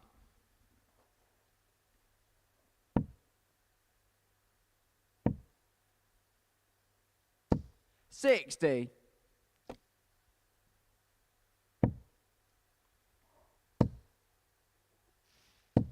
$100. So there's 2 different feelings of this match where Robin would love to get another 2 points on the board, so she could obviously 81. leapfrog Kirsty for 4th place, and obviously Katie would like to pick up 2 points in the last game. So then 24. you know, obviously the bottom 3 players were on the 2 points, and we could have the same situation in the next match if Paige beats Vicky. We could have literally 84. all 6 players, well, the top 3 and the bottom 3, all tying on the same points. Has that ever been done before?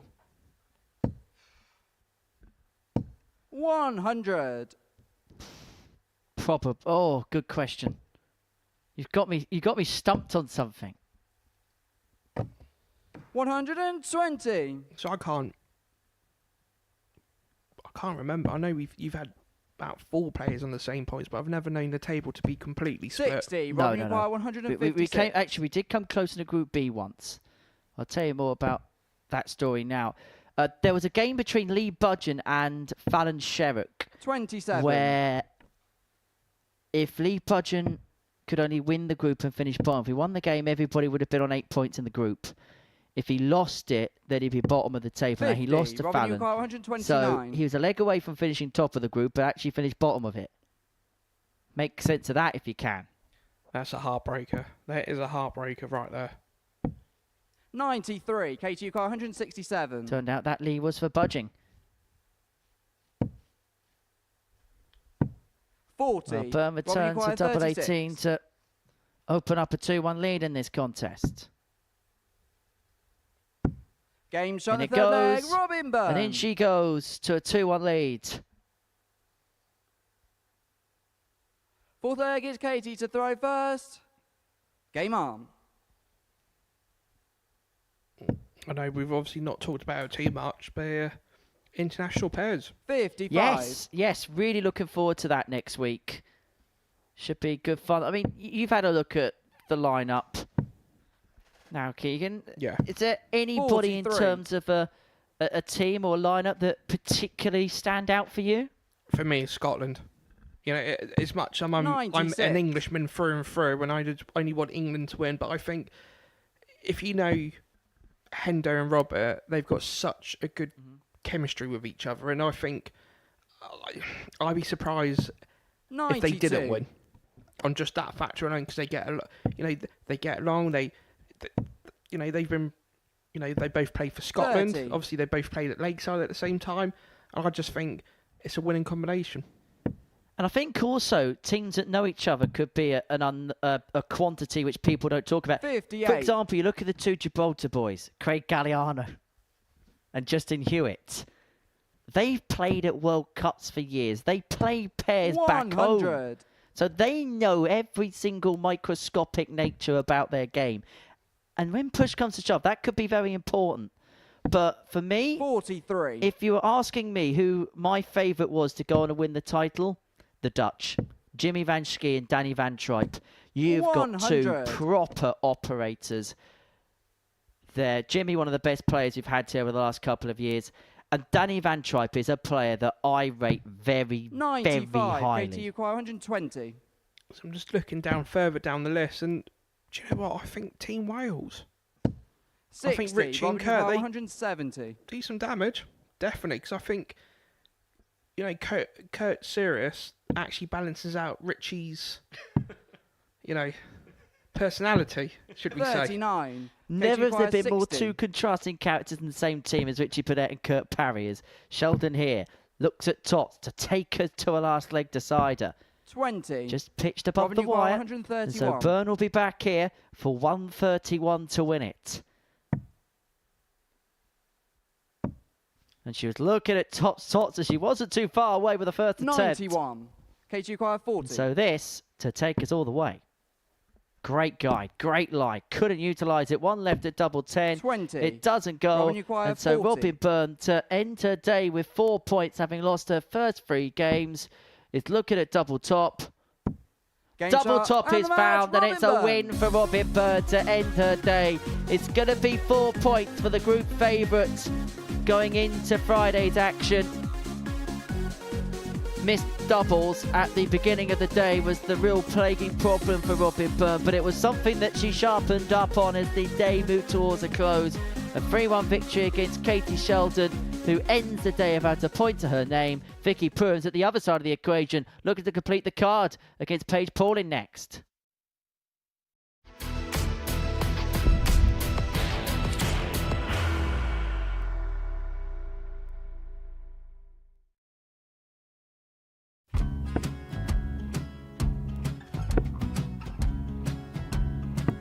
$54. Charlie McGuire, 164.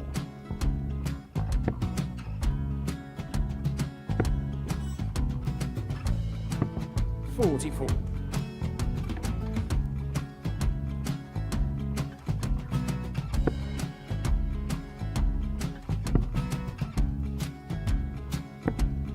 $32. Charlie required 120. Well, 120. He's got a fair, at least 2 handfuls of this. Just Just needs to stay 60. there. That's a good shot. Halves his score. Leaves himself on a 2-darter.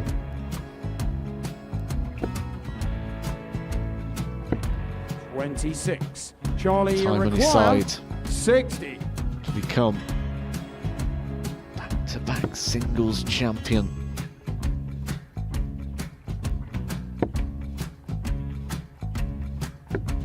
$40. Definitely a couple of nerves in those last 2 darts. But he'll be coming back. It's a moment he's been in before this situation. Standing at the back of the stage, Charlie approaching the required Oki with a 20. chance to win the title.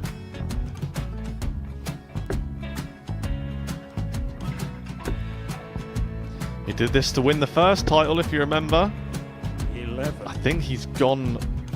Georgia I think require he's gone to 180. bust it, maybe. The first title he won, he wanted 20. He went 6-7-7 to win it. He had a chance to replicate it again. Yeah, I get the feeling that was for a bust, and 39. on that Charlie situation there, George require Scaife wasn't even 9. able to take it out going to the 18s on that switch. Yeah, I think he just panicked a bit, but he's done well to get that big one. Sometimes can be the hardest part. Georgia requires This is it. 79. It's got to be 19s. It's got to be 19s for this shot. Big 20 and a double.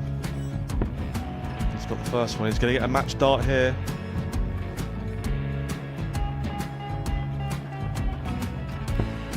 $59. Charlie Threw the entire require body into that 8. one. Just didn't want to let go of the dart.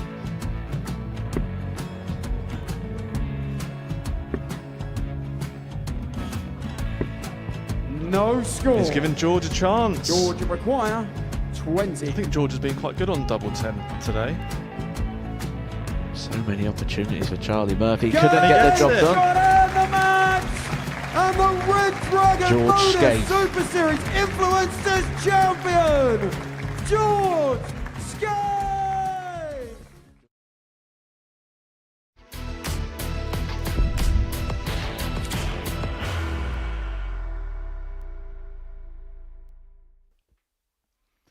Welcome back to the Modus Super Series, final game of the day in this Group C, and it is a meeting between Paige, Pauling and Vicky Pruim. A win for Vicky means that she'll be the victorious player on day one of Group C, having picked up all 10 points that she could possibly muster.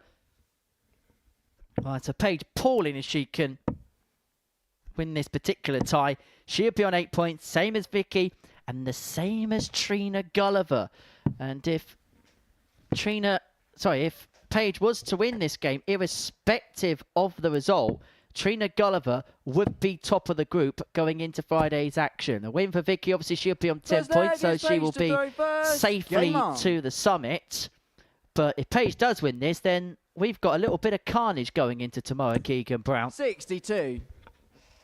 And Carnage is your middle name. Is it? I think so. No. It's just been to have 3 people potentially be on the same points. It just shows you the 60. quality that the group has had. And, even when you look at the whole picture of the table, it's just, the bottom 3 players have just ran into very, very good 85 players. And like we alluded to earlier, darts is all about timing. One day you could be just a little bit off it, 58. and then the next day, different player altogether. When you think about it logically, after obviously between Monday and Wednesday, 100. at this moment, Paige would have took 3rd or potentially 2nd 59. after tonight.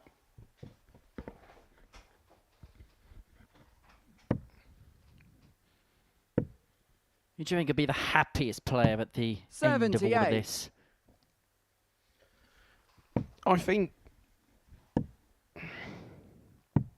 40. I think Vicky, if Vicky gets the 5 out of 5, she'd be very happy. Paige wins this, she'd be over the moon, considering 44. the campaign that she had the last couple of days. And even Trina beat, well, like she said in the interview, with 8 points, she 28. put herself in a good position. And that's all it is with darts. You just have to put yourself in that position to try to go over the line. And I think 30. The bottom three, the only thing that's all let them down as consistently is the double, the outer ring of the board. 96. Vicky, But they've not been 142.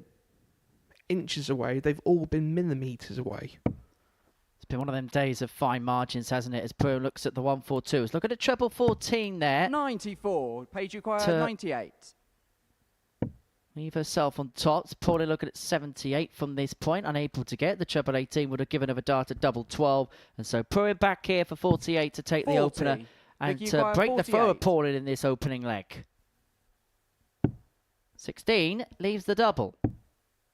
And she's been good on this target today. 16. But a couple of Paige flyers required there has 58. opened up the door for her opponent. That's 46 remaining. 6 or a 10, so it's double top. 18. Vicky required 32.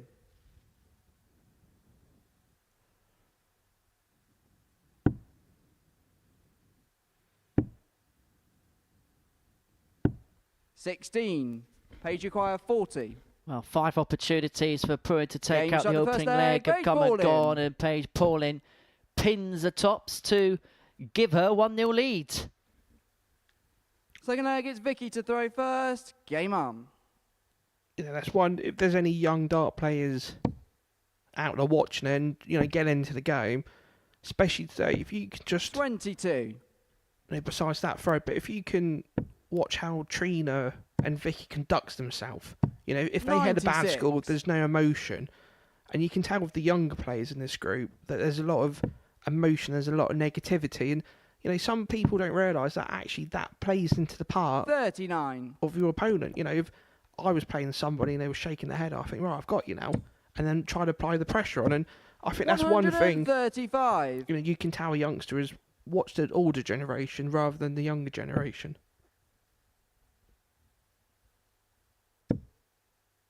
And I'm sure Vicky will absolutely hate me for 41. saying this, but Vicky is one of the most experienced campaigners that you can possibly get. And we were mentioning it 60. earlier with Paul Nicholson in the week that for Paige Pauline, what kind of learning experience it is to share practicing with the likes of Vicky, to share practicing with Trina, Lisa Ashton. 100. Some of the all-time greats of the game, the experience you'll get from just magpieing 46. ideas and pinching knowledge behind the scenes could perhaps be as important as what she does on the hockey this week. Definitely. To be able to share the same practice room as Trina, 100. let alone anyone else, 164. you take ideas from them. You would ask them questions because obviously Trina asks 44. questions, Vicky asks questions, Lisa asks questions. We all ask questions to get where we are nowadays. And I'll be asking Trina all the questions tonight from 10 o'clock because she's going to be joining us in the commentary gantry. Pauline looking at 120 for a 2-0 lead. Now, as you can see from the overhead camera angle there, the first dart really blocked any kind of route to the treble with 40. dart 2, and then illustrative as to the wicked ricochet with dart number 3. Vicky requires 75. It's not the first time we've seen that where a player's got 80 left with one dart. They've always gone for the 20s, and a couple of times it's just bounced. 35. It's hit the Paige other, it's require ricocheted 80. and it's bounced off. And sometimes it's board management of going for treble 16. It's a fresh open target to aim for. So Pauline here is looking at double top. 60. Unable to Vicky get double require top. 40. And so Pruim will be back here for that same target to level this game up. Another double. 36. Paige required Not 20. to be this time. And so Pauline will return for double 10. She's had trouble on this target all day long, and she has to shuffle across, No and score. still somehow has not found a way through. That's as close as you Vicky can get to the required 4. target without finding a way in. And I'm sure that Paige Pauline will feel like there's a Game shot in the hex on second that leg. Vicky particular Pruim. target. But for Vicky Pruim, no quarter given or against on that double 2 to Third leg is level Paige this to game throw up at one first. apiece. 60. It was interesting to start this leg where, I think Paige may be feeling a bit under pressure, and, she started throwing even before George had 43. finished the game on. George Baker, the man in the middle, officiating all of the action on this Thursday afternoon. 41. There he is. Referee at the WADC Grand Finals back in November. Also is one of the 100. mainstay officials on the PDC Challenge Tour. Does some various bits as well on the Pro Tour. Very well 40. respected official is George. I think during the WADC, he actually caught me. So obviously, not too many 45. people know that. Obviously, at the end of the stage, there's the smoke machines, and obviously the halls are open, and nobody told me, and I actually got my foot stuck in them, 100. and I nearly went right into the front, the first table, but George actually caught me. How, I don't know, but he caught me. So it saved me a nice little injury, so I appreciate that. 100. Keegan, where there's a blame, there's a claim. 100.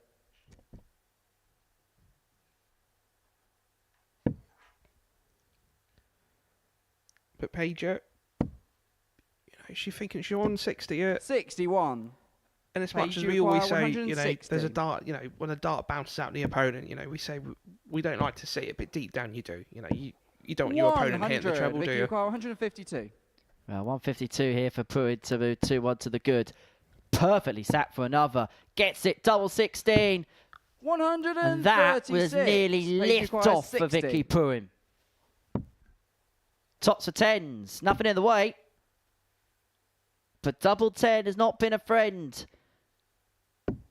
40. And that Vicky requires exile 16. on that particular target continues for Paige Pauling as Pruim looks at double 8.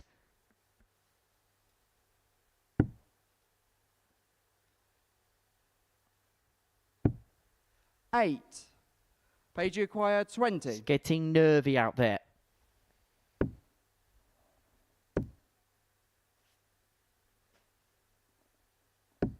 No score.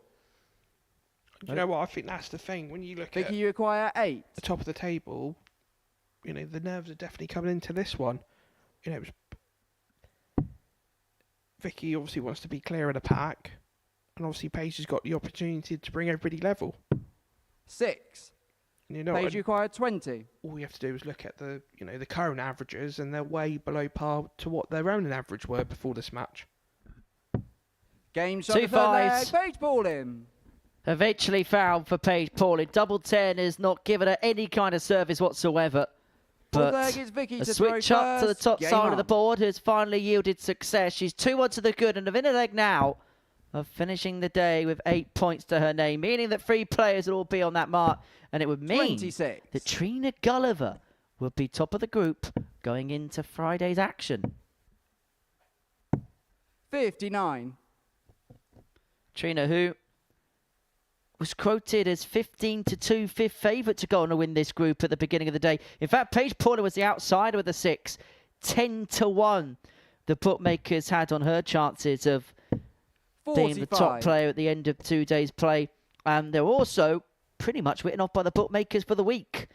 25-1 Trina 60. Gulliver was to win on Saturday night, thinking it's Friday already. And Katie Sheldon was 40-1 with the... Sorry, Paige Pauling was 33-1 with the odds compilers. 41. What are the odds? Literally, it just shows you that every day's different with darts, doesn't it? 45.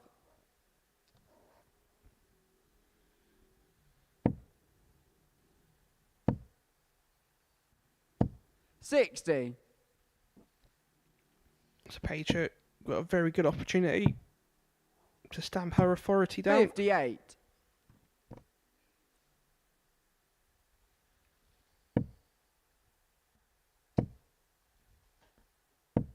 That's good odds. 100.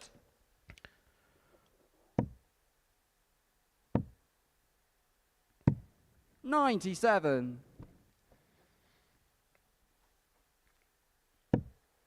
So Vicky probably needing the one treble to give herself a comfortable chance at a finish. 49. Just not that one. The commentator's curse once again strikes the Modus office. 100. Pauling with that 80, with that Tully's on 82 to pick up a 3-1 victory in this contest. Pruim looking for another triple. 100. Paige require 82. Singular one there, leads her on 80. Paul in for the match. Looking at 82. And now we'll be 39. hopeful Vicky and require mindful that Pruim doesn't take out this 80 to take us all the way. Looking at the 25. 30. Paige Well, require this for Paige 43. Paul, an opportunity to enter a day on 8 points, and it means that 3 players will be on that mark. If she can find double top, it'd be ironic if she did it on 23. double 10. Vicky require 50. But she is just having no joy, is she, there today? No joy whatsoever. That's another missed big number from Vicky. Game shot in the fourth leg. Perhaps Vicky the Pruim. irony of the whole situation is Vicky Pruim, one dart in hand, takes out that particular double. Fifth and final leg is Paige to throw first. Game on.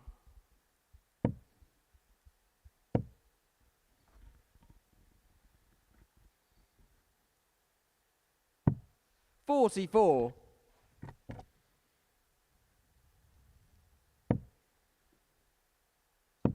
One thing I've noticed today 60. that the bottom 3 players all struggled on the left-hand side of the board, and the top 3 players all struggled on the right-hand side of the board. 93. Probably doesn't mean nothing, but it's just one thing I've obviously just, when you're watching the players, you think, oh, why are they missing this? But if you gave them, the left-hand side of the board, they'd probably take it out all day, every day. But there are just certain 77. places, aren't there, which certain players prefer more than others, and well, it's when we talk about players that are tops players or 16s players, there's a preferred route to the top of the board as opposed to down the southwest side. And again, you can hear that 26. flicker of barrel 1 to barrel 2. As I say, one thing Paige Paul has been doing very well today is group the darts together. 100. Big fine with the last. That leaves Vicky on a finish, which she only needs a treble and a single to leave herself on a double. And she's already 41. taken Vicky out require finishes of 116. 102 and 109 today. She's going to end with a third ton plus checkout. A hat-trick of 3-figure finishes. 96. But the double top doesn't go.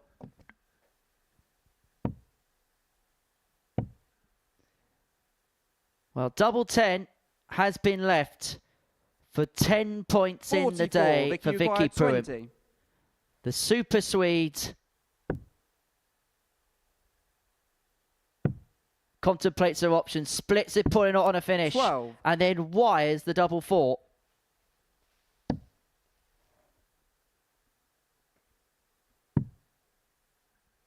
For Paige Pauling, 39. Vicky require 8. it may have to be a comeback effort on Friday. Double 4, now down for double 2. Game The shot. Super And the match, Swede Vicky Pruim. with the perfect day. Vicky Pruim with 5 wins out of 5 means that she is going to be the top player in Group C when it comes to Friday's action. A perfect day for Vicky Pruim, and no wonder she has got a smile that is beaming from ear to ear. That name on the back of the shirt is the name of the player at the top of the group. And we're going to be hearing from Vicky Pruim. She'll be with myself and Keegan Brown in the studio in a couple of moments' time.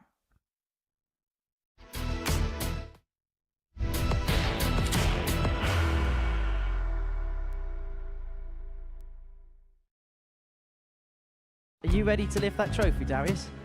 Yes. Let's do it then. Ladies and gentlemen, your Modus Super Series 9 champion is Lucky D, Darius Labanowski!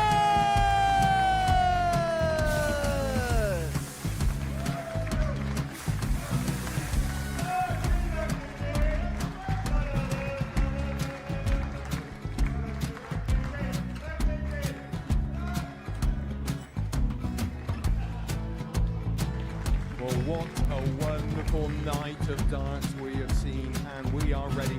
Our champion is ready, and it's trophy time. So receive the trophy. £25,000.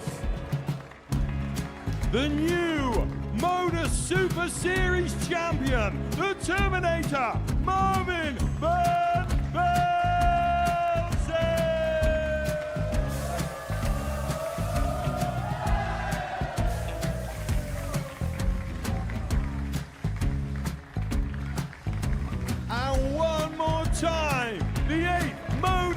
Super Series champion, the Terminator, Marvin Van Velzen. And the new Modus Super Series champion is Andreas Dirty Harrison.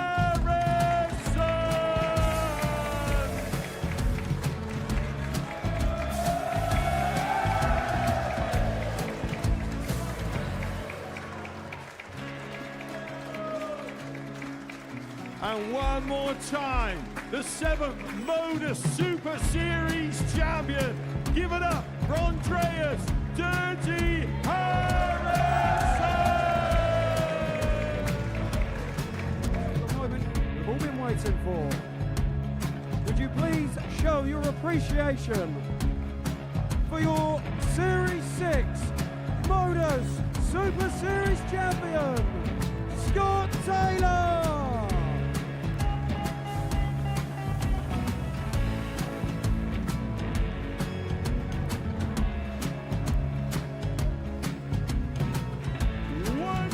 Time, your new Modus Super Series champion. He is Chucky. He is Jim McEwen.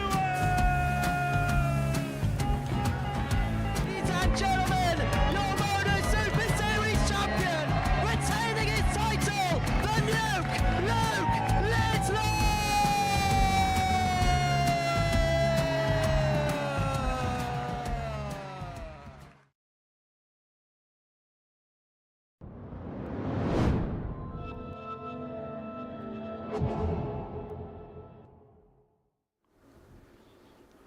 Welcome back to the Modus Super Series, where Group C has come to a close on this Thursday afternoon, and it was a perfect day for Vicky Pruim. 5 games played, 5 victories for her, and she is the top player at the end of Thursday's action. Trina Gulliver picked up 8 points from her day, 4 wins out of 5. And as you can see, it's a fairly uniform table. Everybody within 2 points of the player above or below them in the league standings. But as I say, Vicky picking up maximum points from the first day's worth of play. And I'm happy to say that she has joined both myself and Keegan Brown in the studio to talk all about it. Vicky, many congratulations. Really good first day for yourself. How would you say it went out there?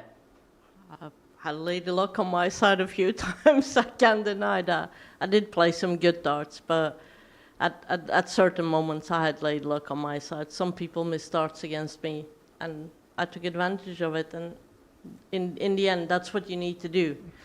But yeah, you need a little bit of luck sometimes. So it's today a case of doing the right things at the right moments. When you needed to play well, you were able to play well. Yeah, pretty much. I did some good setup shots in certain games and took out some critical finishes. Sometimes I was lucky the opponent missed their double. I had a shot and I took it. And yeah, that's basically what you need to do. When you get the chance, take your chance, because you're not going to get another one. That's as simple as that. And some of your finishing was absolutely superb. We saw those couple of ton-plus finishes. And when that double 16 was going, that looked really, really potent. Yeah, I feel confident on that side. Just on the side of the double 10, I'm not that confident. It showed probably in the stats, but yeah, it is what it is. You no matter how good you are, you always need that little bit of luck. And when they go, and you can beat anybody. And if they don't go, then you're in trouble. Well, Keegan, you were watching all of the darts with me in the commentary box this afternoon. What would be your assessment of the way Vicky played?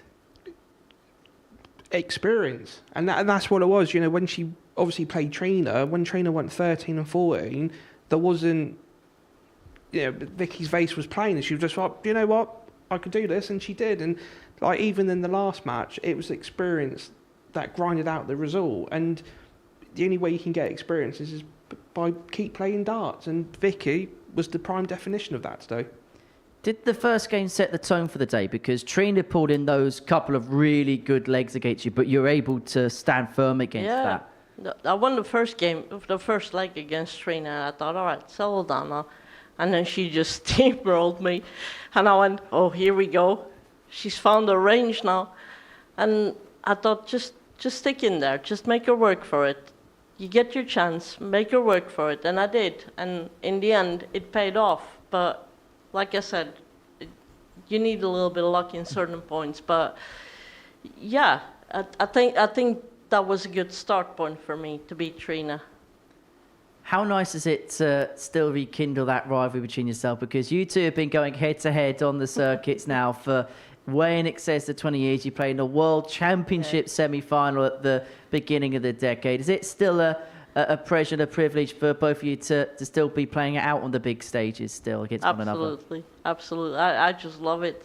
I think it's great to still be able to do it.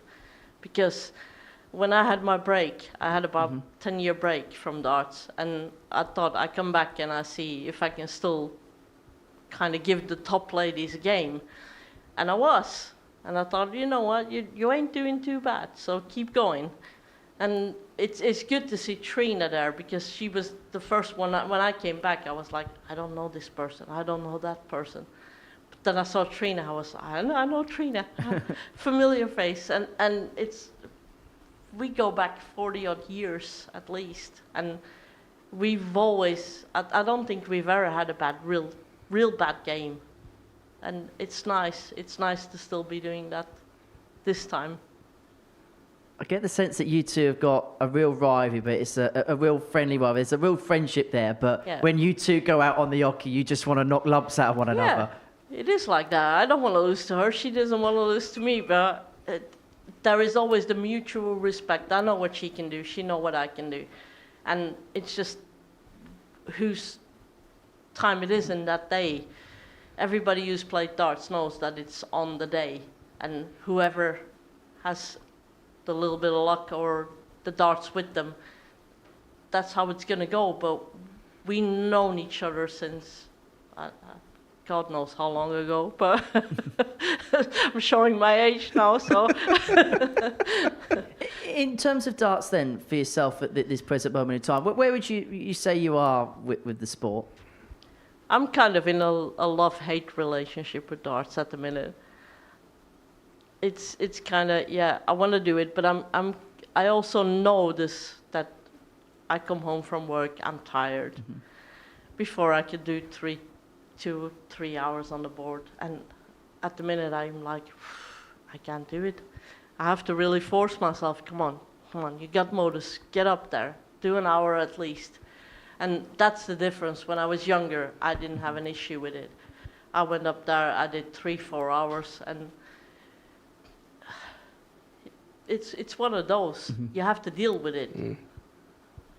Because we saw last year you have a really good year. You did some really good stuff on the ADC circuit. We saw you here for the Tour Championship finals in November. So when it's there, you've still got that winning touch, haven't you? Yeah, absolutely. When I play my A game, I can beat them all. I know that. But it's putting the effort in, and I know that myself. Sometimes I'm a little bit lazy, I admit that.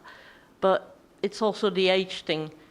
I'm not 25 anymore, and it shows. And I know I have to push myself to do the practice. And if you don't put the practice in, it won't help you. As simple as that. And I suppose, Keegan, things do adapt as time moves on, whether that be for some people commitments, whether that be the fact that as time moves on, maybe fatigue begins to creep in. And I suppose we talk a lot about consistency with players over a long period of time. It's not an easy thing to do, particularly when you played the game for so many years. No, definitely. And for anyone to be playing darts over 20 years, 30 years, and still enjoying it, it's hard. I wouldn't say it's hard, but to get the commitment where, even me at nearly 30, I think, I have to practice now. But you have to, because like Vicky rightly said, if you don't put the effort in, you're not going to get nothing back out of it. And that is the harsh reality of darts. We'll have another quick chat with you in just a second, Vicky. Myself and King are going to analyse everything else that we've seen today. This is another look at the table. Vicky Pruim at the top of it, 10 points to her name following the first day's worth of action. Trina Gulliver in second position with 8 points. Paige Pauling in third. And let's begin by talking about Trina and the day that she's had today, because it looked like in spells she was playing some of the best darts that we've seen at points this week. Yeah, definitely. Out of the first 3 games she played, 2 of them, she averaged in excess of 81. And that's like watching Trina from a couple like yesteryear. And but yeah, it was really refreshing to see Trina back in the flow that we all know that she can do. And I thought it was interesting as well. Obviously, I had a chat with her downstairs after her last game.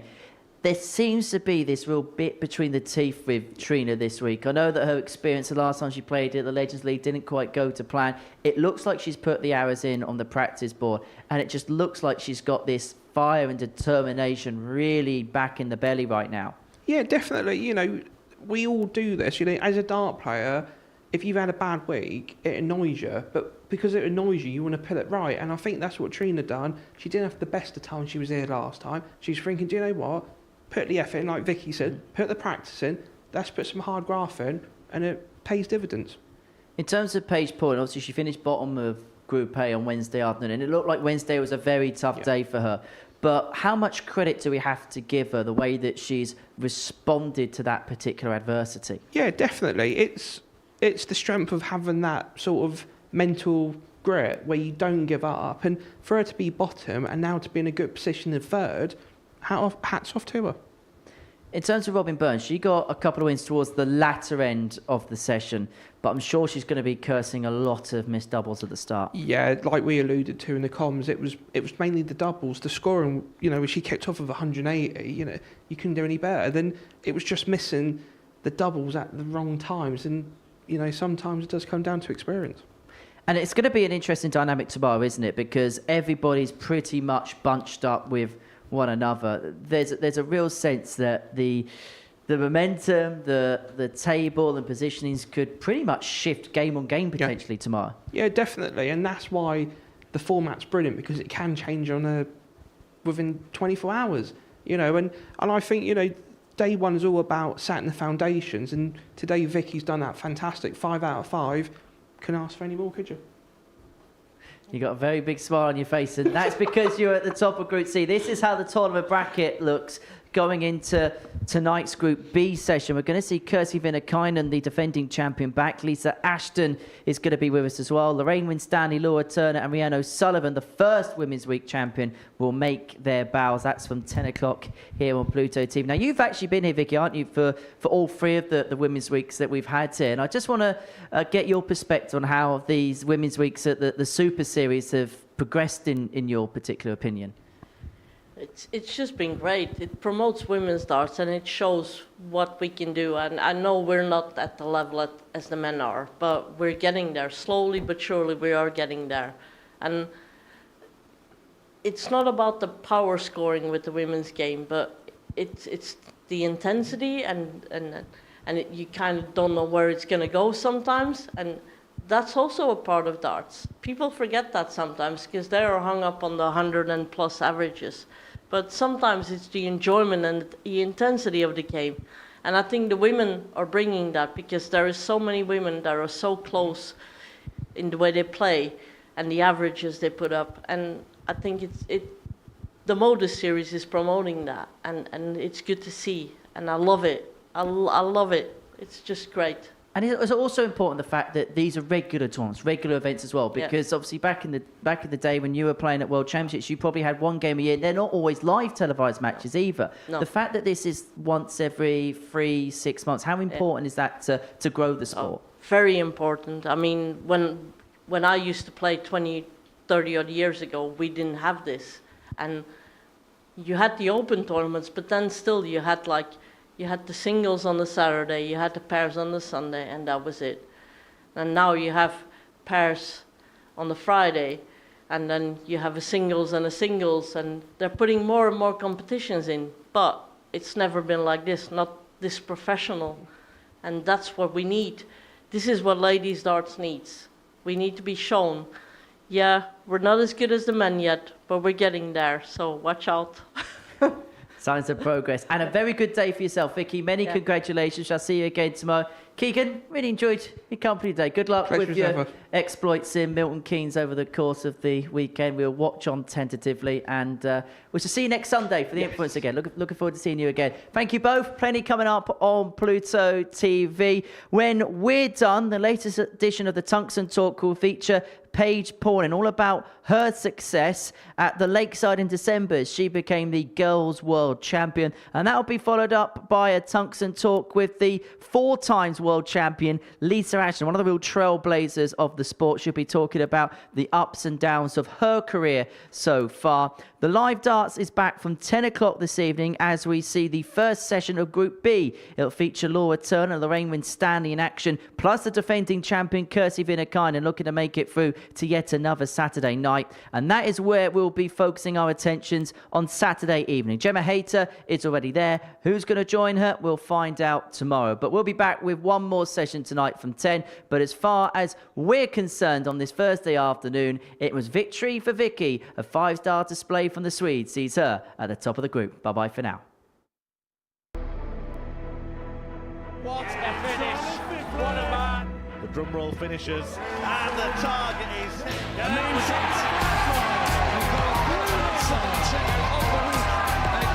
finals night, and it's a knockout. Dirty